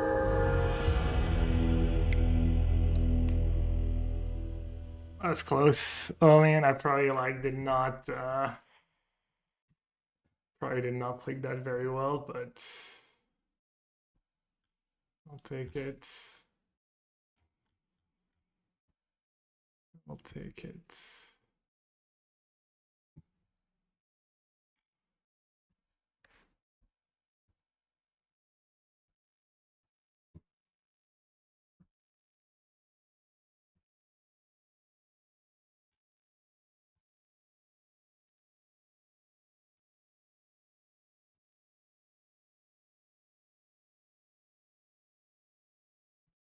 Uh,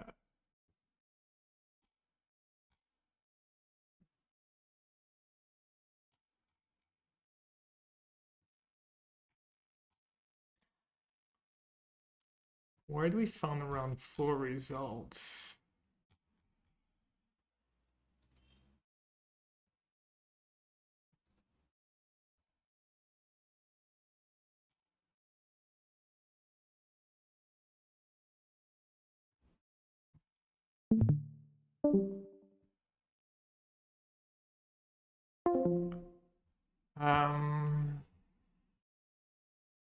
This Discord is weird. The round 4 channel doesn't show up.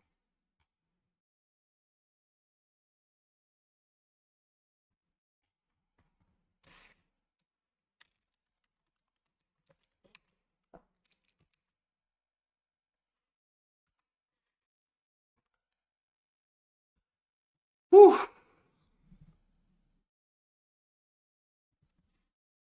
That's close.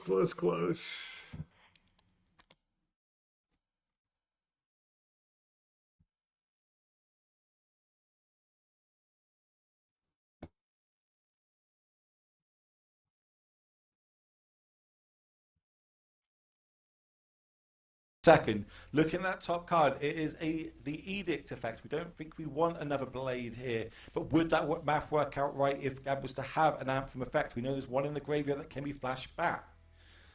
Okay, we're hits after hits. So there we got a Spinning Darkness drawn for the turn. That in itself can gain us 3 life while dealing with one of these creatures.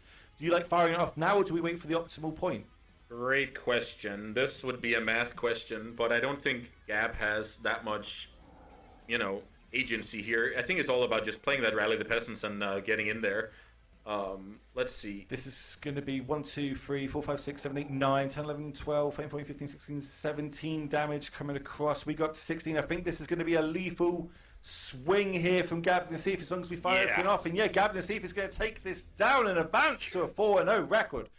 Woo! Yellow Hat's pretty good at this game that we call Magic the Gathering, my friend. What a finish! So Gabriel fought through multiple sweepers where we kind of, this is looking grim for him. Oh, he needs to bounce back from this.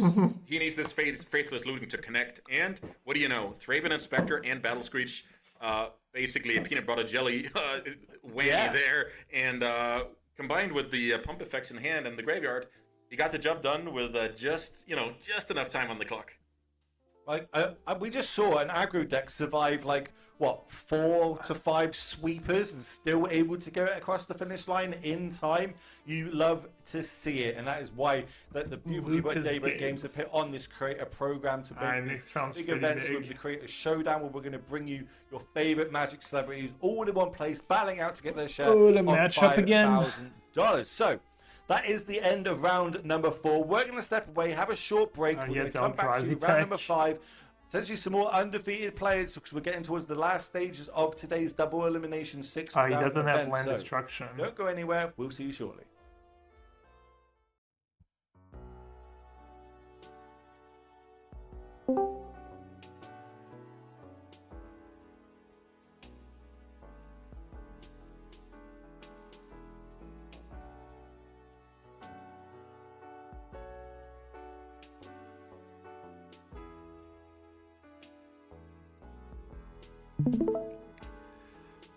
All right. So instead of having the land destruction, just a bunch of monsters. Huge monsters. 17 lands.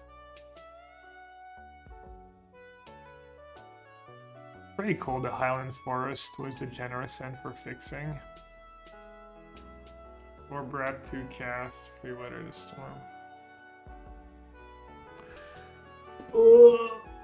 Alright, so I'm guaranteed prizes now. There's a 4-0 finish. Guaranteed some prizes, but if I win the next round, if I'm 5-0, I'm playing for like $1,000 NAV this round. So pretty big deal.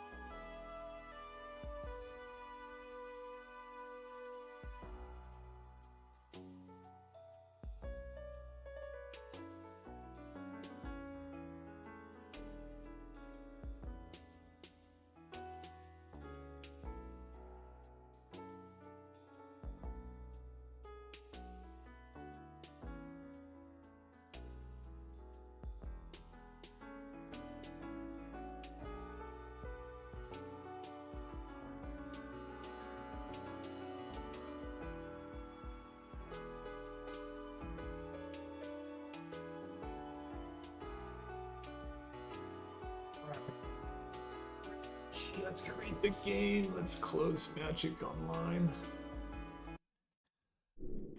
Create.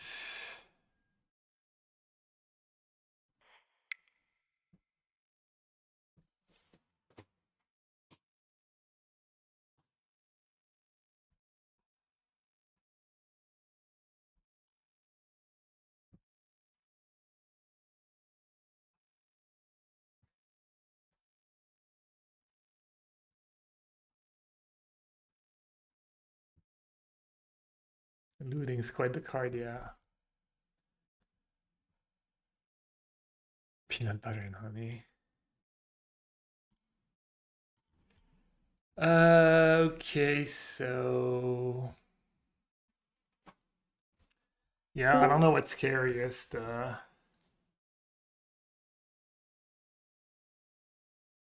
If it's the land destruction or the extra boom booms. I would guess the extra boom booms are just better. He's playing 4 boarding party. Yeah, I think that matchup's gonna be quite rough. I really need to win game 1.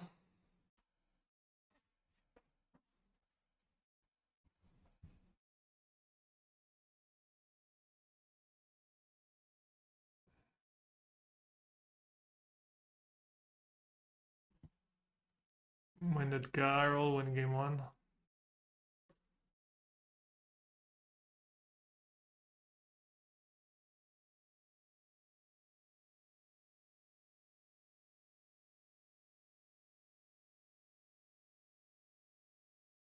In double elimination, an undefeated player get the bye, not the X1. Not complaining though.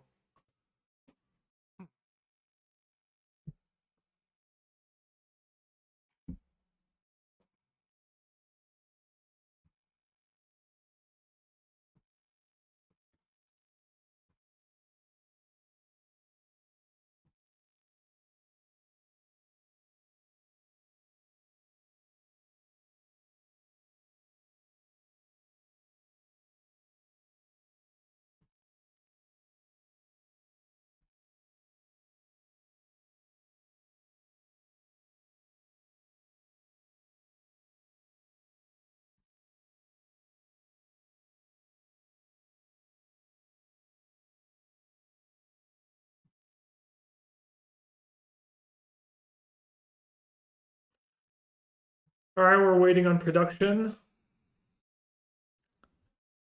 Don't forget to follow the Ultimate Guard Life channel to not miss the stream from the whole pro team. And yeah, thanks for watching. I know the delay's not ideal. They actually asked if us to vote if on whether or not we wanted a delay on these streams, and I'm not sure. I'd rather not have delay and hope no one cheats. But I also like that I've been focused on the games and not interact with chat. And as in, I like interacting with chat, but at least I'm like, I mean, who knows, that last match I might have timed out if I was interacting with chat.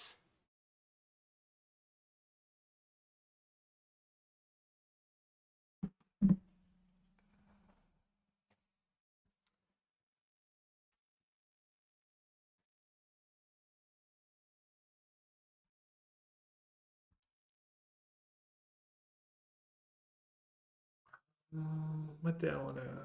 I want to look at the list again.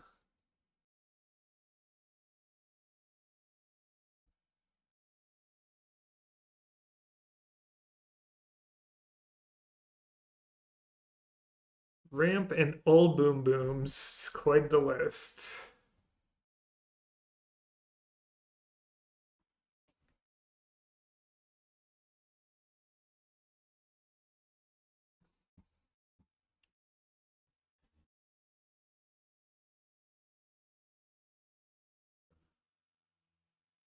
Free drops Visionary. One drop Arbor Elf Sprawls. Free drop Visionary and Repurposer. 5 this initiative creature. 4 the new Eldrazi.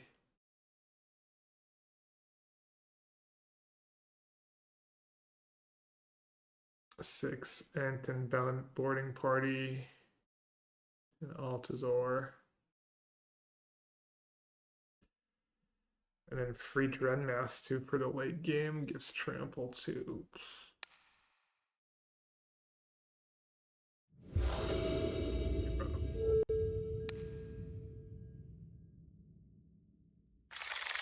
One to Darrell, and I have a good hand.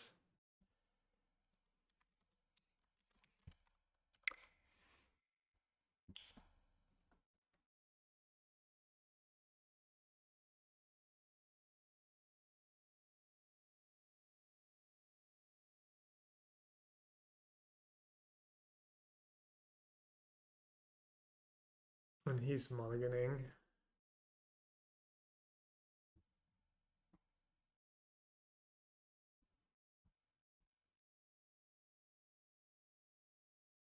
Going to 5.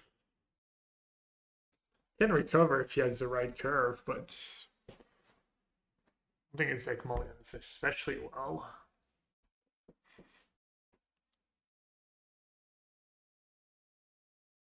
I wonder if we can just start.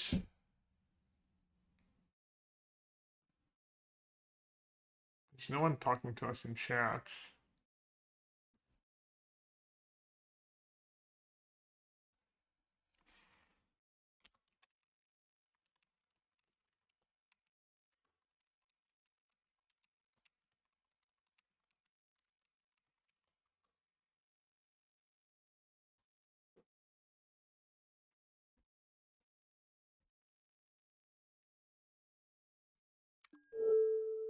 Alright, we can start.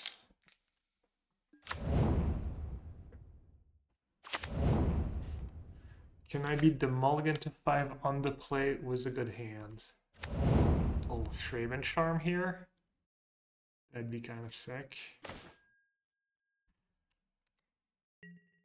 Alright, what's the line here? Could just go double Inspector. Or I can go Inspector, Garrison.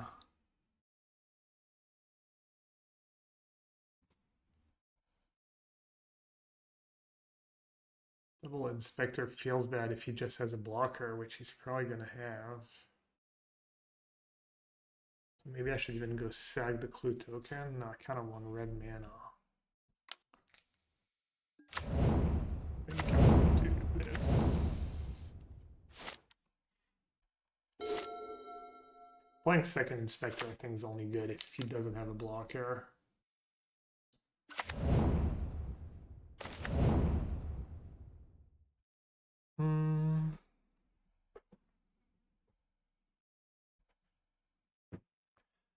Back a clue or just looting? I could loot Battle Screech. I think I need all the flyers though.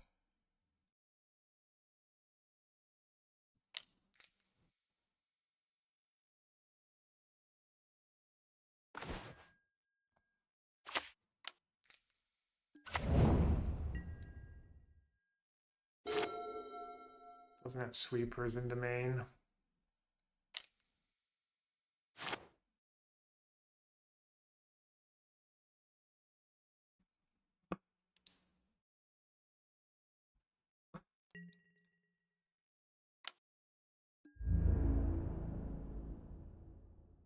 But the Void is nice against Prismatic Strand.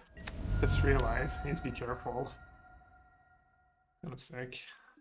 Not sure it's actually gonna come up, but could have triple block there. I don't think it's good though.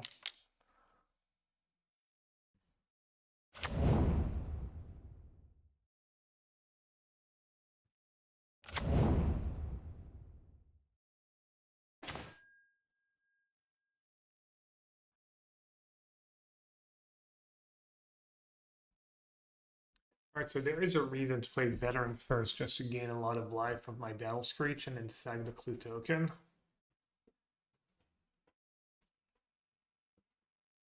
Potentially miss out on a lot of damage here. Also triple Inspector to block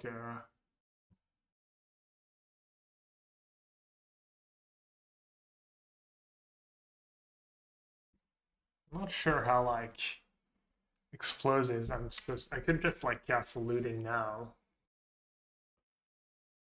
There's nothing I want to discard though besides another looting, so it doesn't seem that great. Go Veteran.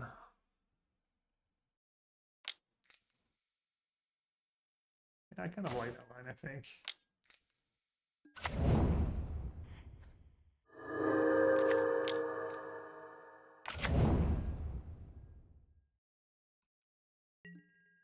Oh, I should have played Inspector first so I could triple block. That was spewy. Yeah, I can still triple block. Oh, initiative. Oh, that was when I was supposed to play some flyers. Oh, that was bad.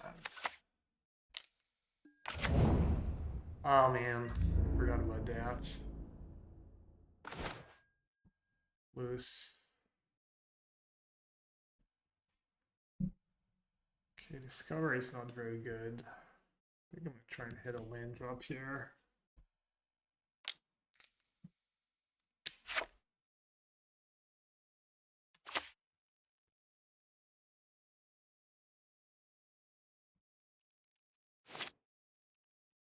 No, I don't have enough lands in my deck to do that. Oh, big punch. Big punch last turn.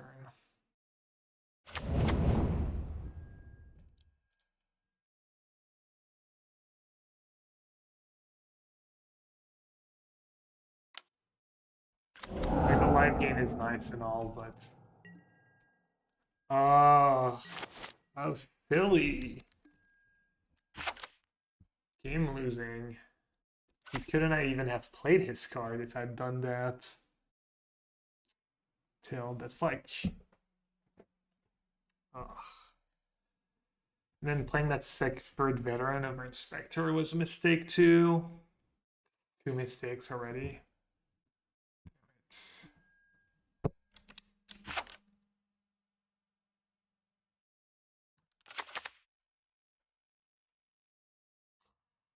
He just bottom 2 as well. Could have like drawn a bunch of trash. Alright, he has no tricks, right?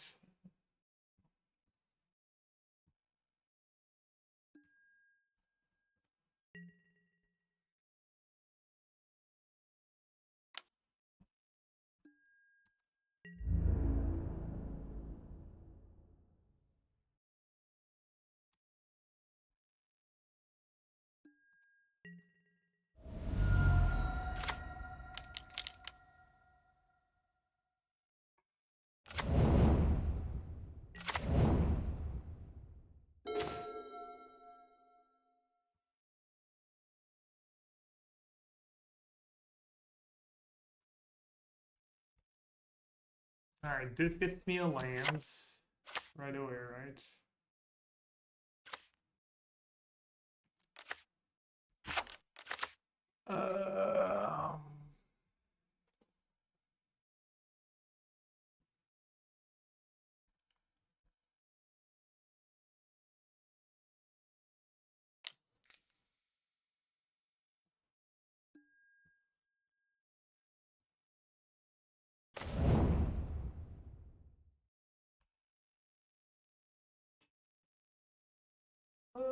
Um,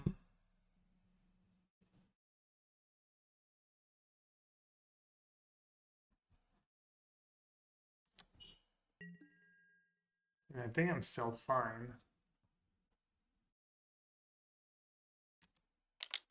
I just need a freaking one rally.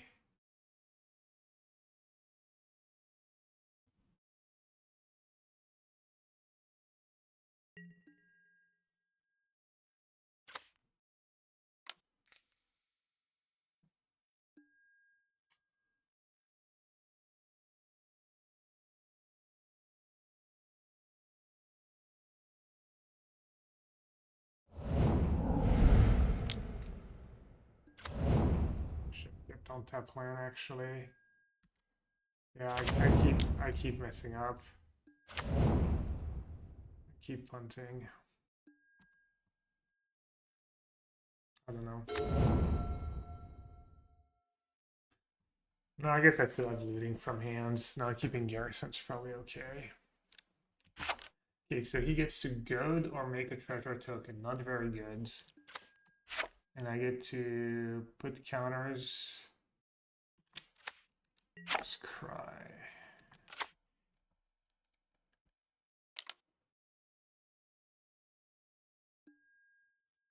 Six. I should start blocking. I can plug the 5/4 trample.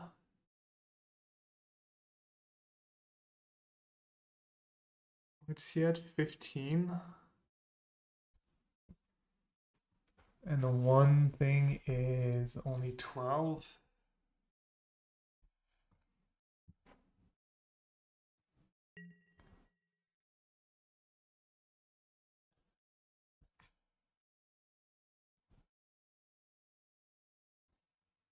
What's he gonna get?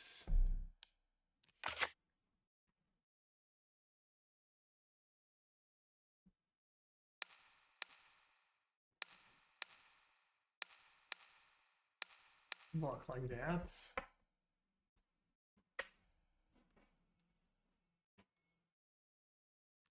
Seems reasonable.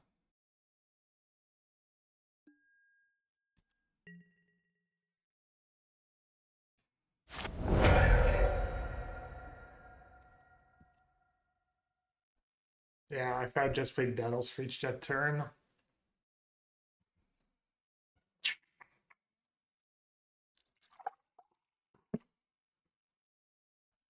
Much tougher for him.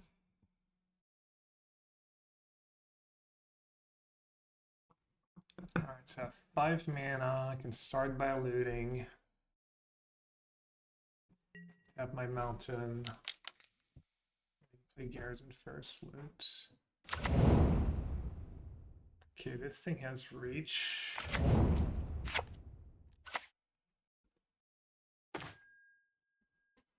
Squadron Hawk. I don't think he's killing me next turn.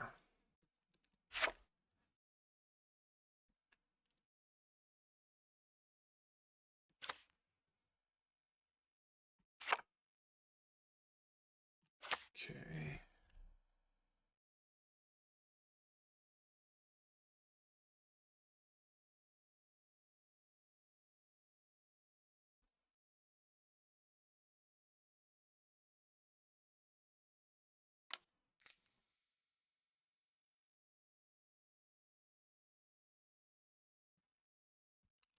Is he dead if I have rally? 1, 2, 3, 4, 5. 1, 2, 3, 4, 5. 1, 2, 3, 4.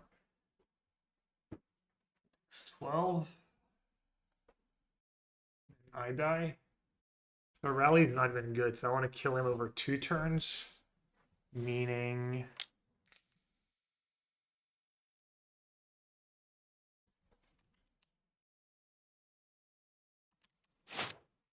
Meaning I should play Squadron Hawk first, probably. What's this gonna do for me? And I want to cry after everything.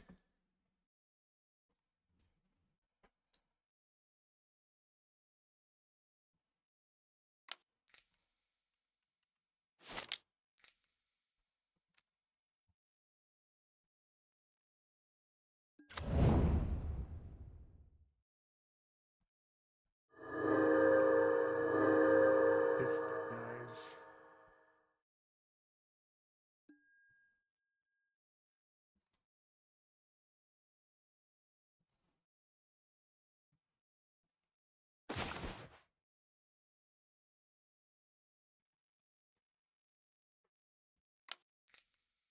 Vote.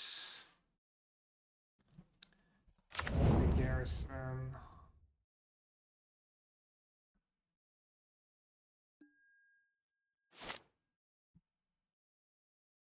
Looting from hand.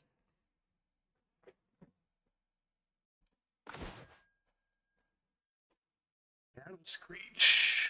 I think I want to discard the Battle Screech. And I've played a land already. My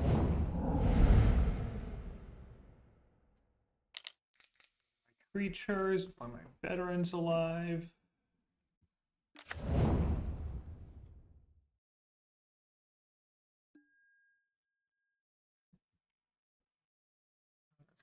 Battle Screech.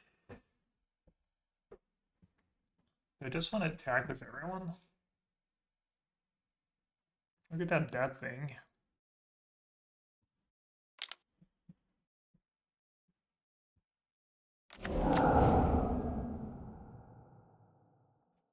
Okay.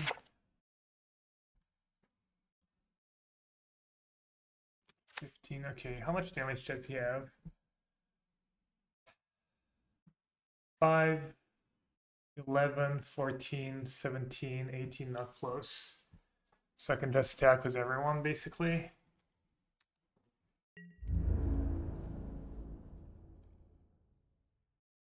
I do lose my 2 veterans if I do that. Which is not very smart. What's he getting next? Draw a card or a 4-1?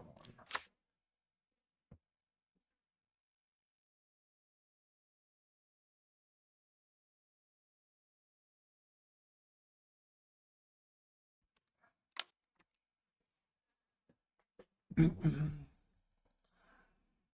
think I probably just want to forge.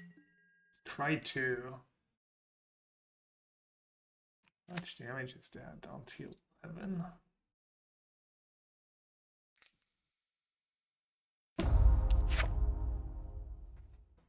Alright, the treasure token. Not bad.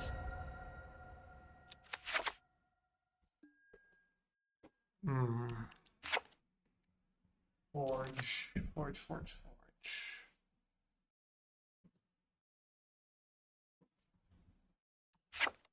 I guess the treasure is going to be good too. As I'm going to forge, I guess.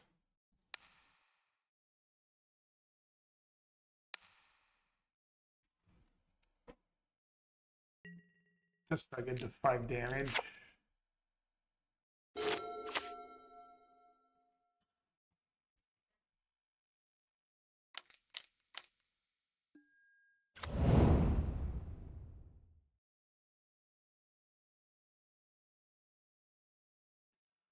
Seven, 8, 9, 10, 11, 12. I have 12 creatures. I need to deal 6. He has 4, 5, 6, 7, 8 blockers. So he can attack with like maybe the germ token, maybe a couple creatures. I keep adding to the boards. It's kind of hard for him to win this game. Like, even if I don't draw anything, I'm not sure he wins this game.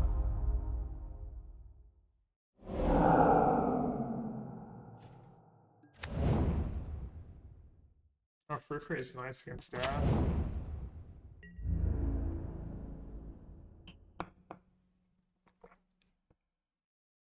Isn't he just dead on board if he does that?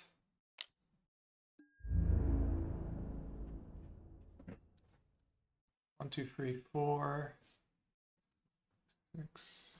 What does that do? He has a blocker. 5.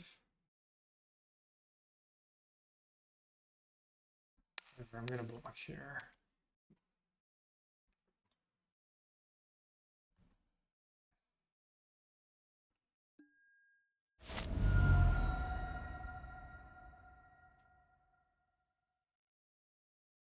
All right, 1, 2, 3, 4, 5. If he, and then 1, 2, 3, 4, 5. 1, 2, 3, 4, 5, 6. Okay, he's just dead on board. Not even waste time doing anything else. Am I missing something? Maybe I'll just play my Hawks just in case.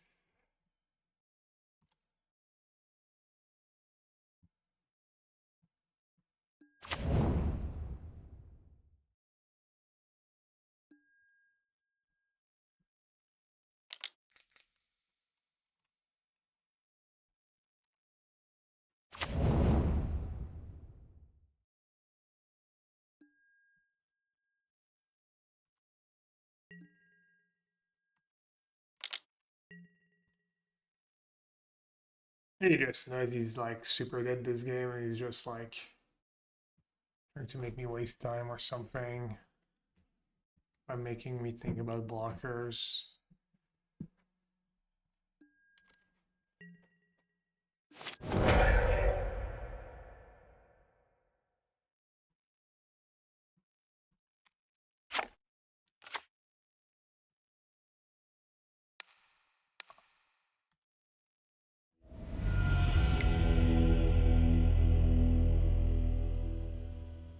All right, all right.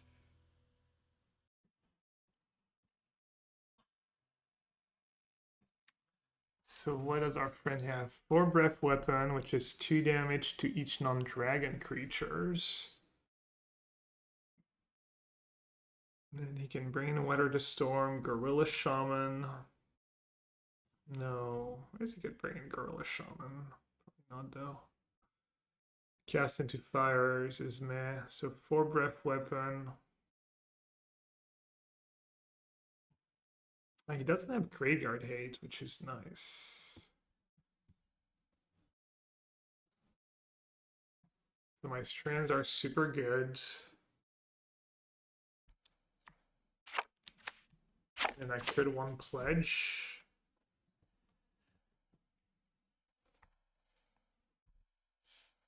But I don't think so.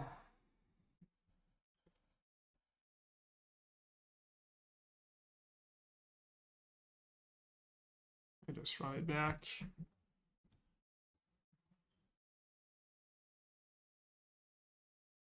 Hey, retract, hey everyone.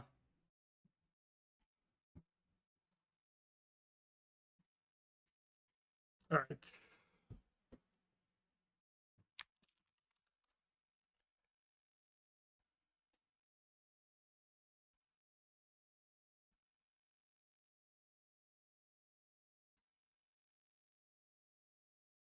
I haven't restarted mode all day. It is the beta. I don't know, the beta gets maybe less laggy.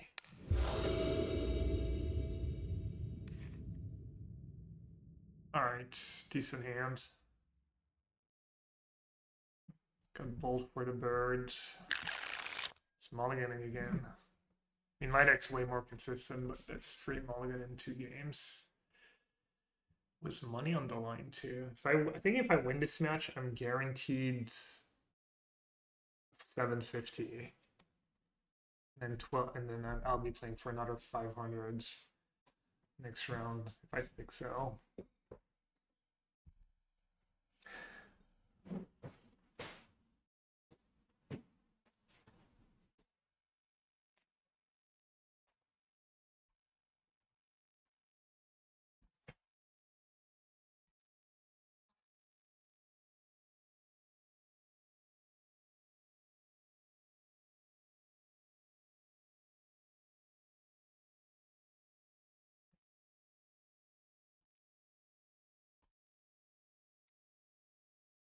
A little jelly of Jose making day 2 of the arena thing. At least I can hang out with my family tomorrow. I have family lunch. Kept.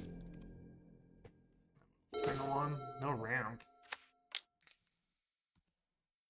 He doesn't really need to ramp if he has lands and like if he has a turn 3 visionary and a solid hand. I think he's perfectly fine. Hydro lands. That's no Gucci.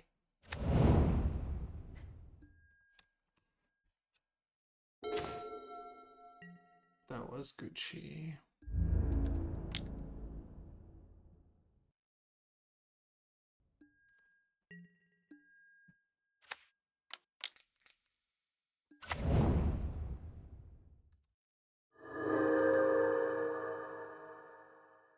I think I'm just gonna get. Oh, never mind. Oh yeah.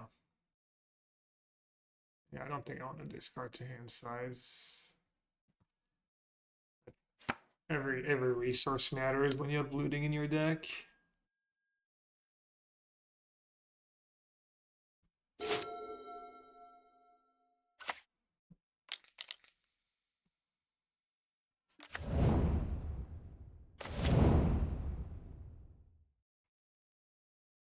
I might want to just bold that thing. It's gonna like start attacking me.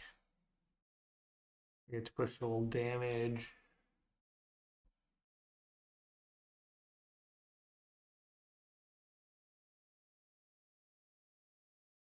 Oh, no. Bolt could be good when you place Cannonade to kill something bigger. Kind of a tough turn.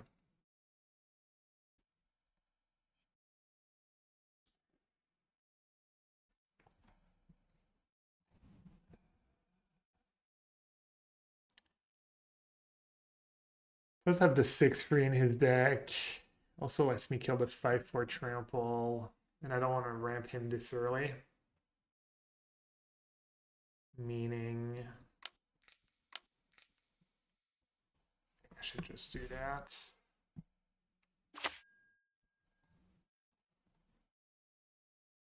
I'm gonna play a bounce land. So no.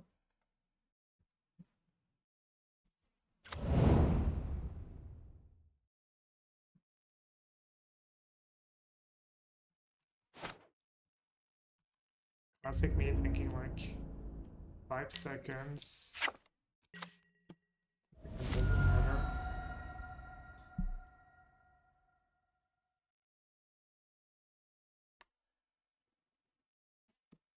We'll see what he does and what I draw. I might just go for the Battle Screech next turn.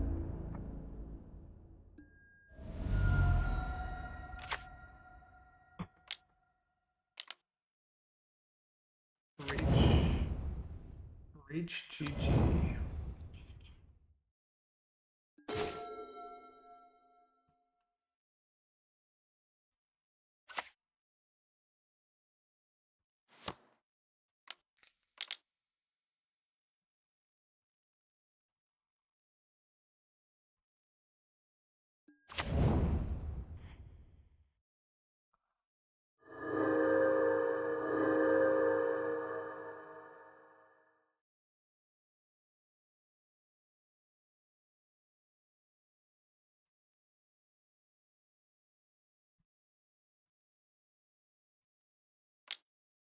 I am just gonna do it.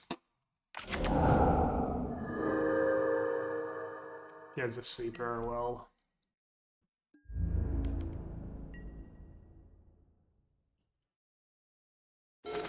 No, Prismatic Strand was all rough.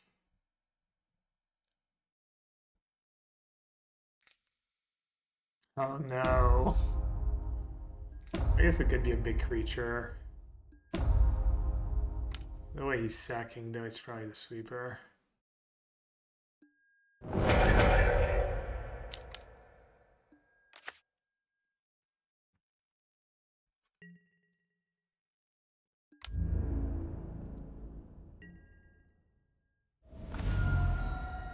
I drew the last Quadrant Hawk. Nice.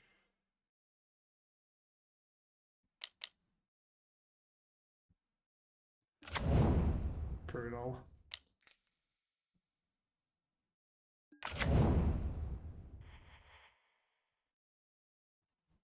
Wow. He has 3 cards, this, that. I'll just fold.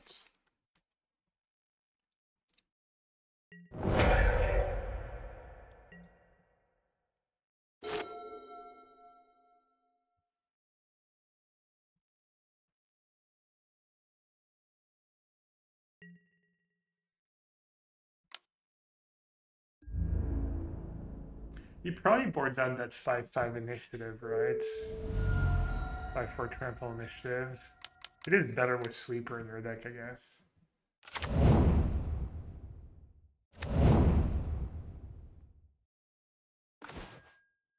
Yeah, game's pretty hard when I don't draw the strands. It's kind of a nice draw, though.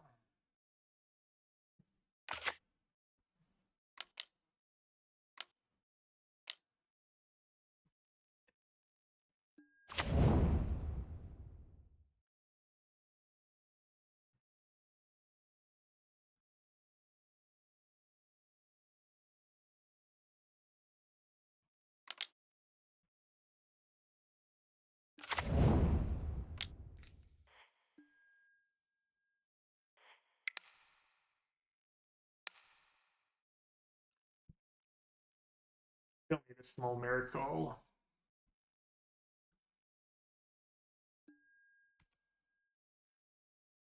I don't think he knows what the card does. I mean, not that it matters, but...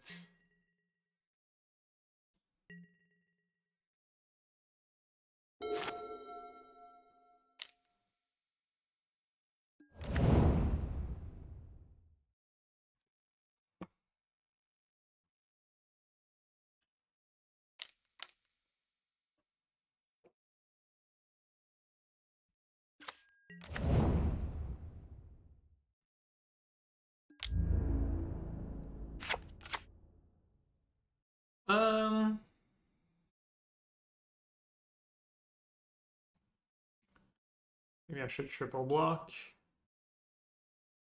You need to block at least one. How do I win this game? I guess Rally is lethal.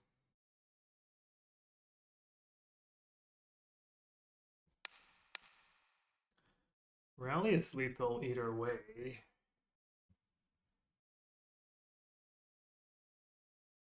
No, Rally's not lethal either way. Just block, and then that's... Just need to jump and hope I don't rally.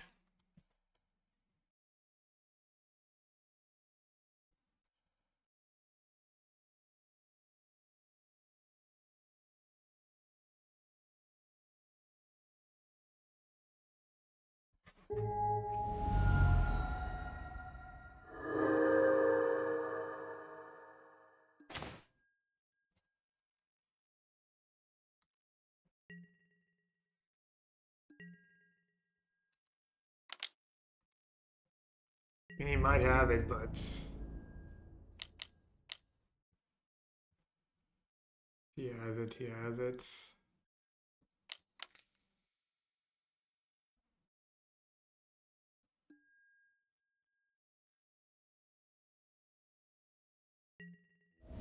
Let's go! Nice! Wow! Dang! god. Oh my freaking god. Just casually drawing the rally there. Damn, I beat that. That was insane. Insane.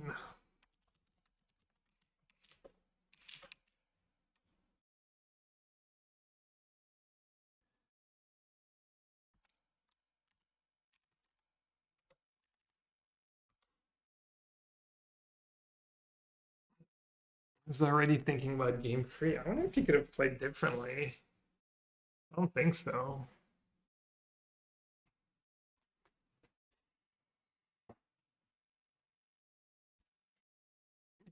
Cheat 750.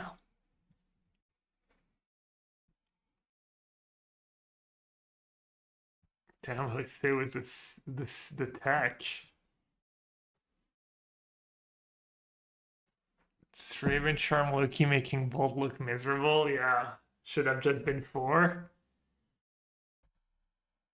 Yeah, I mean, especially if there's the Snacker deck, you get to exile. Bolt was okay against that 2/2 haste, it was like a little cheaper.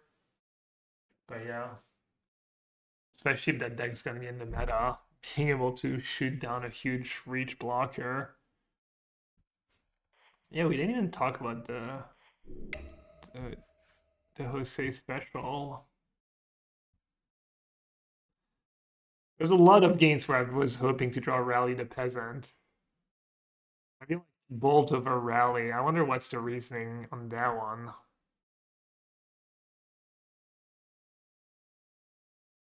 Why do we need Bolt? I mean, maybe there's a couple matchups.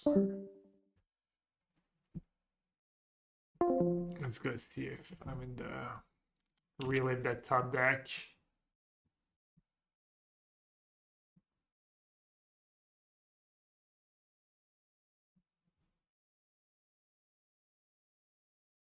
That almost triple blocked. Green is even more resilient to prismatic strands than other versions with, green threats would have been.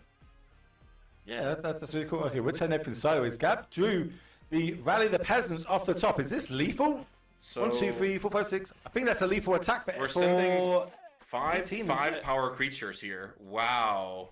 Did he just cheese it? Did we just top deck from Yellow Hat here?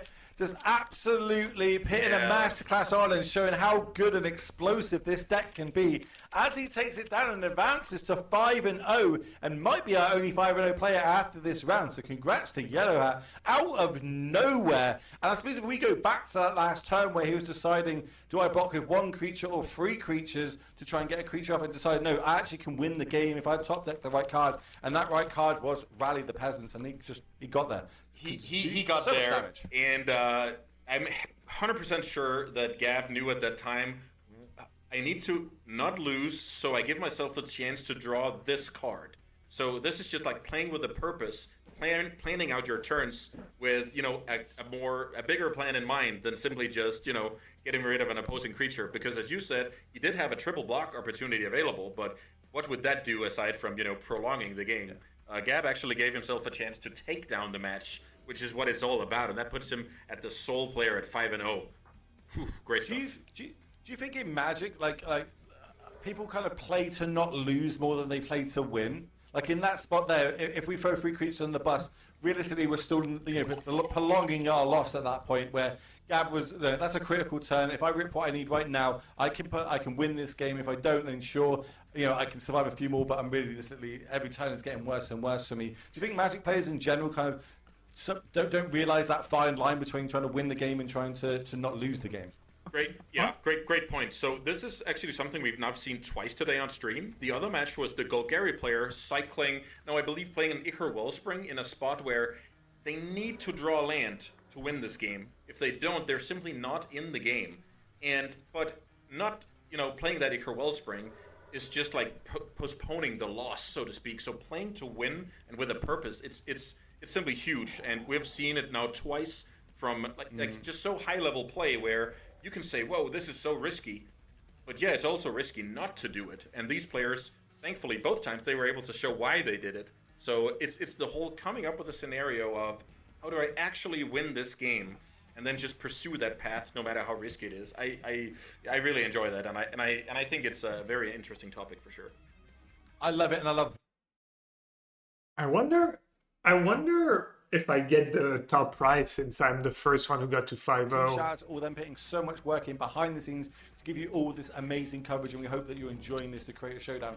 We're currently working in the background to see if we can get another feature match for you all. So while that kind of lines up, I'm going to give you a little rundown of what's happened today, what is the Creator Showdown, and what is everybody playing for. So we started today with all the content creators, 64 of them, going live on their own broadcast. That could be on Twitch, YouTube, Instagram, TikTok, whatever they want to be broadcasting on, whatever their platform Might have choice just is, won that's where they went live. Because there was only three three players who were 5-0. Of the 6 I rounds. beat Lucas This is a Giggs. 6-round tournament with double elimination. Oh, never That means mind. once you get your second loss in the tournament, you are gone. You are out of here. You cannot play any more Magic in this event. But don't worry, there's going to be a lot more every single month for the rest of the year. Different formats changing, so they will get a second shot. But for today, in this beautiful format, they will be gone.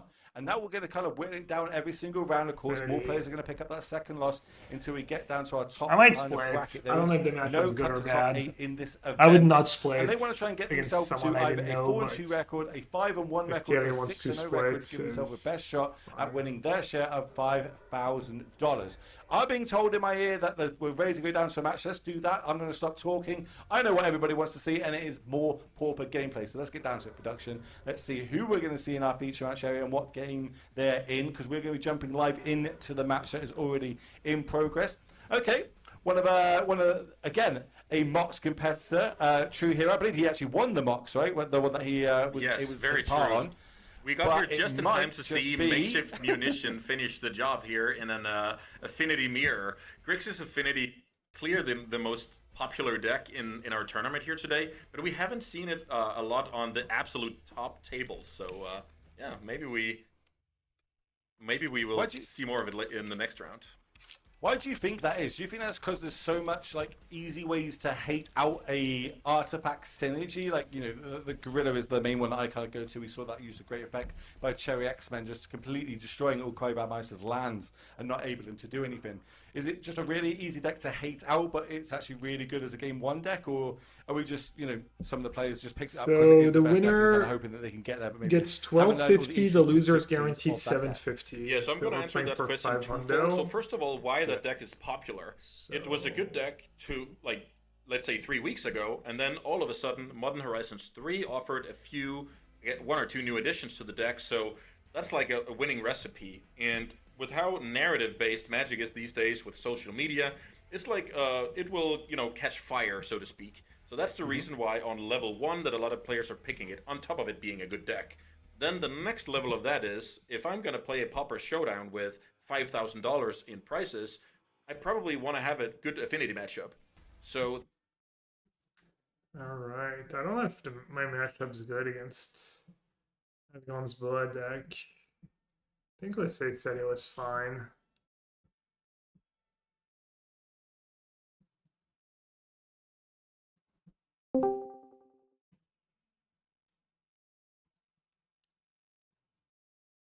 He doesn't offer, if he doesn't message me asking for a split, I'm not gonna split. If he wants to split, I'll split.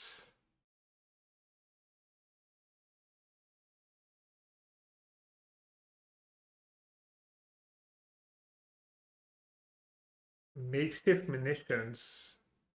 Second artifact or creature deal 1 damage to any targets.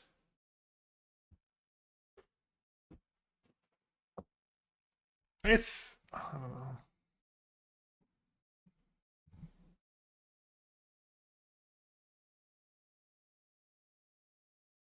To answer for the future, no prize is based on record.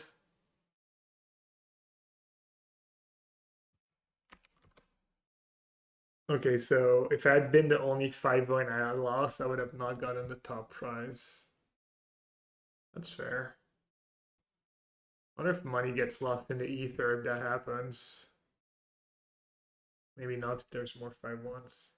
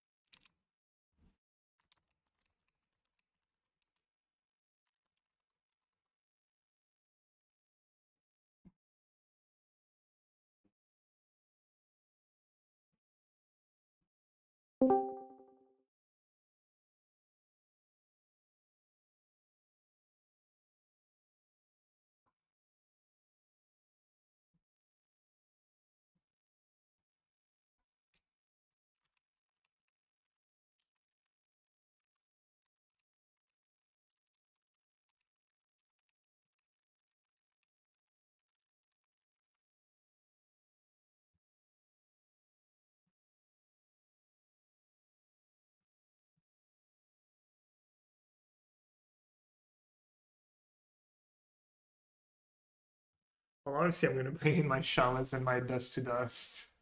Question is, do I bring in I mean, even Pyroblast is not the worst. Podcast. Oh no, never mind. Just podcast. I'm dumb.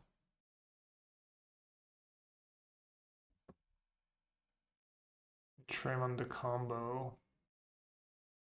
What's the combo?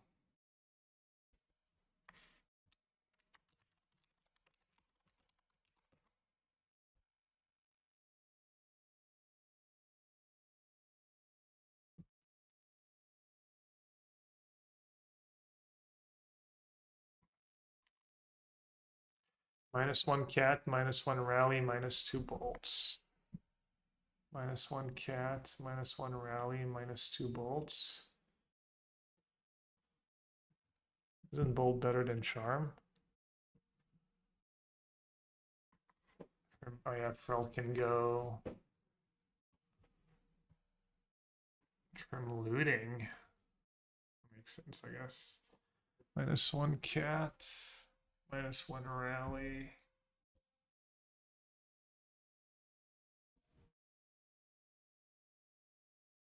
Okay.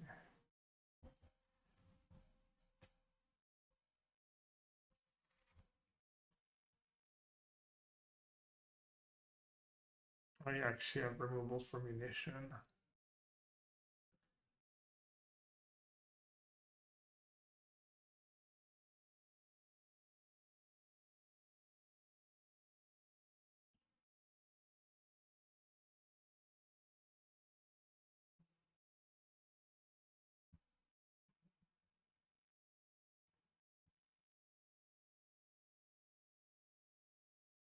Don't I want bolt against shaman?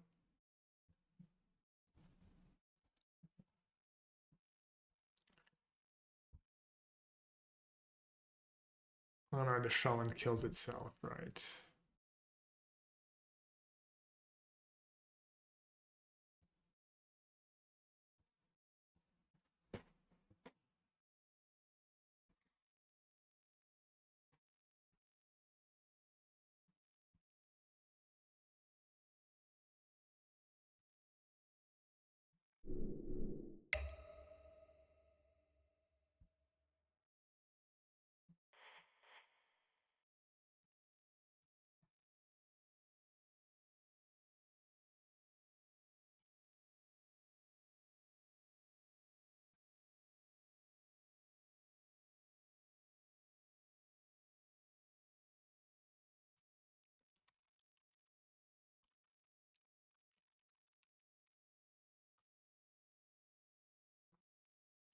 Yeah, I guess I don't know. I would be a little annoyed if he asked for a split because I don't want to say no. So I think I have pretty good matchups. But whatever, anything can happen. I'm sure he had to fight for a lot of hate to get to 5 in the first place. Very favored was. Let's game on.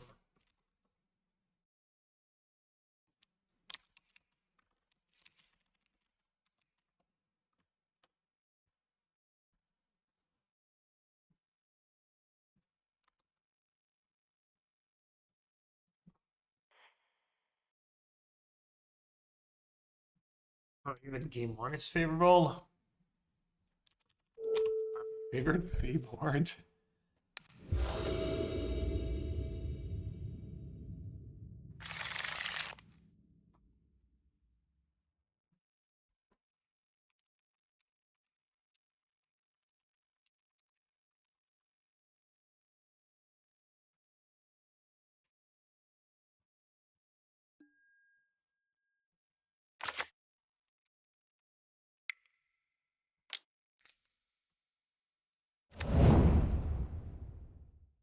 You fret into combo and you need early munition. Okay. Yeah, he also has one shot with me.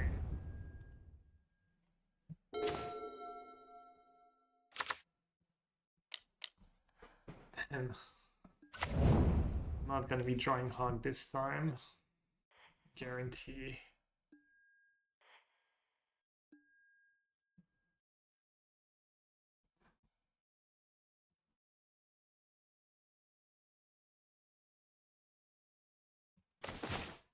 What did you think would say, by the way, of my not getting the Force Hawk in that spot? I don't know how much attention you're paying me. Or Lord Beerus, or who's played that deck a bit, I guess.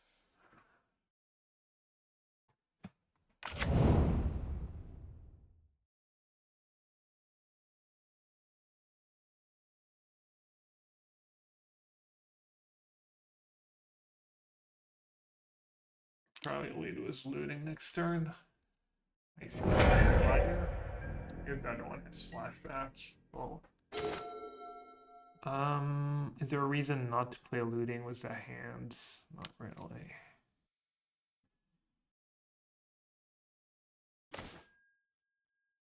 That's good. So on a discard Hawk and land. Hawk and planes.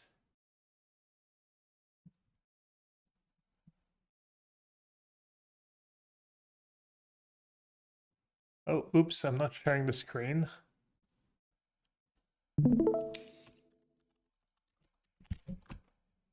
Completely forgot to share the screen. That sucks. Alright.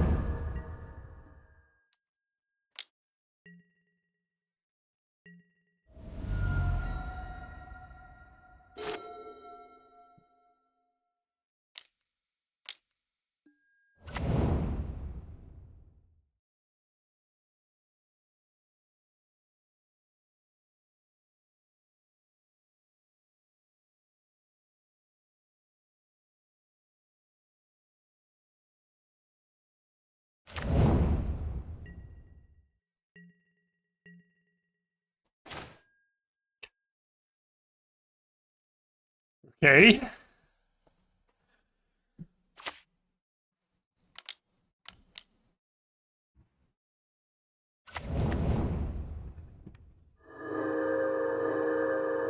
Oh, wait, is Shaman non-flying?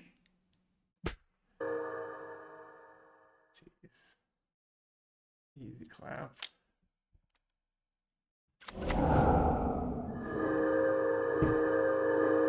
Fireworks have started. Also, you can't even win game one.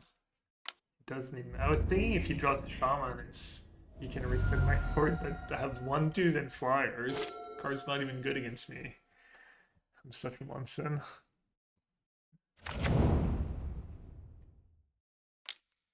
Not getting Force Hawk was just correct. Yeah, okay.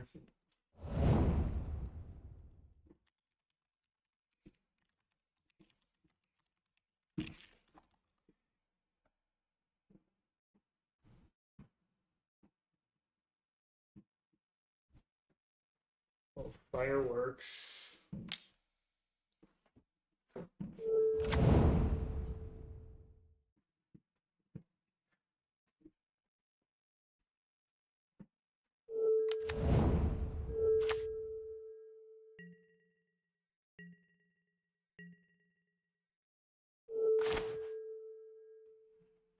All right.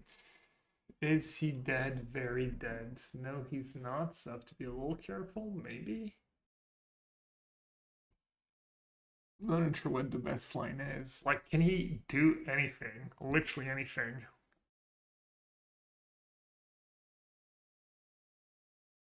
Oh, he has one rebuke.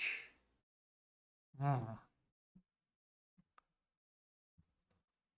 Oh, one rebuke, one rebuke. Okay.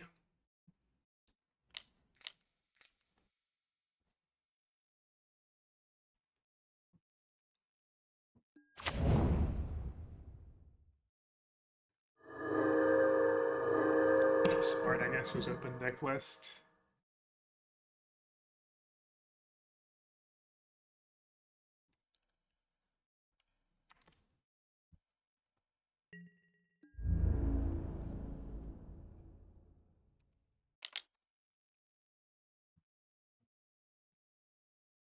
Ring Archer.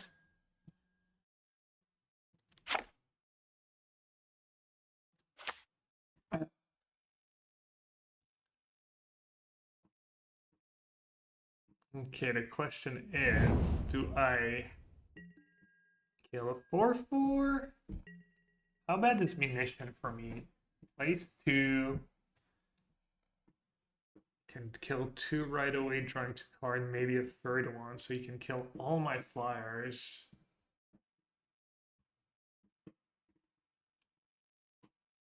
Maybe I should just play Hawk first. I'm not in a rush to kill the 4/4.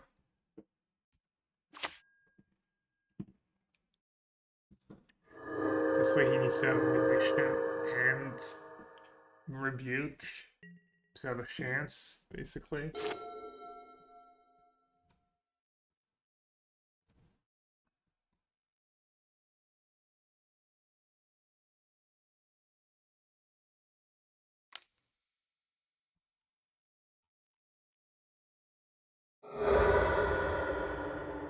Okay, that's good. Means no munition yet.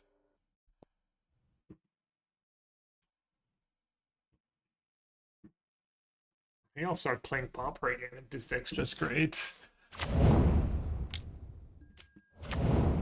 Red made the nonsense. It's very nice for peasants. If you must go out at night, bring them up. I mean, maybe I just keep playing Battle Screech, right? There's literally nothing he can do about it.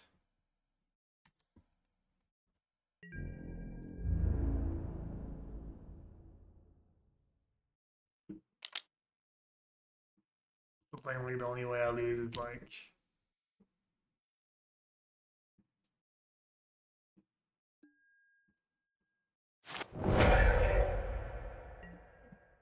Landing Blast a 1/1, make 4 more. Oh, poor Cherry. Sorry, Cherry.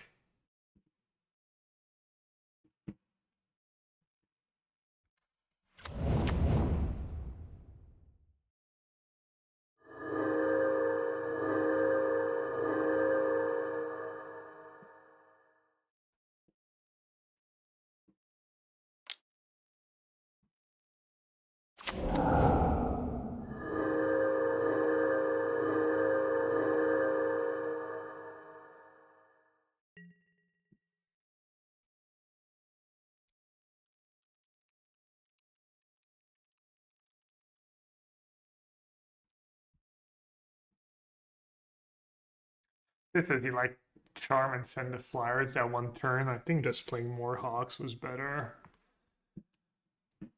Just save the charm. I could have played rally this turn because he only has 1 rebuke.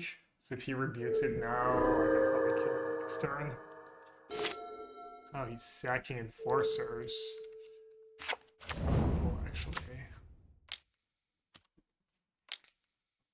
Oh, there's also that. It's okay. He found munition.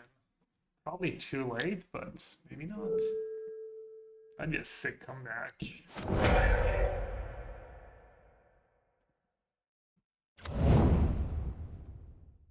Why did he not start by sacking Spring? He's really repping the rebuke.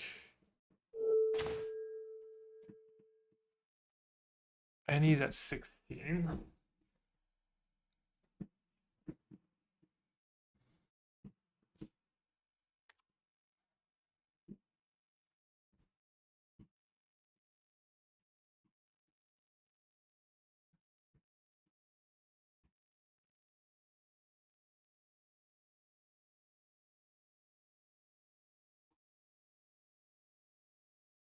How bad is it for me if he has rebuke here?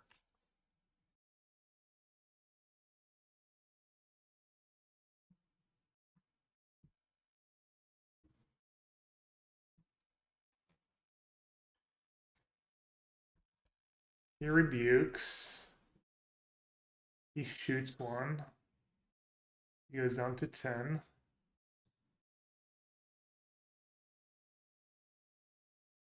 Untaps. Taps 6 flyers.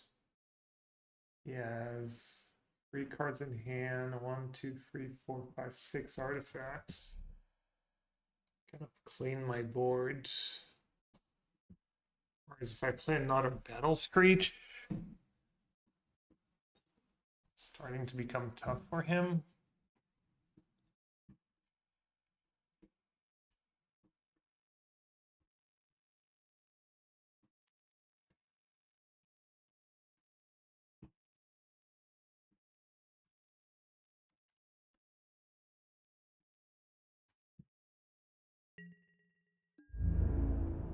Might even just tab down and feel like he needs to soak max damage. I guess it's not even lethal. Putting him down to 1 is not even that great. He is repping Rebuke, not sacking Wellspring on his turn.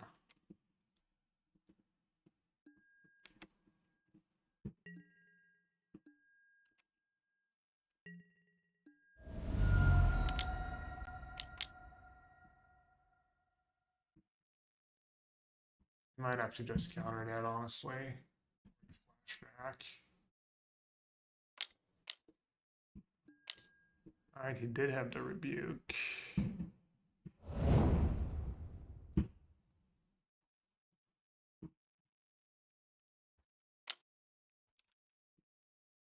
Oh, I might actually lose this game.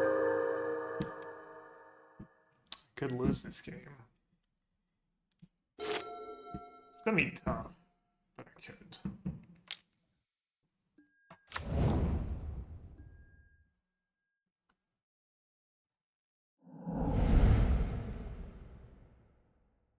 Oh, it was the 2-1-2. That's why I needed to play tight and not get wrecked by Rebuke. I think I've played that game well, like really well.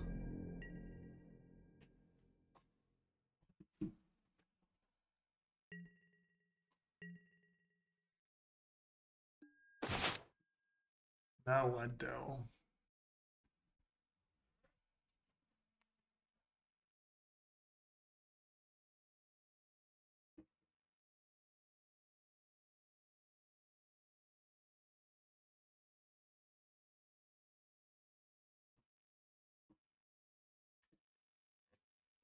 Rally forces him to kill stuff now?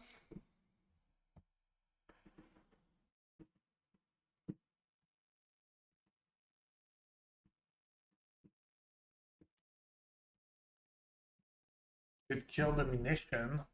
Kind of a disaster if he has another one.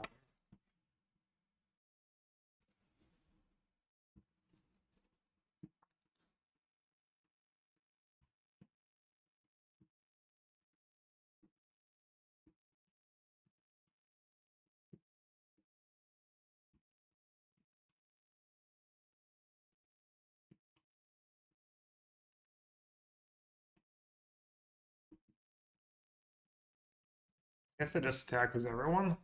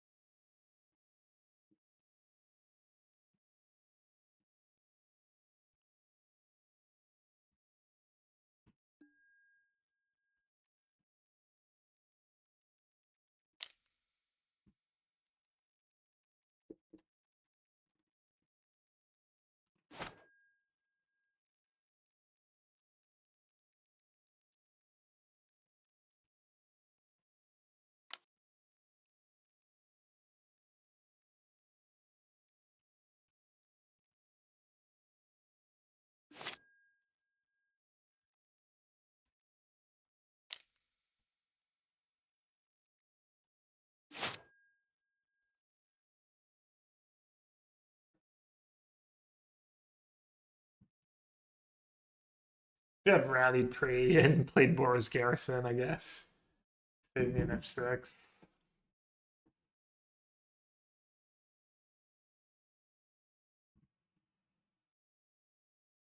Could have charmed this turn, but if I charm and he has the second makeshift, it's like pretty bad for me.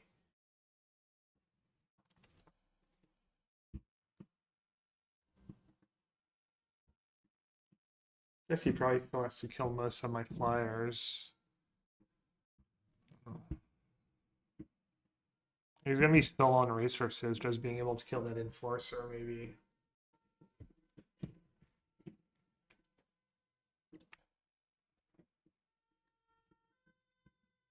Maybe just killing the enforcer and attacking with everyone was the play, actually. Oh, he has that card in his deck. Right. Wait, why didn't he... Oh, he did that so he didn't have to sack more artifacts. I was gonna say, why didn't he kill my my veteran? Also, if I had untap land, I get to replay it right away. Smart.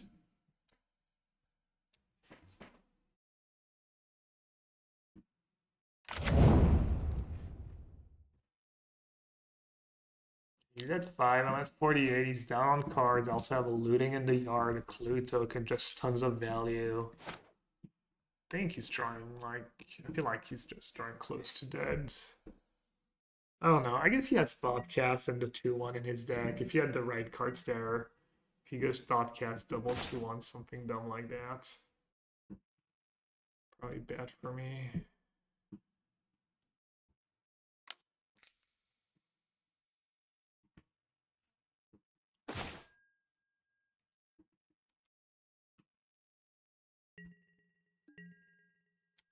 Looks like he's trying porting. I mean, imagine if these two if like some of these Galv blasts were just like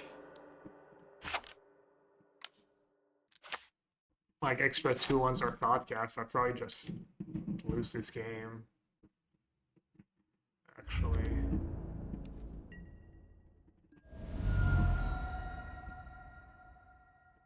Oh, I tapped my mana poorly.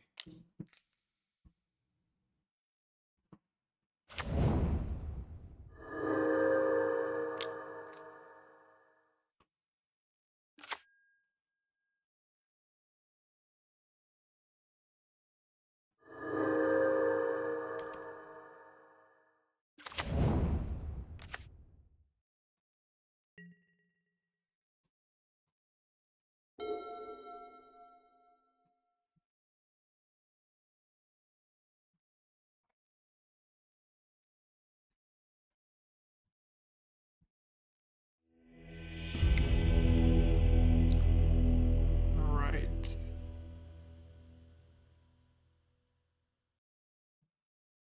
Could even bring in Pyroblast. He has a negate, a rebuke, and 4 Thoughtcasts. Actually, a lot of his good cards are blue. I don't hate it.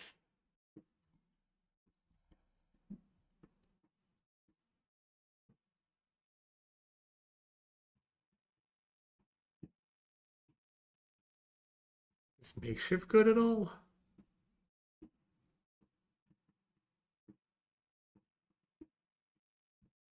I mean, no makeshift.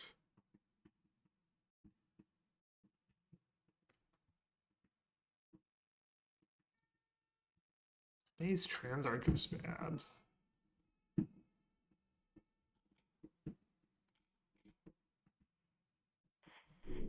What did we say? Rally, some lootings and the bolts.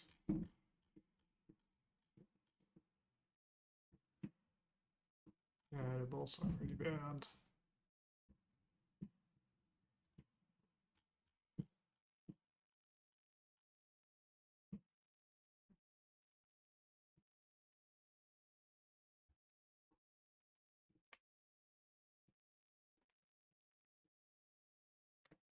Oh, he brings in Hydroblast for the Shaman.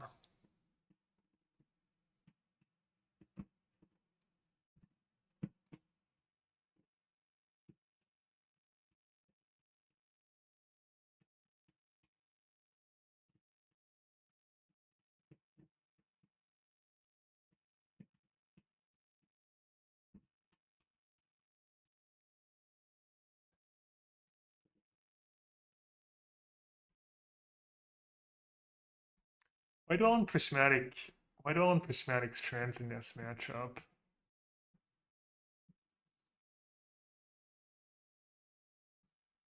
Just for value in my yard, really?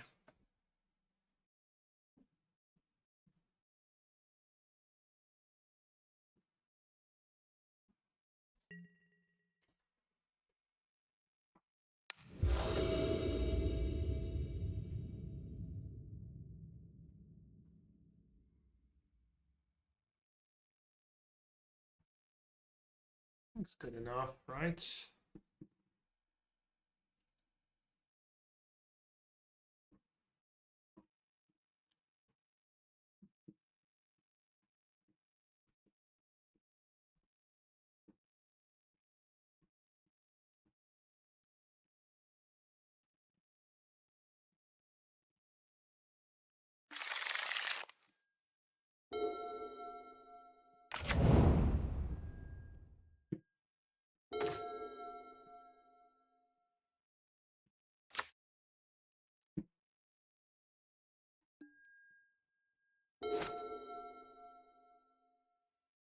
That's a good draw.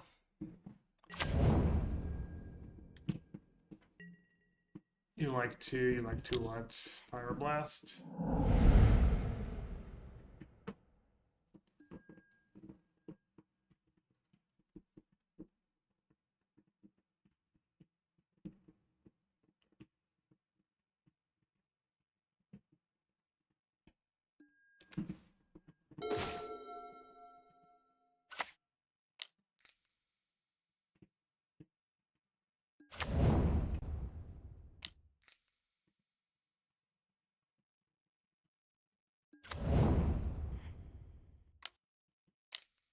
You can play first here. Just veteran.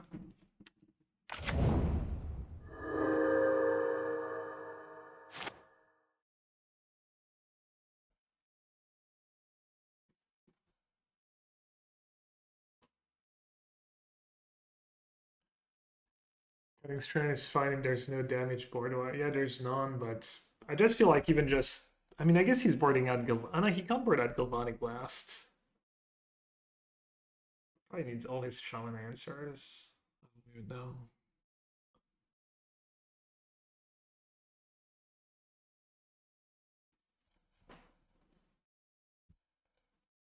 Yeah, what did I do? I cut 2 strands. So maybe I'm like 1 Pyroblast short. Maybe. Probably 1 Pyroblast short. Got 2 loadings, 2 frills, 2 strands. I could cut more rallies, honestly. I could see just having all the Pyroblasts against his. No, he only has 1 negate, 1 rebuke. Some hydros.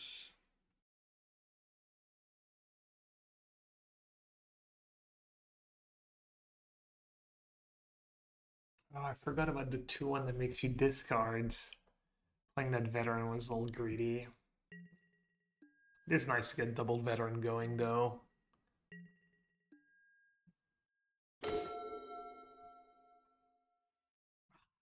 Fuck. Can't.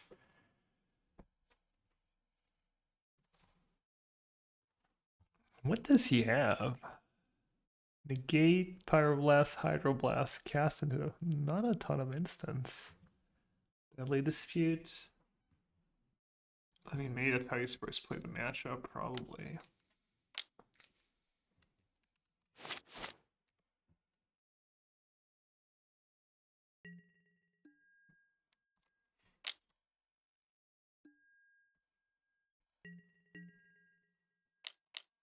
Keep drawing these damn hawks.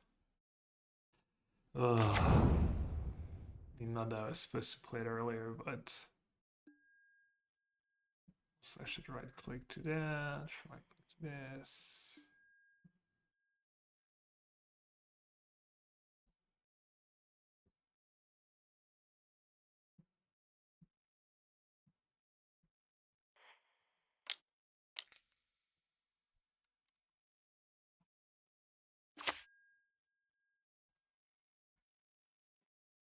And so brutal, Private Hawk.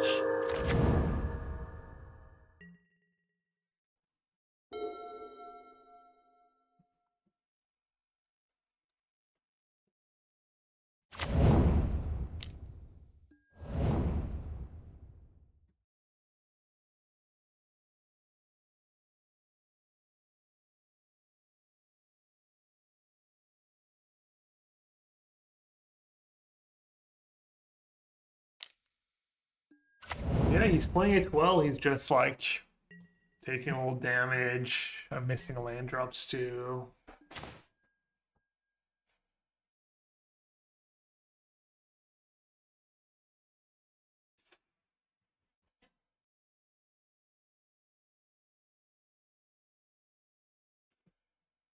Now I'm kind of getting countered 100%, right?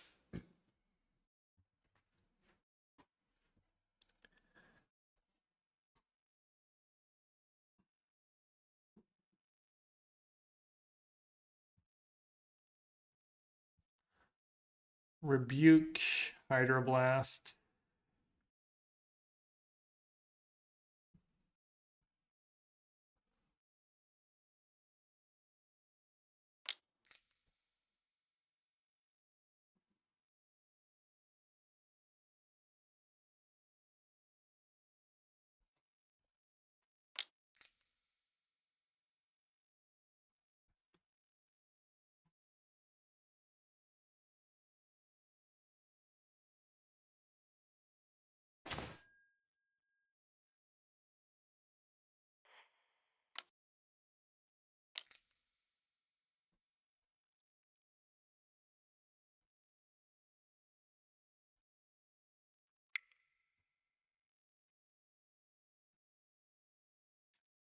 Like he's considering rebuking that.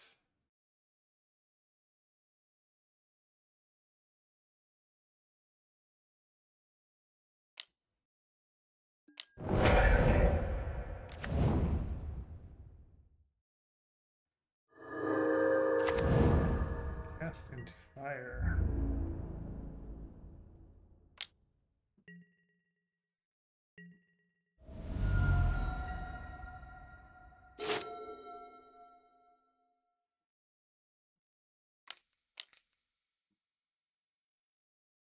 Maybe I'm playing too passive. I don't know.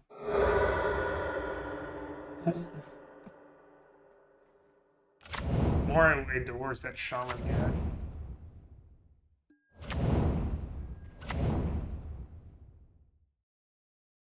Yeah, I should have maybe played shaman last turn, playing all scared. It would be nice to ever draw land.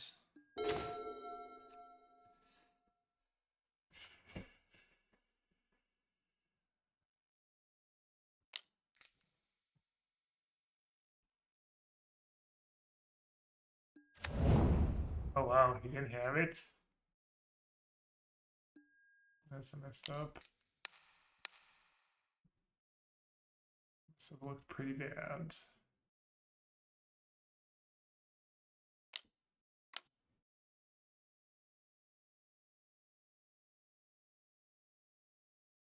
Damn it!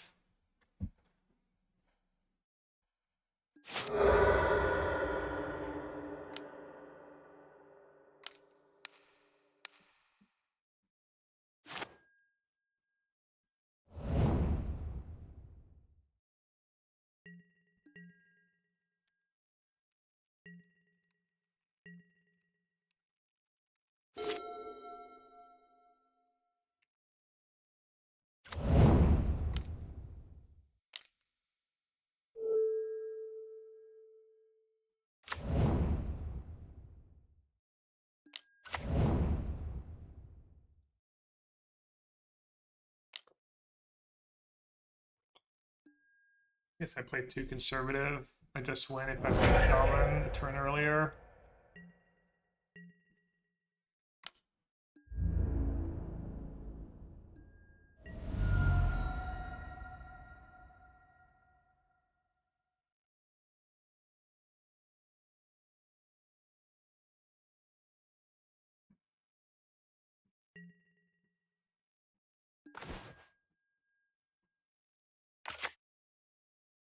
Do I kill a 2/2 or a lands? Sack the treasure ping.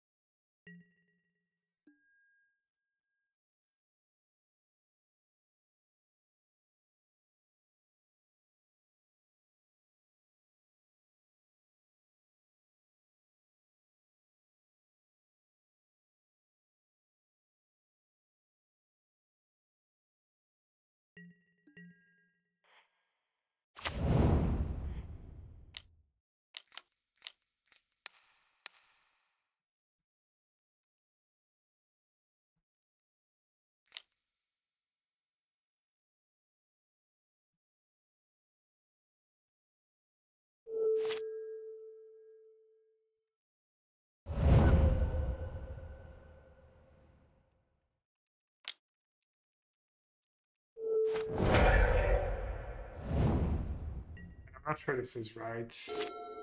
At this point, I'm supposed to try and save it for an enforcer. Could have just replayed veteran.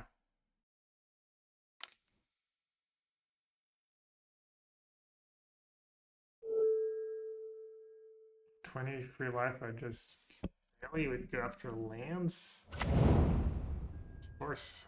I mean, oh, why didn't I discard this tree? What am I doing? Focus. Focus. Stop chatting.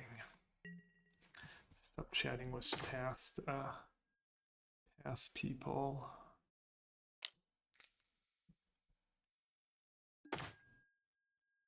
Okay, that's good.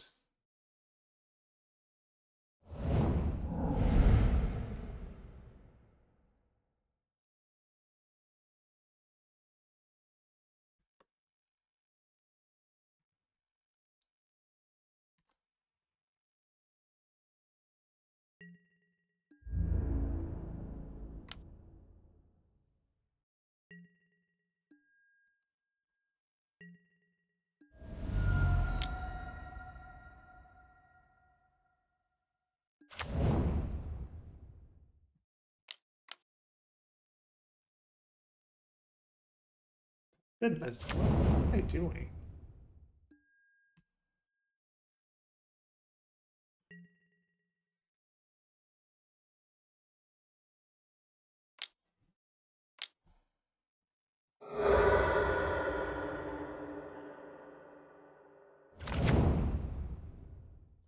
Why am I not playing Screech here? I don't know what I'm doing this game. I'm just playing terrible.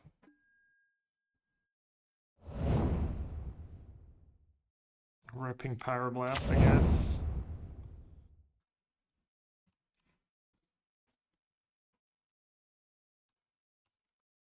At least he's behind on time. $500 timeout.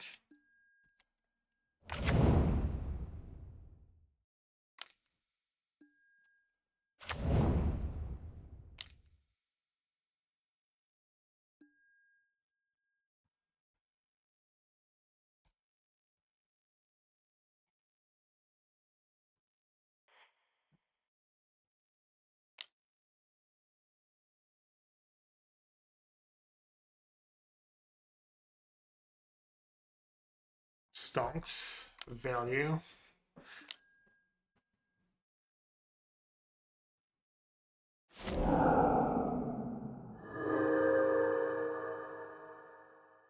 I get to pick black now. Interesting that he brings cast into the fire. Maybe he didn't even bring in Pyroblast.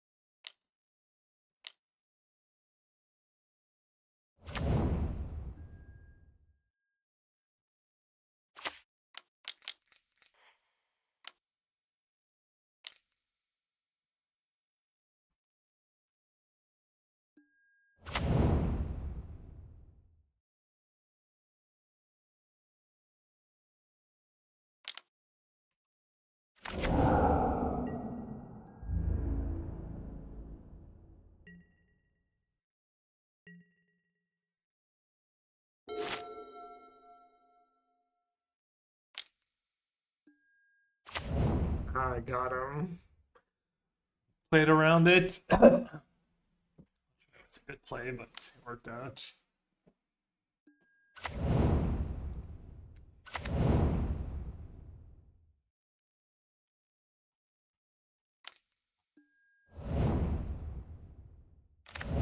Yeah, I threw this game. Wow. I'm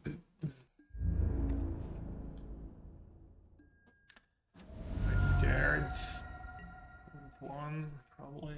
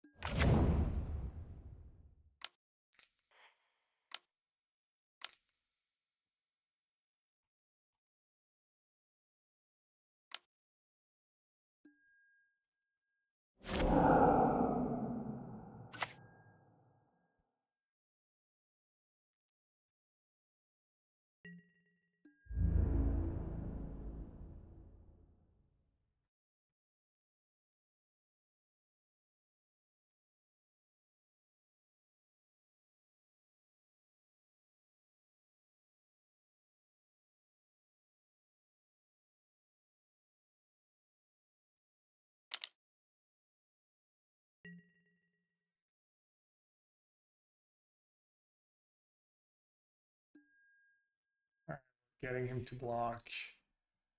So when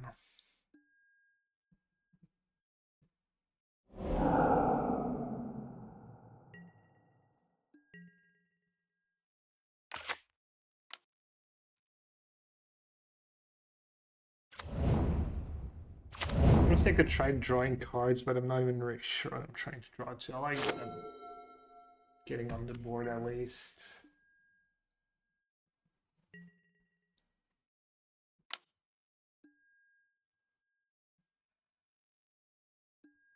Does this deal damage to player 2, eh?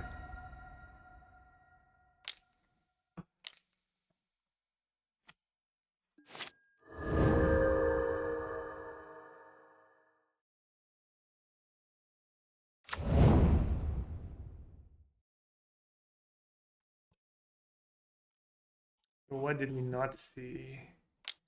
We didn't see Galvanic Blast, obviously. It's worst card. We saw Cast into the Fire. We didn't see counter spells.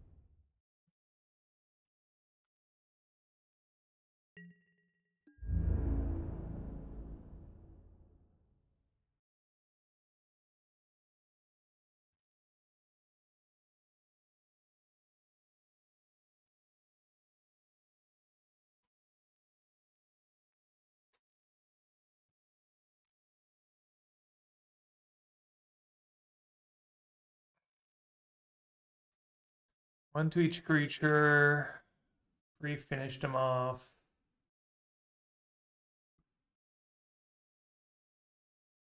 Four, 5, 6.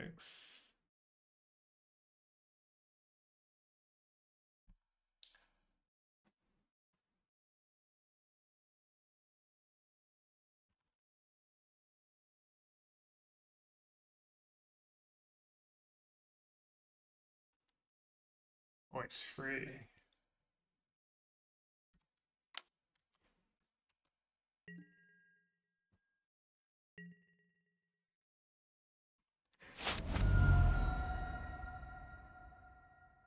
I don't know if it's worth spending more time to figure out if it's optimal to attack with 0, 1, 2 free creatures there.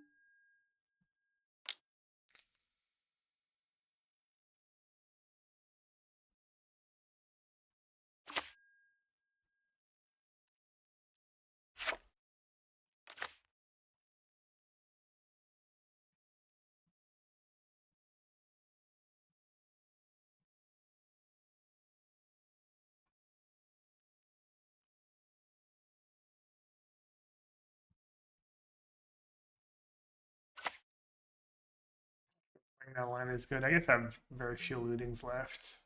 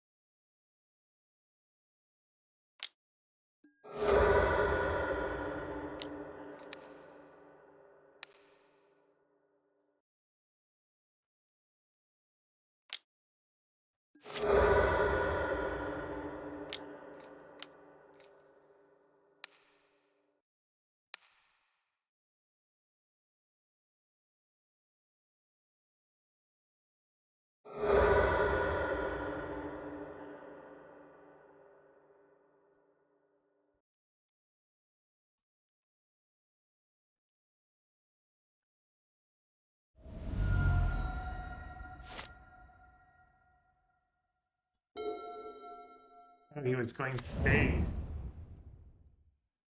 Oh. Chef stranded, some damage, I guess.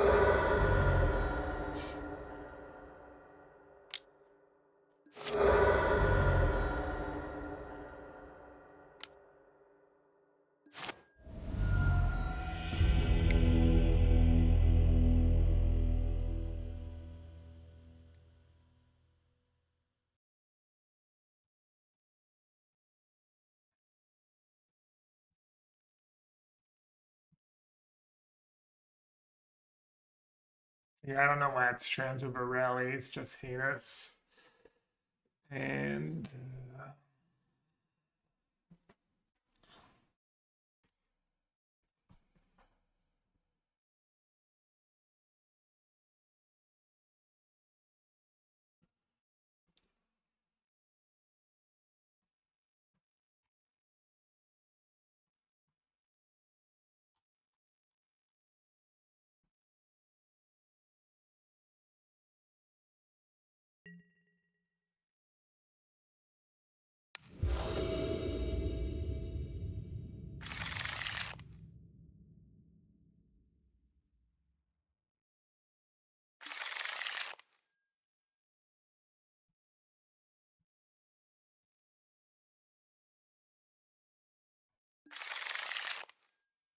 oh my god.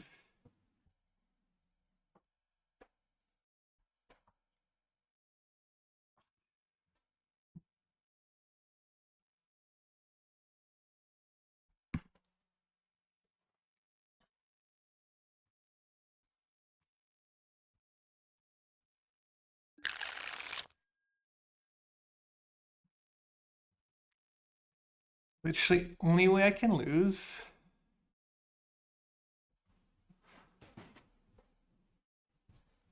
If I draw land at free min anyways, the drum.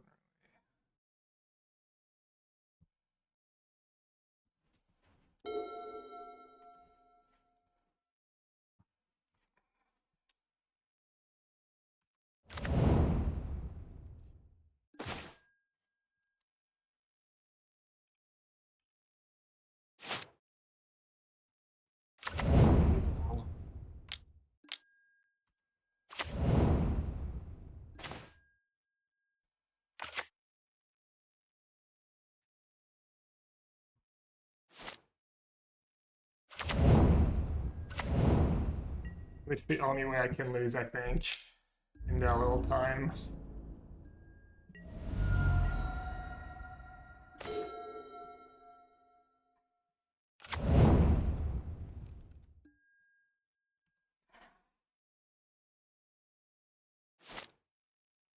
Putain! 500 balles sur Mulligan à 4.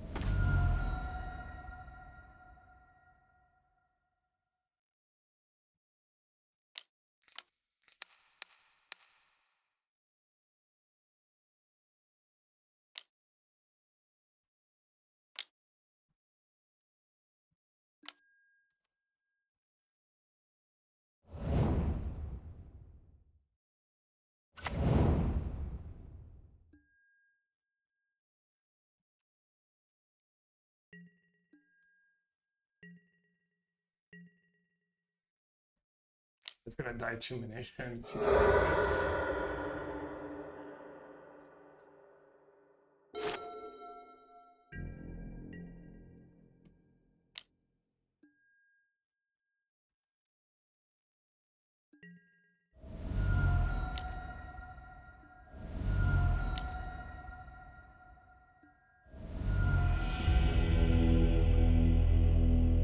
Mulligan to 4. Which the only way I can lose. Oh, what a tilt. What a massive tilt.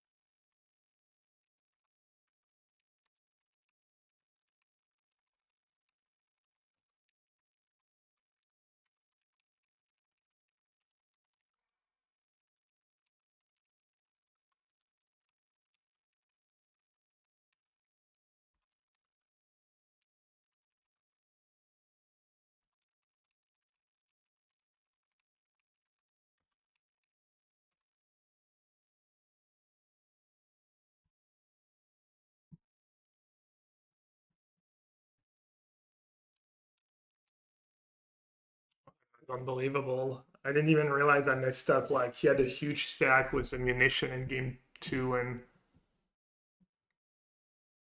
dude, how did I lose this match? What the hell? How does he have blast in his deck too? I guess he's trying to win fast, but The player is that are those 2 frogmites. So yeah, let's see.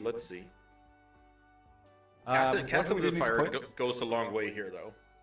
No black mana for this deadly dispute. Of course, the second I say it, drawn for the turn, we do it. Now we can sacrifice this. The Wellsprings, go 3 cards deeper in our deck, generate a treasure token. The Black Ancestral Recall, even buying back a mana there to make it a 1-drop functionally. Yeah, awesome. Galvanic Blast was drawn. That could be huge. 4 damage to the face. Mountain drawn for the turn for Nassif. Man, this is a close game. Remember, Nassif was on a mold of 4, ladies and gentlemen, and missed the first land drop because it was a Boris Garrison. Yeah, you don't want to play that out. Dust. Rebuke is going to deal with this. So, we take 2. Are we dead to another Galvanic Blast off the top here? If we can find another Galvanic Blast, we're going to be counting a champion, and their name is going to be El Gran Boa.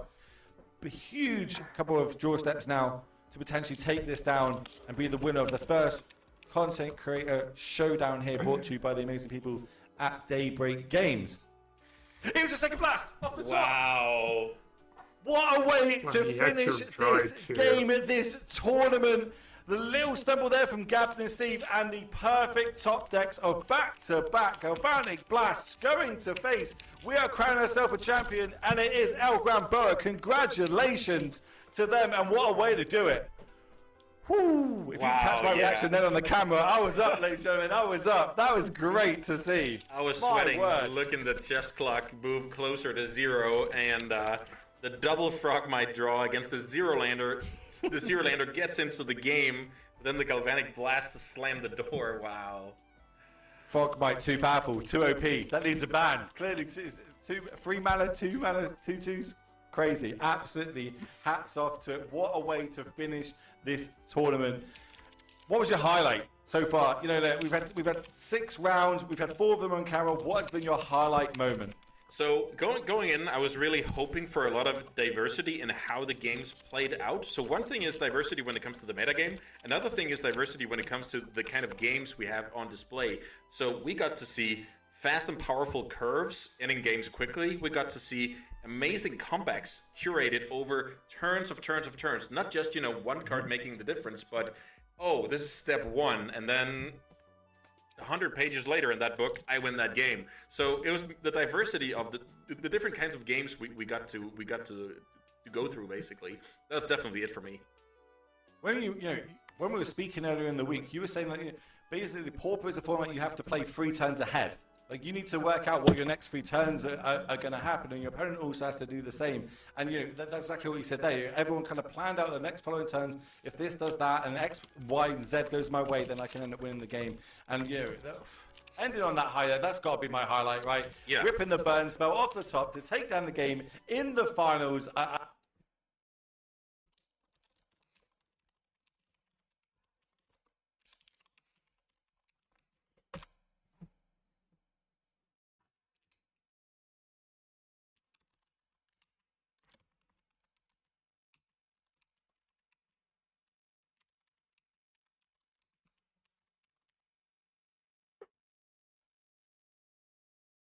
All right, I think I'm gonna call it a stream. But thanks for watching, everyone. The classic being uber tilted despite getting the second best result. Like how the last round goes matters. Oh man. Yeah, the Strand play, I completely missed it. I feel like if it's like in paper or I don't know, I just totally didn't think about just all the machine triggers were stacked and I could just Strand for red and I still had Strand for his turn and 1 more damage.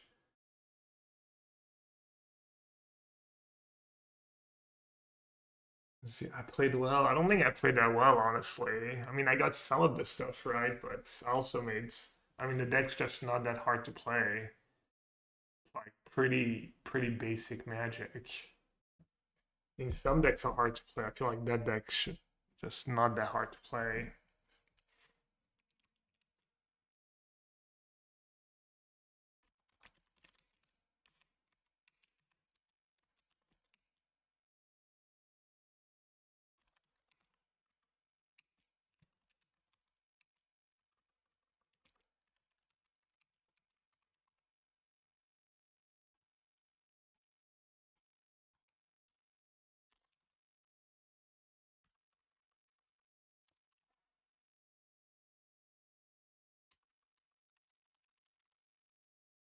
Like it's Thierry. Thierry's like, what is it like L below?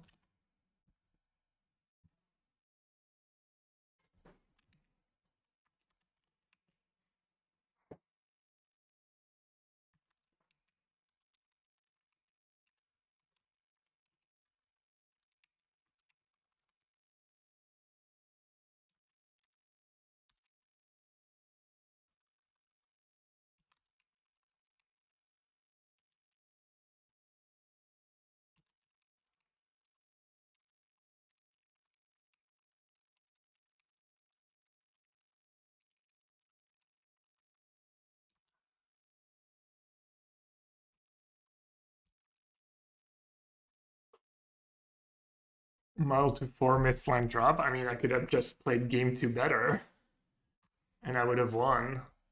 Also, I could have cast the dust earlier, and if I'd just cast my turn to dust earlier, if I had cast all my, I played way too conservative.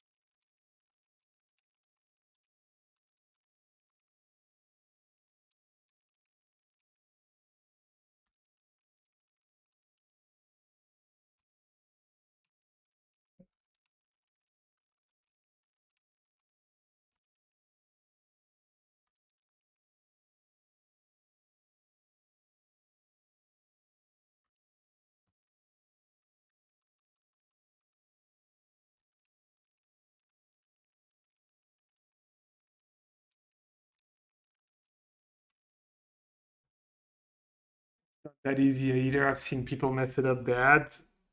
Yeah, but I feel like it's like kind of just such traditional magic of like balancing, you know, using your mana, pressuring them, playing to your outs. I don't know, just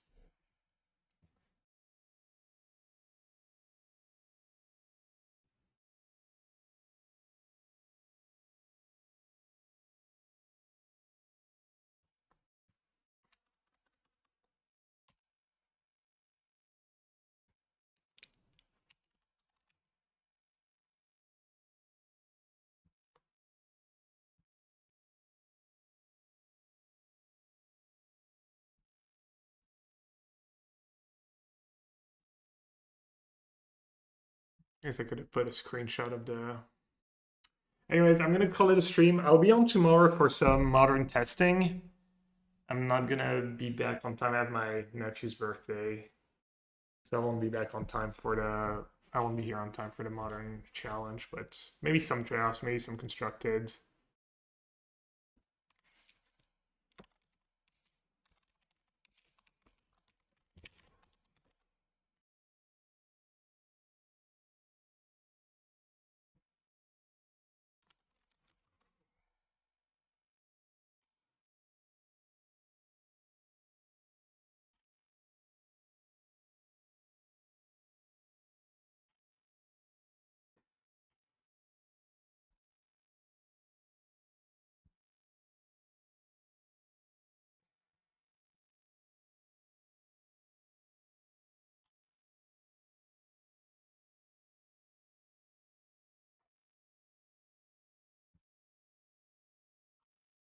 Oh, that was fun.